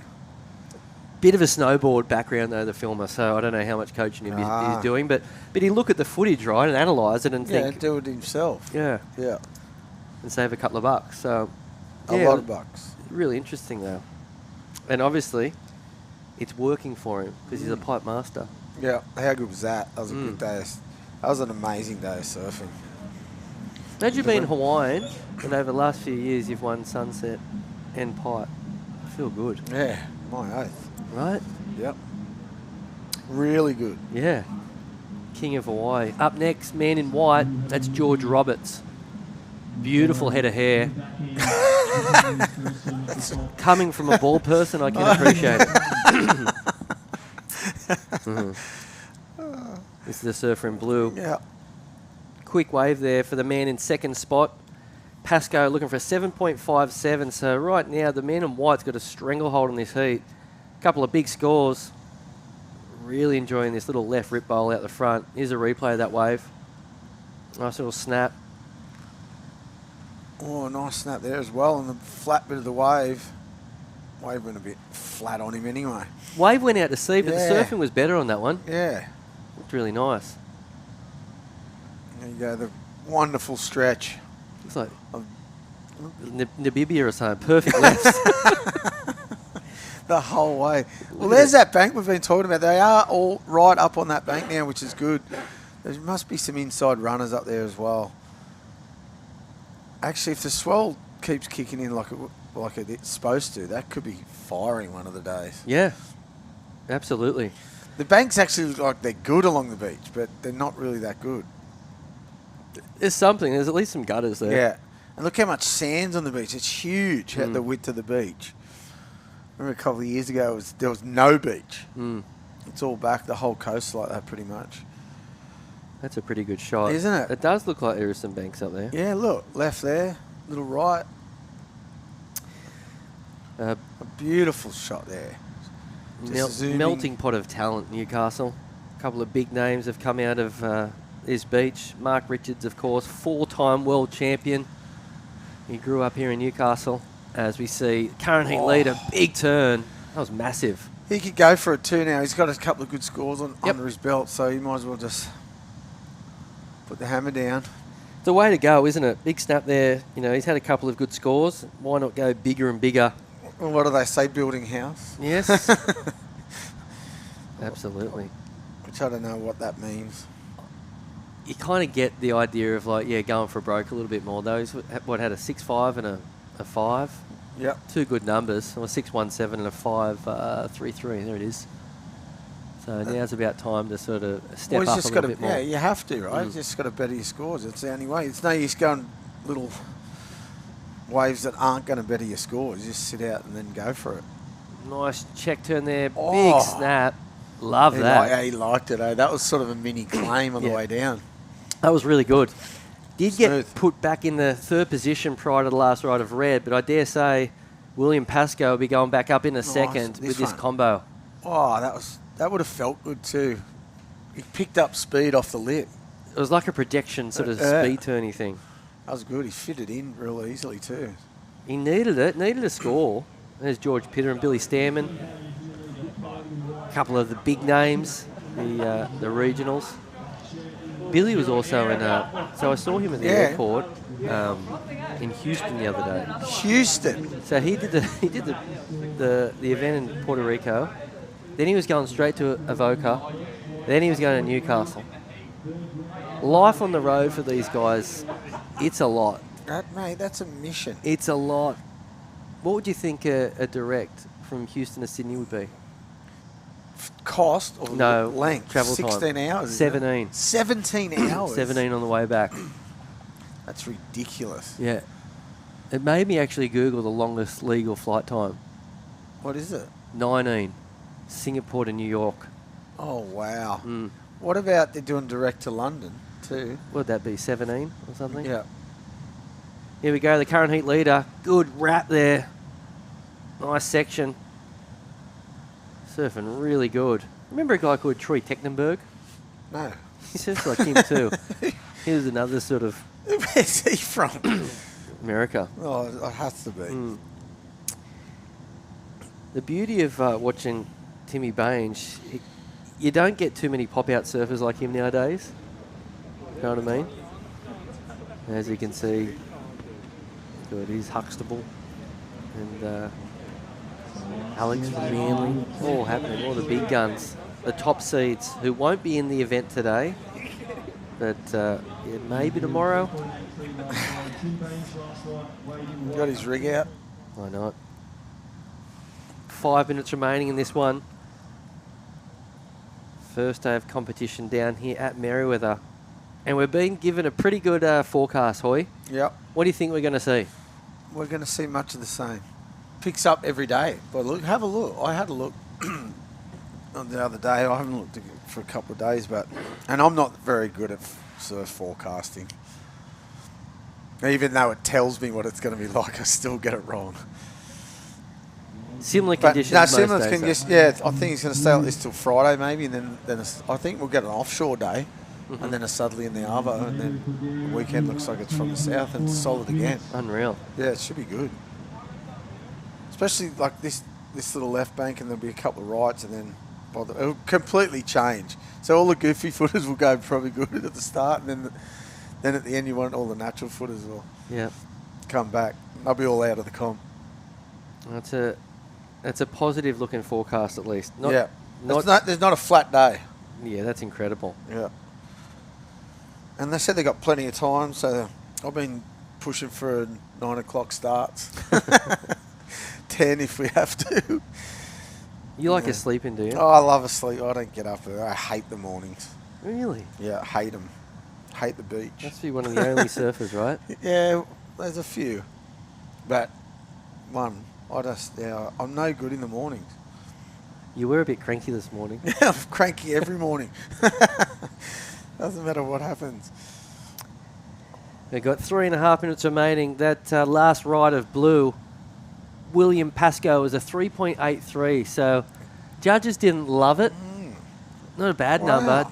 Was enough to get him up in a second, but still really tight with Ash Jenner, who is currently sitting in third position. This is the current heat leader. He's on a tear in this one. with surfing like that, I mean, really hard to take down. This fast, flowy. It looks like he's riding a board that's maybe a little bit shorter, a little bit fatter, a little bit wider. Really comfortable out here this afternoon at Merida. Looking good, fast, light on his feet. We've got international heat in this next one too. Yep, that's Christian Wow. Here he goes. What's he got? Oh, that was the start of this one. It does look a bit wider and shorter, doesn't it? You're right. Surfing on that little left rip bowl that you can see. The rip is just pushing him off the bank, and you got to stick with it to... It's non-stop paddling. Yep. There's been a lot of blue bottles, I've heard, too, the last few days. Or the last week, actually. Heaps of them. What's your greatest story with getting tangled up with the blue bottle? Oh, day wreckers. Have you had any good ones? No, I'm just normal like everyone else. Haven't duck dive and come over in your face? Nah. Have you? No. That's a worse scenario, nightmare. Yeah. I've had them bad though. It goes under my glands and stuff. Bad. I hate them. They're evil. They reckon you can, if they get on you, you just got to put your hand back. As soon as you put it, like you take it out of the water into the air, and that's when they cling. So if you stay under the water and unwrap them, they don't sting you. That's it's a defense mechanism when they feel the wind. Yeah. As soon as they get in the air, they stick. If you feel it on you and stay under the water and unwrap them, I've never heard that. Yeah, they that's don't incredible. Sting. Yeah, that's what I reckon. Anyway, and I've done it. I've I've got it. So I hate them. That's incredible. Bit of action out the front here, Hoy. We've got just over a minute to go, and the situation is really tight between blue and red. Ash Jenner with second priority. That's the problem for Ash, looking for a 3.66. He's trying to get away from the man in blue, but he isn't having much luck. You can see blue just sitting all over him. Oh, he is too, with a minute to go. Old school tactics here. I like it. Really close. Well, you mentioned earlier you would do exactly the same nowadays. Well, you said it's a tactic, right? Oh, it's a full tactic. He knows he's not going to give him the score, and especially only needing a 3.66. It's not that much of a score. No. Basically. And like I said, I've done it 1,000 times. You just go and lost heats, semi-finals, all sorts. Heavy. 25 seconds remaining, and it looks as though pretty dire for the man in red. Not much happening. Paddling up the beach, looking for something. I can see there's not much action, Hoy. You'd be filthy though, wouldn't you? It's not a good feeling doing it to people. But you have to. It's you know. Particularly losing with a higher score than the. Yeah. That annoys you too. 3.66. He's not going to get it. Hasn't found an opportunity, and the heat is over. So in the end, it was a really impressive performance from Tim and William Pascoe holding on to second position. As we go to a quick break and be back with more action down here at Surfest, presented by Reflections Holiday Parks.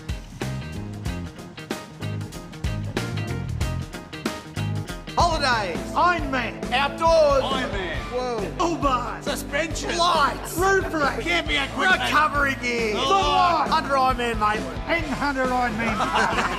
I can't do two things at once.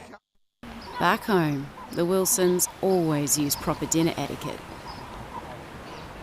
Out here, the stick will do just fine.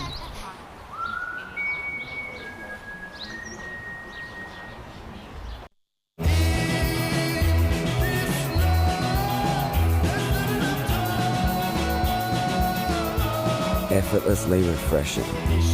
Byron Bay Brewery Premium Lager. Go with it. The racecourse is not just a place to watch the horses thunder. It brings generations together to share memories and experiences that are close to our hearts and runs in our veins. Newcastle Racecourse. Home is where the track is.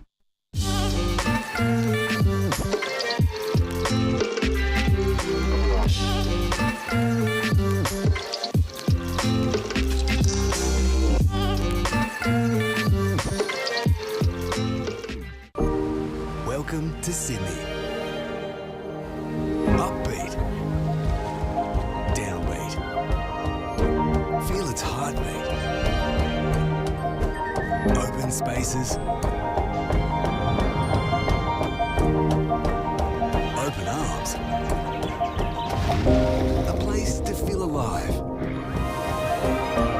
for free. Come feel it all and feel new.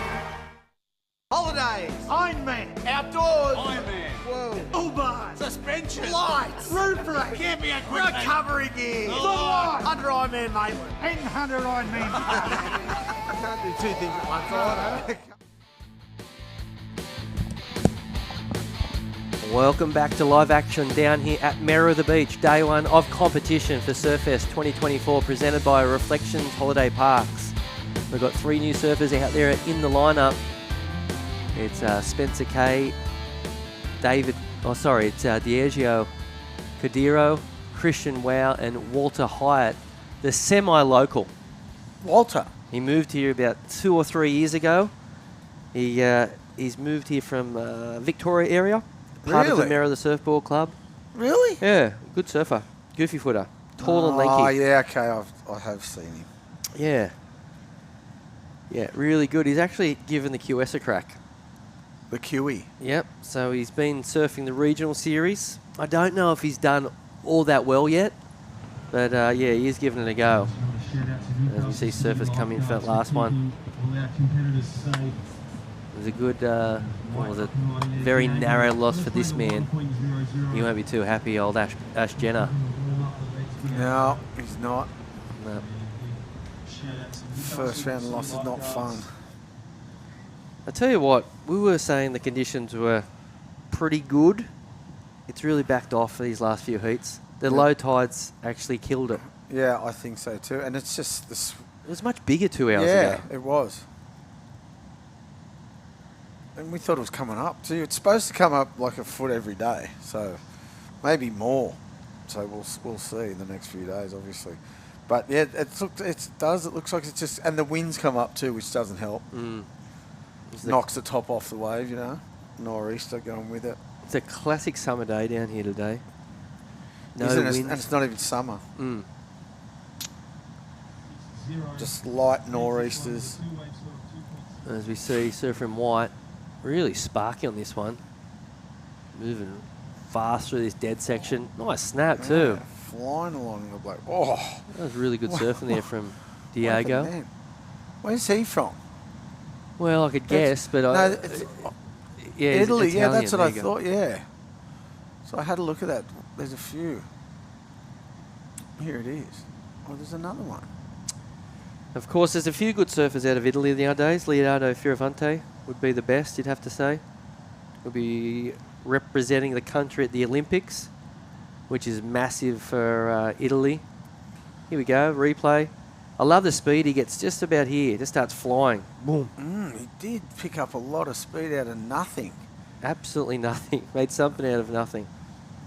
We learnt to surf in the Mediterranean, obviously. So the funny thing is, like when you might see some stuff flash up of Leonardo Fioravanti on socials. They get waves there. Yeah, they get sick waves. Have you been there? No, I've been to Italy, but not to the coast. It gets good though on the right swells, right? Yeah, well, it looks like it gets really good. Looks like it gets big too. Yeah, Barcelona gets waves too. Yeah, really interesting. Yeah. Look, we're going to cross down to the winner of that last one. Really impressive victory for Tim Baines. Timmy, mate, how are you? I'm good, thanks. How are you? Mate, where are you from? Sunny Coast, Caloundra. Oh, yeah. A few Sunny Coast boys down here, eh? Yeah, that's it. Are you all hanging together? Yeah, we got a good crew that come up, all these comps. It's good to have the support. Yeah, sick, mate. You had a good heat then, mate. You had one of the highest scoring heats of the day, so that's good. Yeah, I was stoked with that one. Lucky to get that one at the start, but yeah, stoked to make it through. Couple of running lefts too, mate, for the goofy footers. You loving it? Love a good left. Don't you all? Yeah, all you goofy footers. Mate, what surfers did you grow up looking up to? Really curious. A bit of everyone. My favourite surfer changes every week, but Yago Dora is probably my favourite. Oh, Love yeah, him. sick. Yeah, we were sort of, comparing you to a couple of those type of surfers from maybe Aussie Ride all the way through to Yago Dora, so oh, yeah. We can see the influence for sure. Thanks, mate. And how's the season been going for you? You had any results? I've actually been having a shocking run, so it feels to get the ball. Feels good to get the ball rolling for for the start of this one. So hopefully you can keep it going. Are you in any sort of position to make the challenges? No, I actually missed the whole start of the series. Main focus was on the juniors last year, but keen to get some experience in these ones and learn from the losses and take the wins. Unreal, mate. Well, yeah, really impressive. One of the more impressive surfers of the day. So yeah, congrats and looking forward to what you do tomorrow. Thanks, guys. Good on, mate. Unreal. Yeah, good. Spoke well. Good stuff, mate. A few of the Sunny Coast boys. I like how all the boys have got back to the camaraderie. You know what I mean? Yep. Even all the Aussies are doing it, and all the Brazilians have been doing it for ages, and the Japanese, everyone, the Indos, everyone's sticking together from their own little regions. It's unreal. You need the support, I reckon. It's a hard. I mean, it's the best life ever, but it's a hard slog as well. Traveling and getting judged and losing and winning. It's an emotional roller coaster. How about the finance benefits as well if you all cram it together? Yeah, 100%. And then it's way cheaper. We used to travel 5 in a car, 5 board bags, all just crammed into tent city in France. It was the best times ever. Yeah, well, it feels like it's going back to that a little bit, yeah, right? Yeah, for sure. Mm. And like you said, the financial benefits help a lot as well. 16 and a half minutes remaining in this one. Heat 15. And nothing of real consequence locked in just yet. A 4-point ride for the Italian. Decent number. Was that for that one he just did? Quick, got all that speed. He was waxing up an Aloha. He was. Yeah. Mm. Wow. I wonder if Richard Cluffy didn't shape it. Here we go. Little wave here. Pretty average wave. Not a bad turn. Need probably a little bit better than that, though, to progress heats this afternoon. Really difficult conditions out there at the moment. That was Christian Wow. Yeah, you'd think Christian would be looking for those lefts. Being a goofy footer. It's going to be interesting to see if the water gets cold, because these guys, everyone's wearing boardies. It's really warm. It's as warm as it ever gets. He's that last one, a nice turn, just one turn only though. And this is a surfer in white's last ride. Pretty good turn there. Solid little yeah, the board looks like it's flying. Mm. The Echo looks really strong, looks really powerful. Looks like he does a lot of work on the glutes. Yeah, on the glutes. This looks really fast. He does look. That board looks like it's flying for him. I hope Picking up speed in the flats, which is, I hope he gets the heat win so we can have a chat to him. I want to hear the story. So yeah, where he's actually like Italy, obviously, but where and where's the most? Where he grew up surfing and. Where's the most unique place you've been around the world that you've got decent waves? To me, if it was Italy, for example, that's quite interesting. Yeah. Have you surfed? I didn't really go to those different sort of places for surf. I went to them for other things, not for surfing though. But yeah, I sort of just went to the main spots. Really. Okay. Most unique though, well, couldn't tell you. It's funny as we grow up though, we start finding out that there's actually waves in these corners of the globe. Exactly. Everywhere. Yep. Taiwan. Yes. You'd never think. Yeah. Well, China, there's waves.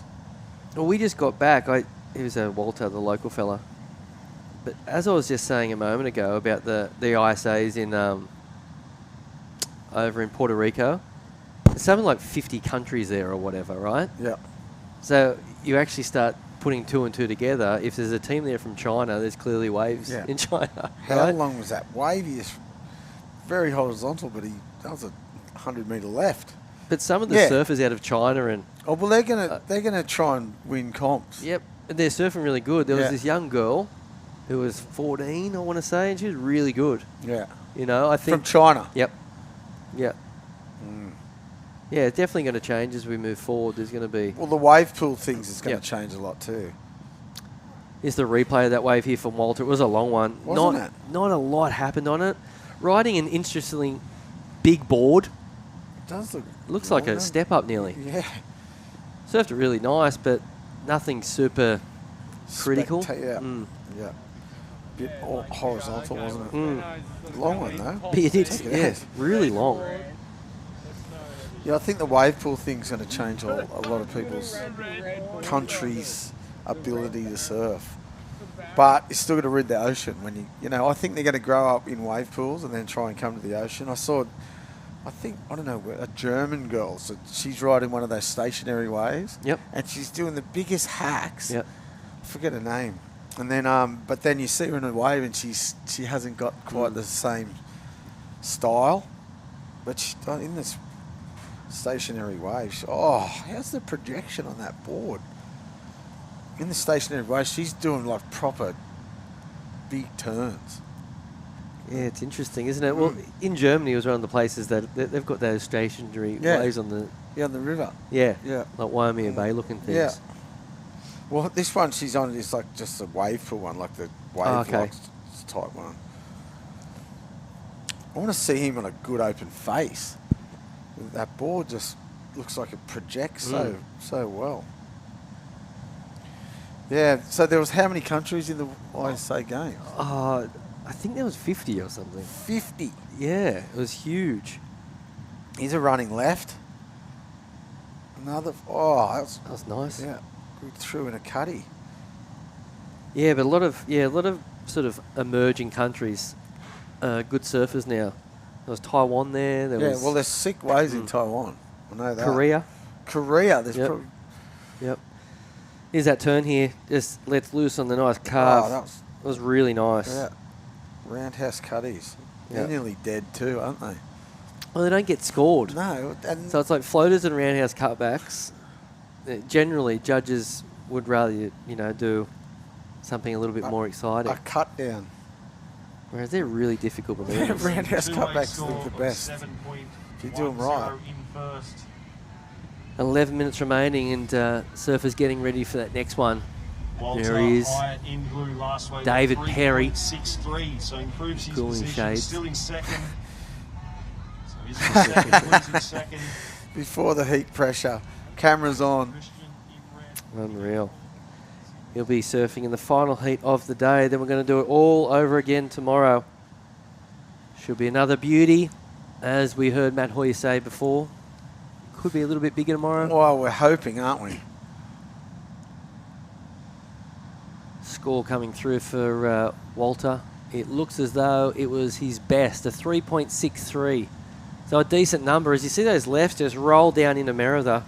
Really random bank, but it's actually quite contestable right now. You just got to find an end to the wave, right? See, that one ran off down the end, but look where they're sitting there, 50 metres away from the end of the wave. You just got to try and find that corner.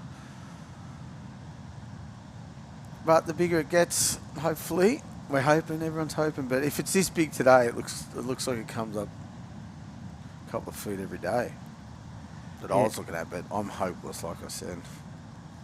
As I mentioned before, this is day one of competition. We're now looking at the man in white. Interesting preparation for his next heat. He's crashed out. Under the sun. In the sun. Yeah, good. That's a very interesting warm-up. Yeah, Lenny's having a little kip. 9.5 minutes out. Huge shout out to all the sponsors for making this event possible. Of course, Burton Toyota in their 20th year of support, as we see Walter up and riding, carving. If he finishes this, decent number coming. Here we go. Nice little snap there. And ends up on top of the rocks there at Merida. He's going to be frothing if the waves keep coming up. He looks like a big unit. Tall, eh? I think that board will go good if it's 8 foot.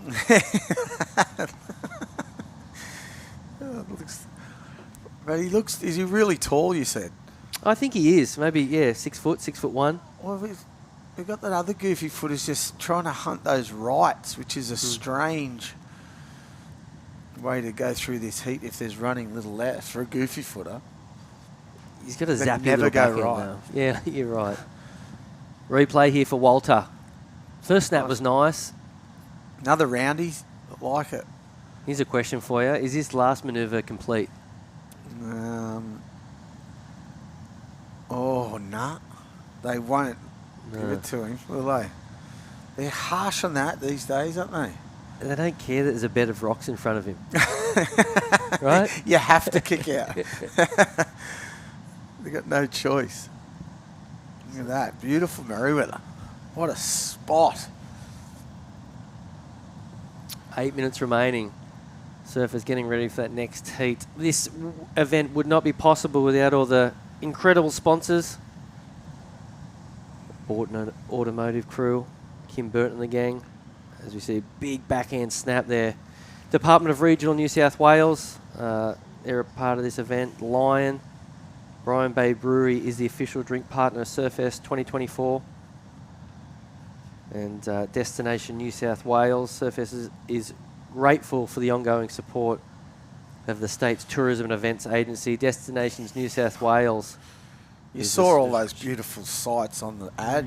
Yep. In between the heats. They're amazing. Beautiful. Best state in Australia.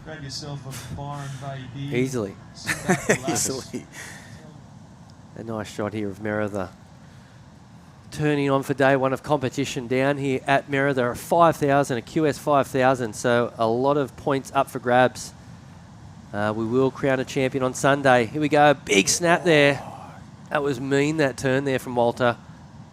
And now we're looking at the man in red. He's getting the end of that right-hander. He's gone right every time.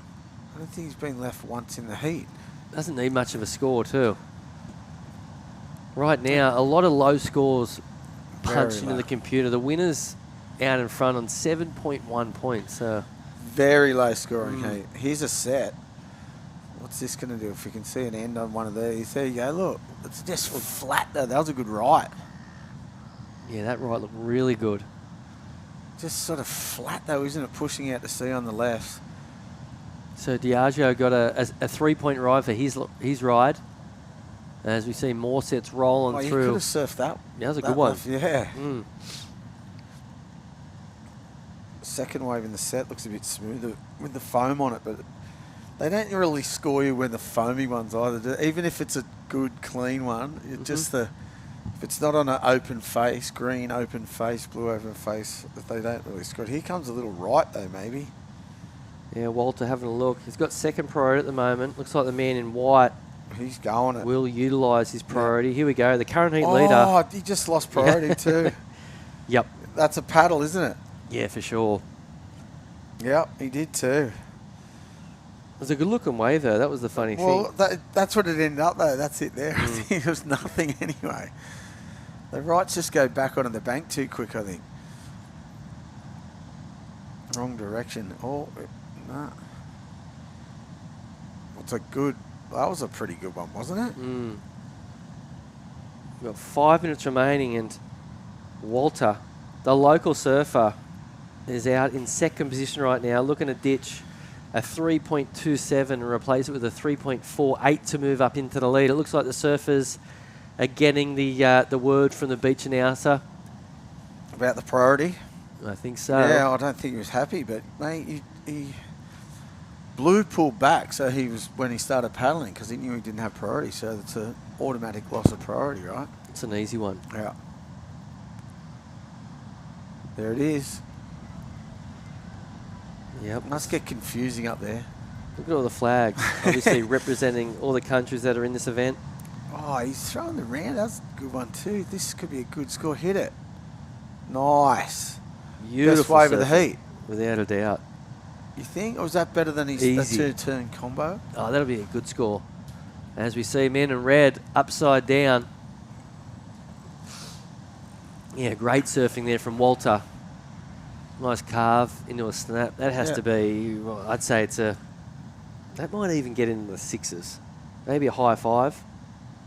I liked it. That was a good cutty for that sort of for the wave it was. And then this is a good turn here. Boom. Throws a heap of spray. Yeah. Kicks the tail. Good stuff. It's a low scoring. This is the low. Oh, there it is. 4.93. There you go. The top scoring wave. So good job there from the goofy footer. Putting pressure on surfer in red now, looking for a 4.37 with 3 minutes and 30 seconds remaining. Massive opportunity for these surfers to gain huge points even if they're sort of out of a sort of a position to make the challenges, it's really good for your seed next year. Yeah. You know, so for every one of these guys, there's something that they're, you know, that's really striving for. Yeah. exactly. Yeah. You know, whether it's be getting a higher seed, you know, making the even getting to the point to be on the bench for the challenges, because you might get a, you know, there's always injuries, right? Exactly. So huge opportunity here. This is a 5,000, the final event of the regionals, as we see a bit of a paddle out the front with just under 2 minutes remaining. The low tide has made the conditions a lot harder. Yeah. I actually would have anticipated it gets better, but I think it's got harder. I reckon for sure it has. Mm. And it's gotten flatter. It's not as steep, the waves. None of the waves are as steep as they were when the tide was higher. He's sticking to him. He's only had a higher score of a 2.73. He needs a 4.37. So I think he'll be right. How good does it feel when you're the man in the lead and they just leave you? Yeah. You know, Walter's got third priority and he's basically being given the whole lineup. Yeah. That's brilliant. And he's all over him. Look. Yeah, you're going to need to get really lucky here. With a 2 minutes remaining, yeah, isn't he? Mm-hmm. You can fake him into it, though. Here's a few little waves here, so maybe an opportunity to, well, for priority to flip-flop. And he already messed up the priority of the last one. He lost it. He's the current heat leader. I dare say he's going to get out of this wave. Not much happening with 90 seconds remaining. A little over. Here they are, sitting on top of one another. Red looking for a super obtainable number of 4.37. Not a tall order here. So far, has only had scores in the 2 range. That's the only problem. That's the only problem. Exactly. He's got to have his best wave by double. Yep, pretty much. He hasn't gone left once. Nah, which is weird because he is a goofy footer. Yeah. He's going to paddle him around to the Burwood. He's sticking to him, isn't he? Oh, here we go. Yep, there's going to be enough time here. They're in that spot too where there's that last set. That's where all the good endings were down there. Yep, further down. So we just need 2 waves to pop up, right? And there's going to be enough time. Okay, if this one is here. Yep, one of them. He's got to. This is where he has to flip flop. Oh, he's going to. Okay. Oh, priority's lost. And there's a wave behind it. Oh, he's got a good wave though. Really good. That first turn was big. This is good enough to get to the lead for me. Yeah, that's as good as his first wave, right? The 4. Yeah, that's a 4, 5, 7 any day of the week.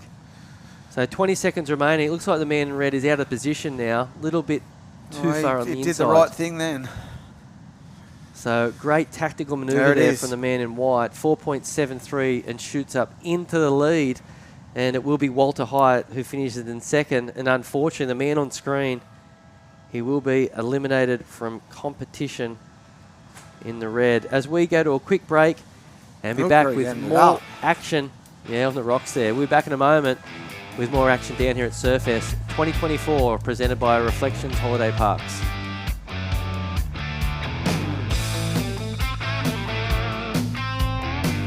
The racecourse is not just a place to watch the horses thunder. It brings generations together to share memories and experiences that are close to our hearts and runs in our veins. Newcastle Racecourse, home is where the track is.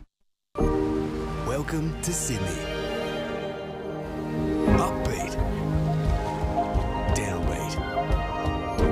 Feel its heartbeat. Open spaces. Open arms. A place to feel alive.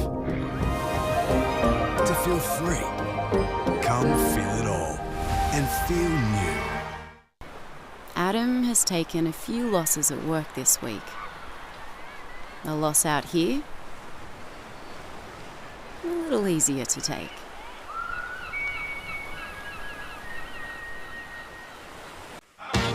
Wait!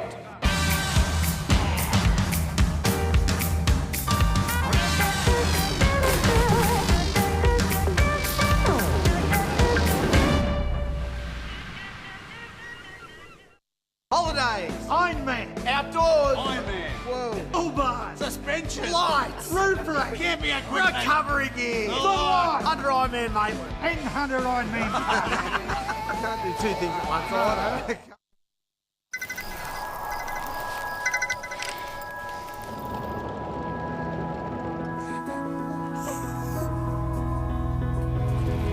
It's me. We got out. I love you, Dad. 300 kilometers to your destination. No beds to Michaels. Get to the Royal.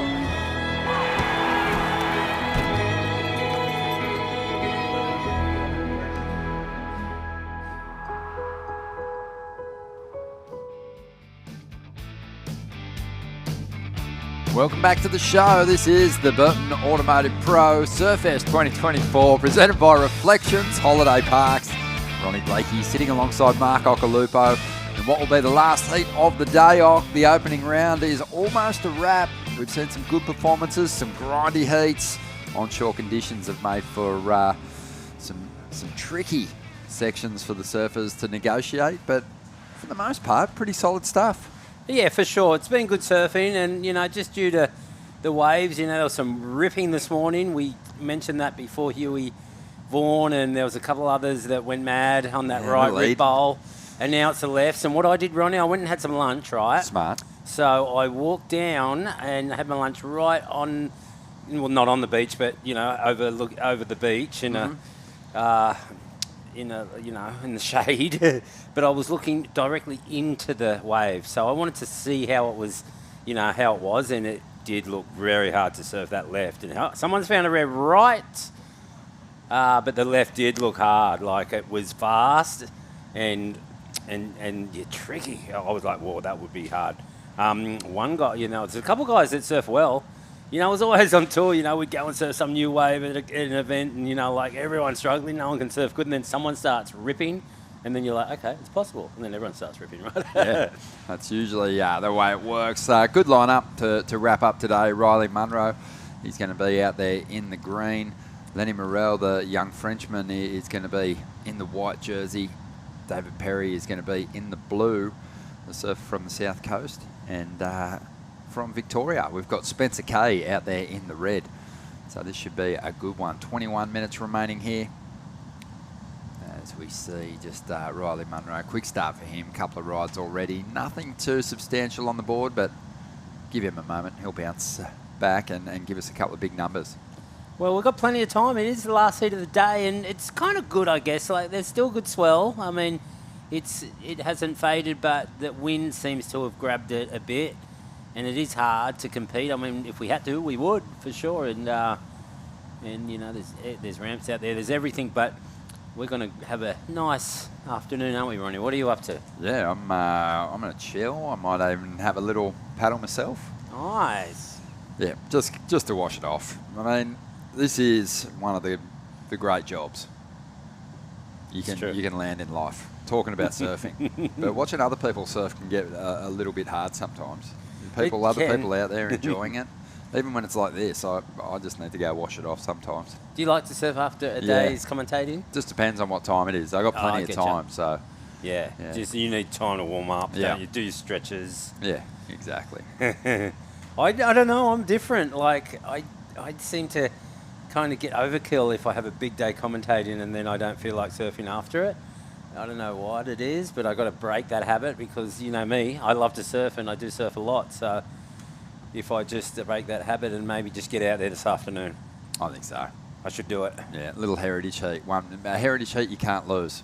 You'll be the only one out there with any heritage. Just over 19 minutes to go here. And, young Spencer Kay, his dad was my first boss. Was it? Steve really? Kay. I remember Steve Kay. Yeah, he was the publisher of Tracks magazine when I left high school and moved to Sydney. He was cool too. He used to pick me up in the morning, drop me off. He was a real keen surfer. So when the waves were pumping, he didn't mind that you were out of the office, which was cool. And then he was Rip Curl, right? Still there? Still there at Rip Curl, yeah. I see him. Well, he was skiing. I think he still does. Yeah, I've seen him at the snow at Hotham a few times. Yeah. He's a good man. And I've seen him he comes up to the Goldie a bit too. Yeah. Yeah, take some holidays. So he's a good man. Hello, Steve. Yeah, mad goofy footer, one of the biggest frothers you'll ever meet. Just one of those eternal Grom guys, so much energy. So he's going to have that nervous feeling of watching your son right now. Oh, no doubt. No doubt. Here we go. Bang, nice big hit there from Dave Perry. Solid unit from down on the south coast. And Here we go, does some little work chip as a shot. lifeguard. Let's see what Spence can do here. Works a nice clean turn, just a transition hit really to get started on this ride, and the second section didn't kind of stand up for him, but you could see what he was thinking. He's got the idea, because I actually, when I had lunch over there, I was down there in front of where he's surfing, and I noticed a couple little rolling chip shots that have big ramps, and I was thinking, man, I'll send Jay there. But there's a spot there for sure. It's just a little... To close out, but you get a chip shot into a ramp, and that can be a big score. A couple of little holes in the reef there too, so occasionally the wave will back off a little bit. Yeah. But and I guess when there's reef and there's holes, there's potholes in the waves too, Oh, so yeah. it's tricky. Yeah. He's just, you can tell he's just looking for a bit of space to load something up. One big individual term might get you a solid number today. And it might work. I mean, he's surfing by himself, so often, a guy will break away and get some scores by himself. I always used to like to try and do that, but it's a kind of a scary thing to do. Leave the other guys all in the area, in the better area, but they're all lefts, aren't they? And here we go. It's Perry. Yeah, David Perry there. Just under 17 minutes to go. Let's check in with the winner of the last heat, representing Italy. Oki, you got some heritage in Italy. This is going to be a lot of fun. Diego, congratulations, mate. Thanks, mate. Hey, Ronnie. Hey, Ock. Hello, Paisano. I didn't know you were Italian. I see you in the surf all the time. Yeah. I used to go to PBC and go to school with Jay. You probably don't remember me, but I do. Always used to see you. I always see you. Yeah. No, I didn't. The thing I'm trying to say is I didn't realise you're Italian. Was it your parents or your parents' parents? Yeah, my mum. My mum's Italian, actually. Okay. Sweet. Yeah. Okay. Well, I'm gonna give it I can share more waves with you. Sweet. Thanks, mate. Appreciate it. What's been happening, mate? A long time since we've caught up post heat, but that's the way you want to do it after a victory. Yeah, mate. It was pretty tough out there. I think the last time we caught up was at the Escher Cup. That's right. 2 years ago. So yeah, that was a really nice event. It's pretty fun out here. It's a bit tricky though. Like, it's hard to get the real good ones. I sort of got lucky at the end. Good thing I was sitting on red, because then that wave came to me, and yeah, I got the score to get the win. So Love it, man. It's so funny that, sometimes the conditions can deteriorate somewhat, but you guys have surfed so many heats in your careers, and obviously you've surfed a lot of heats in waves like this as well. So there is always sort of a method to the madness, and getting tactical in that heat really paid off for you. yeah, probably if I wasn't sitting on him, he would have got the wave and probably got the score. So yeah, a bit of tactics going on today. It's really tricky, and it could go anyone's way out there. So yeah. We were talking to Kalen Orchard earlier on today. He had a heat win. We were saying, in the lead up to this big major contest, obviously you're getting yourself so primed. You have a picture of how you want to execute out there, and then you've got to really be able to adapt, especially in beach break conditions like this, don't you? Yeah, for sure. I was eyeing out the right next to the rocks. 2 heats earlier, it looked pretty fun, but then just before my heat, it just went horrible. Like, no waves came through there, so I had to go to the left, and yeah, sort of paid off. Diego, we're in this opening round, so your seed hasn't gotten that high throughout the season. Do you know where you're sitting at the moment?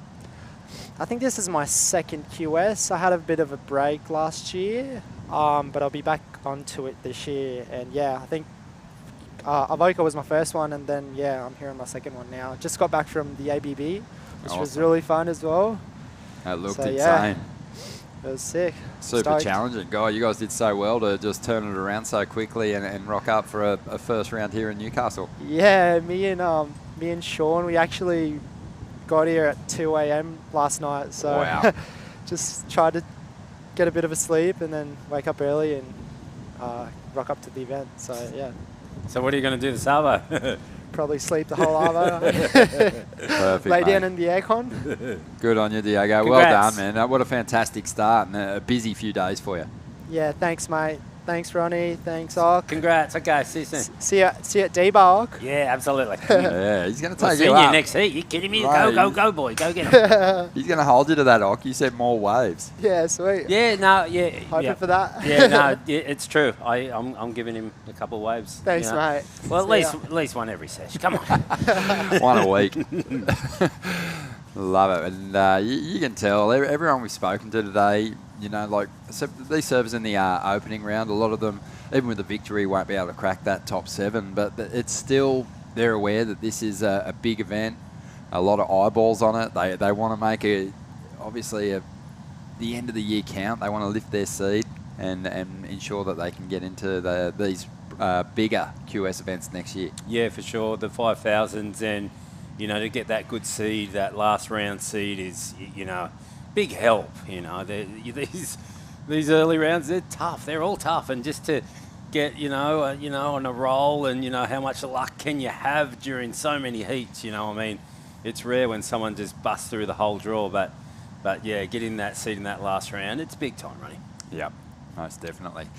So let's see what's happening out here at the moment. Just on 12 minutes to go. Spencer Kay, he's been sitting down that southern end and so far finds himself still in 4th place. It seems like you're local because that wave down there, it looked good to me, but now that someone's surfing it, like all those rocks in between sand, it makes potholes. It does. It makes the wave kind of wedge up, or lift up, and then it can be like that in Hawaii around like off the wall and that, or, you know, when it's half rocks, half, it's like you just be flying along and all of a sudden the wave goes like you hit a pothole, and it can all be...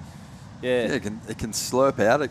The bottom can drop out of it if there's a piece of reef there, or it can back off. No, it just gets really like, you know, like when you're riding over a boil, you know, and you kind of feel flat when that happens. Like, it's tough to surf.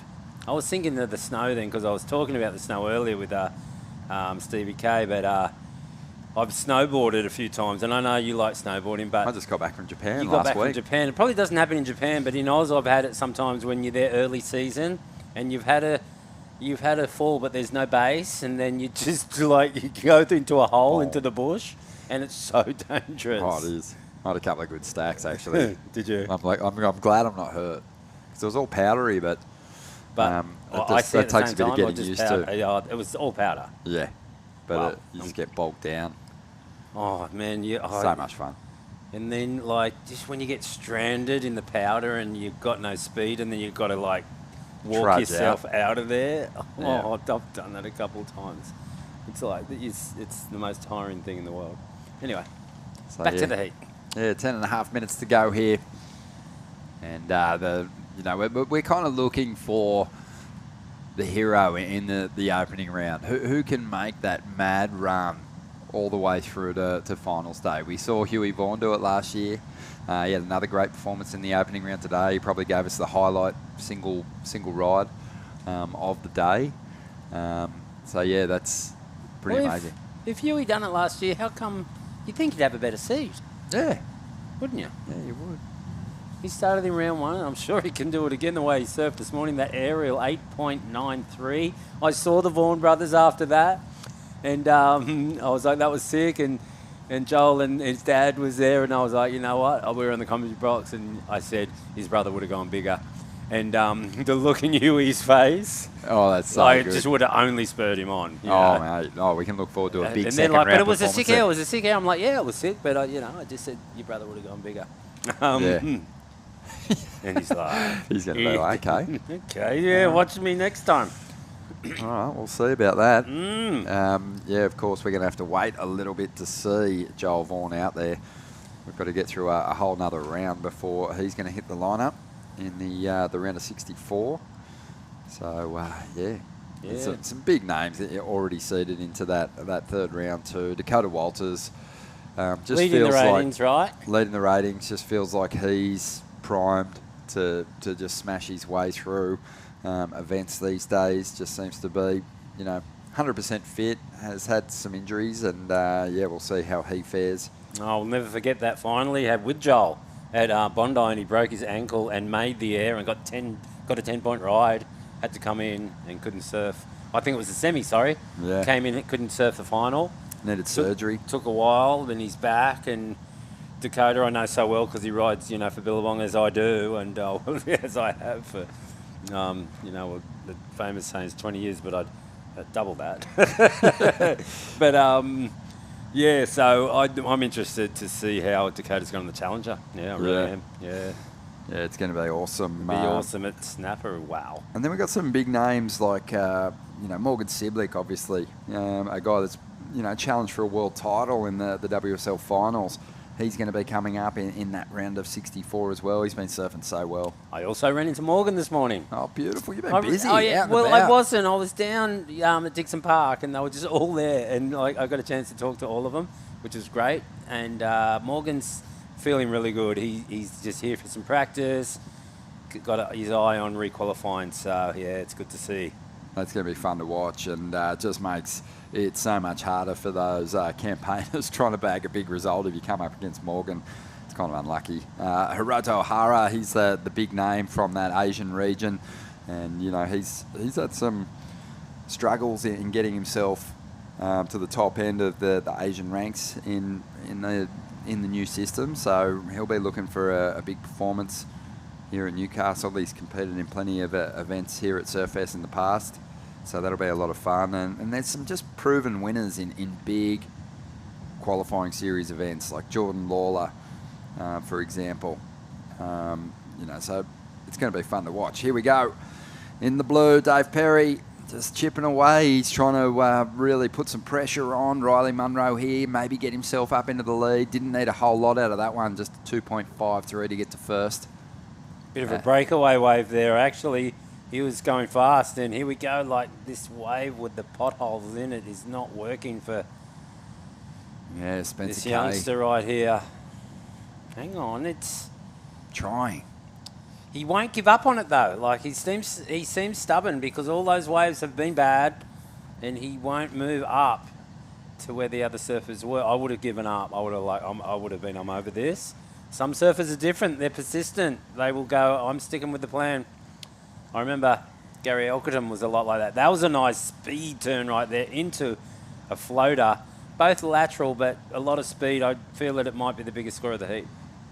Yeah, you can tell when the surfers know that they've kind of put it together on a wave. Just based on what we've seen so far, I think that Dave Perry knew that he was onto something then. Clean combination. Not going to be in the highlight reel. We know that. He knows that. But it's a 5.5. Still a very important number for him. All you need is the highlight reel in the heat you're in. Yeah. That's all that matters on the day. Yeah, you just want to survive and get to some cleaner conditions so you can really show your best surfing. But right now, there's a real sort of tactical element. I mean, there always is, but these guys aren't relying on those big, stunning manoeuvres at the moment. They're relying on finding a bit of space, comboing up something, and just edging ahead of competitors, not blowing them out of the water at this point in time. Yeah, well, that was a nice size set that came through right there. So good to see. The swell's kind of been picking up all day, and here we go. He's not giving up on it. Yeah, just having to sort of throw the board up over the section there. So it wasn't sort of that crisp timing that's going to generate a solid number for an individual turn. The thing is, he's got a bit of time. I mean, he could get out of there and get a score and still get him out of this heat, or he could just get real lucky and get a good wave where he is. I mean, obviously he's not going to go up the priority order if he returns to the other surfers, but he's probably thinking that. He's like, it's too late now. I'm not going to get up the order. I'm just going to go for it here. And, he only needs a 4.37. Going for reps, isn't he? As opposed to sort of getting into priority. Priority 2 is, you obviously, once you have it, you want to execute with it. But when the conditions sort of get really marginal and it's hard to pick a quality wave over anything that's rolling through, it sort of almost becomes like a whatever. I'm just going to go and throw everything at any section I can find. But he hasn't had over a 3 yet, so is it the right choice? At the moment, no. But in just but under 4 minutes, we're going to find out. Well, I'd love for his dad, and if he made the for him to call, pull like you said, if he made the call with 7 minutes to go, he potentially has enough time to really find a couple of okay waves, even when he's having to slot into that order. But down the end, any wave that comes in, he kind of gets a look at. But there's the interesting thing has Lenny Morrell moved down to that southern area. No, he hasn't. No, he should, I guess. But I mean, you're only blocking. The schools are so small. He's like, nothing's really happened in this heat except for Perry's 5-5. So I think he's right in just sticking on Riley Munro here and seeing what he's able to do as we see David Perry up again. Couple of hits, driving through to the inside. Yeah, he's just grovelling well, isn't he? He is. Very hard to tell with the drone angle. But, there's a loss of priority there. But like you say, it doesn't really matter. No. Look at the backwash. There's going to be a wave just behind it that's exactly the same. Actually, no, it's a bit further out and washed him out. Good to see the swells coming up. Now, we get a good little angle here, but it's definitely, like you say, running a grovel wave. And don't think he's going to better a 410 with that. Red, he's in there. Like, I'd love to see something come to him. I mean, there's been stuff come to him, but just with nothing. Like, it's all about survival out here at the moment. Just stay alive in this draw. Stay alive in this draw. Try and give yourself the opportunity to really like bring your best surfing to some quality conditions. But like it's inevitable at different stages. The conditions deteriorate, and you find yourself in a heat like this, and you just have to scrap. You got to scrap. And David Perry's scrapping like a champion out here at the moment. Well, here we go. It's just a little chip shot of whitewash that you can get to that closeout. Otherwise, you cannot get the speed to even get up there. So that's what you're hunting, is those little whitewash chips. And it's job done. Any time these competitors get up, the goal is to improve on your worst score if you're in that top two. Obviously, the surfers outside the qualifying position, they know they've got a firm number in mind that they want to get to. But here we go. Hang on a second. Spencer Kay loading up, has work to do, chasing the section, hasn't even got a turn done just yet, but he can save it here. Nice little whip off the top. Very clean. Little combo there to finish. Just clicks off a couple of turns. Behind him, Riley Munro.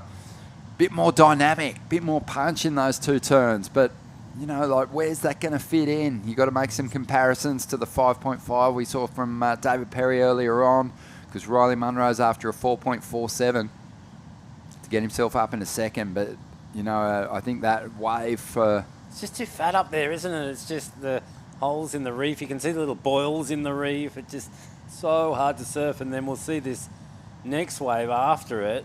It's on the sand, and it's just got more substance to it. Look at it, it's thicker. It's easier to surf, and it's just a better wave. He's in the wrong spot. Yeah, it's a but you learn. Neat little exchange there. Riley Munro does enough, 5.43 to jump up in a second. And Spencer Kay after a 5.79 now, 10 seconds to go. Lenny Morrell trying to get himself back up into the top two. Nice turn there. Only needs a 4.34 out of this one, Ock. Wow, that was like slow motion. It was that would have been so hard to do, even though it didn't look great. He was stuck in the lip. He was like, took off, had no time to bottom turn, got on the lip, actually was kind of inverted a little bit upside down, with no speed, with whitewash, and somehow puts his up in the lip. And actually, I saw a fin come out of that lip, and that was, is it the score? Who knows? Because on a regular day, we're saying no, but there's no good scores, really, and nothing's happened, and that was hard to do. So, you know, difficult degree of difficulty, I'm giving it to him. What about you, Ronnie? Oh, I just think, there's no major turns in this heat, and that was probably the biggest section that we saw attacked. Was it clean? No. Did he release out of that lip the way he would have liked? No, but he did put it on the line, and he gave it a fair nudge. So I think it's right there.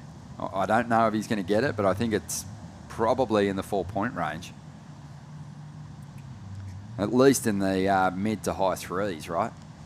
So it's you know, it's going to depend on the judge's interpretation. I think they're going to have a look at probably what Riley Munro did on his 5.43, and there'll be some comparisons there. Like, you know, is it close to Riley's wave? Is it within a point of that? Pretty good chance there is. Let's have a look at it. This was a nice combo. A little whipping turn, nice section there. Caught a bit of nose rail at the riding out of that move, but we know what he got. 5.43, and then we had this. Like you said, it kind of almost happened in slow-mo, that move. It was nice. I like how he chucked his fin out of the lip while he was... I like it. You know, I mean, if I was a judge, I would give it to him. I don't think I'll be surprised either way. Yeah. It's a weird one. It's like right there on the line. I'm pretty generous, though. And we'll have to see. Look, like I said, it was a heat short on big turns, and that was one of the biggest. So we'll see. Taking their time. Waiting on the numbers to drop here. What time are we starting tomorrow, Ronnie? I think we'll look for an 8 a.m. start again. Okay. Yeah, just based on what the conditions are doing. We do have a little bit of time to work with. So, you know, if there's quality waves, though, it'll be we're on. 8 a.m. Still waiting for this number to drop. The panel having a good old think about it. Well, I guess they think they've got all afternoon, right? I mean, we've got about 3 hours, so... Well, this is one of those ones. It's an interesting one, because usually you and I can say, I think he got it. Yeah. Or I don't think he got it. You know, if you were really holding me to an opinion... I was. I still am. I'd say I don't think he's going to get it. Okay. And I was saying I'm generous, I would give it to him, but that sounds like he's not getting it. But he's taking his shirt off. If he goes to the lead, he'll be putting that thing back on.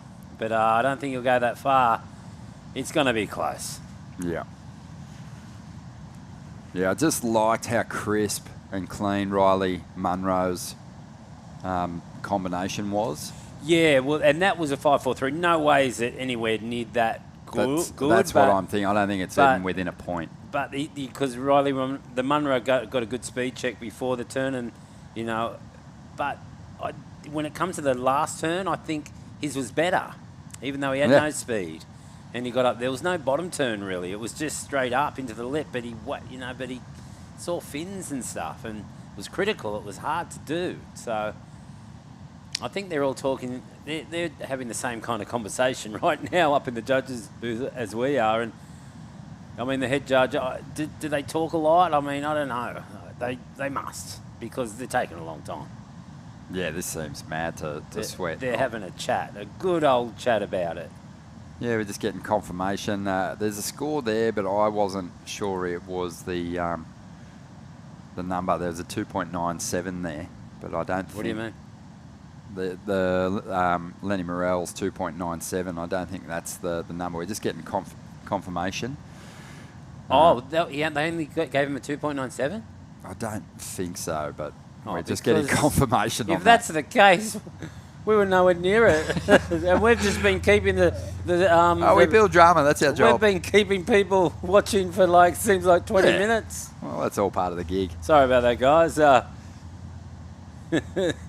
Yeah, look, Yep, it's in. It's in. The number has just dropped. 2.97, not enough. So sorry about that. Oxley, he's actually on the edge of his seat. I promise we won't do that to you tomorrow. Right. We'll get in trouble for that one. No, we won't. That was a lot of fun, Ock. A fantastic opening day here at the Burton Automotive Pro. It's all part of Surfest 2024, proudly presented by Reflections Holiday Parks. We'll leave you with some highlights. We'll see you bright and early tomorrow morning for a possible 8 a.m. start. See you then.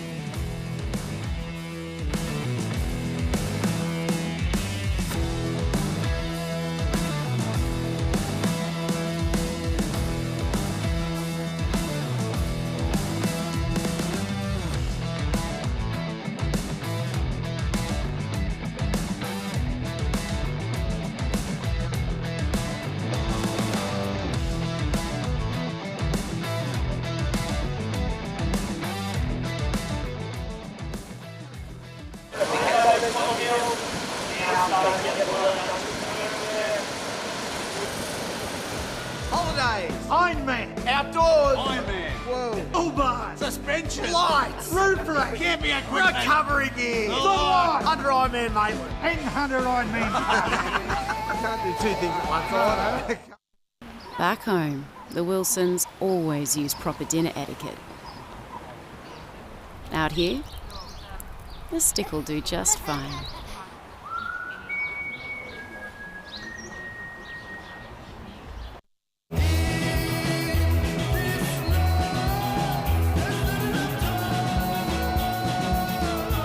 Effortlessly refreshing.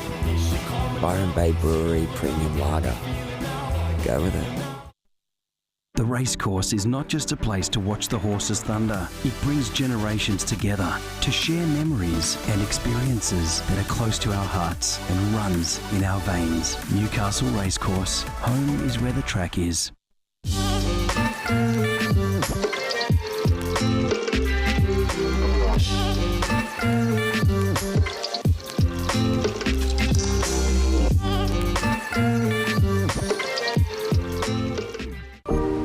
Welcome to Sydney. Upbeat. Downbeat. Feel its heartbeat. Open spaces. Open arms. A place to feel alive. To feel free. Come feel it all and feel new.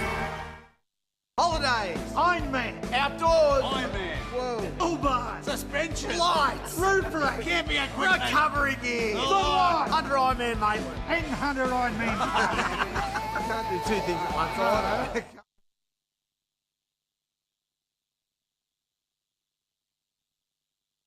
Holidays. Ironman. Outdoors. Ironman. Whoa.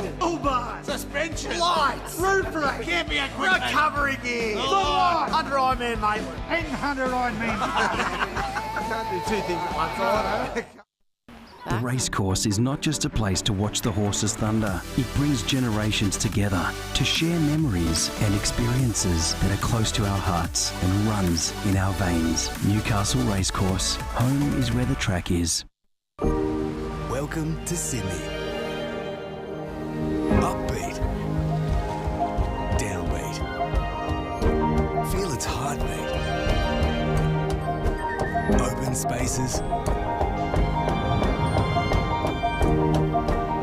Open arms. A place to feel alive. To feel free. Come feel it all and feel new. Adam has taken a few losses at work this week. A loss out here, a little easier to take.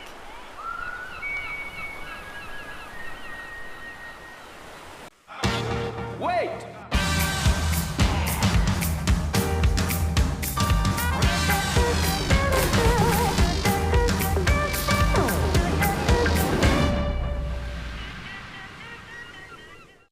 Holidays. Ironman. Outdoors. Ironman. Whoa. Uber. Suspension. Lights. Roof rack. Camping equipment. Recovery gear. Under Ironman, mate. And 100 Ironman. I can't do two things at once.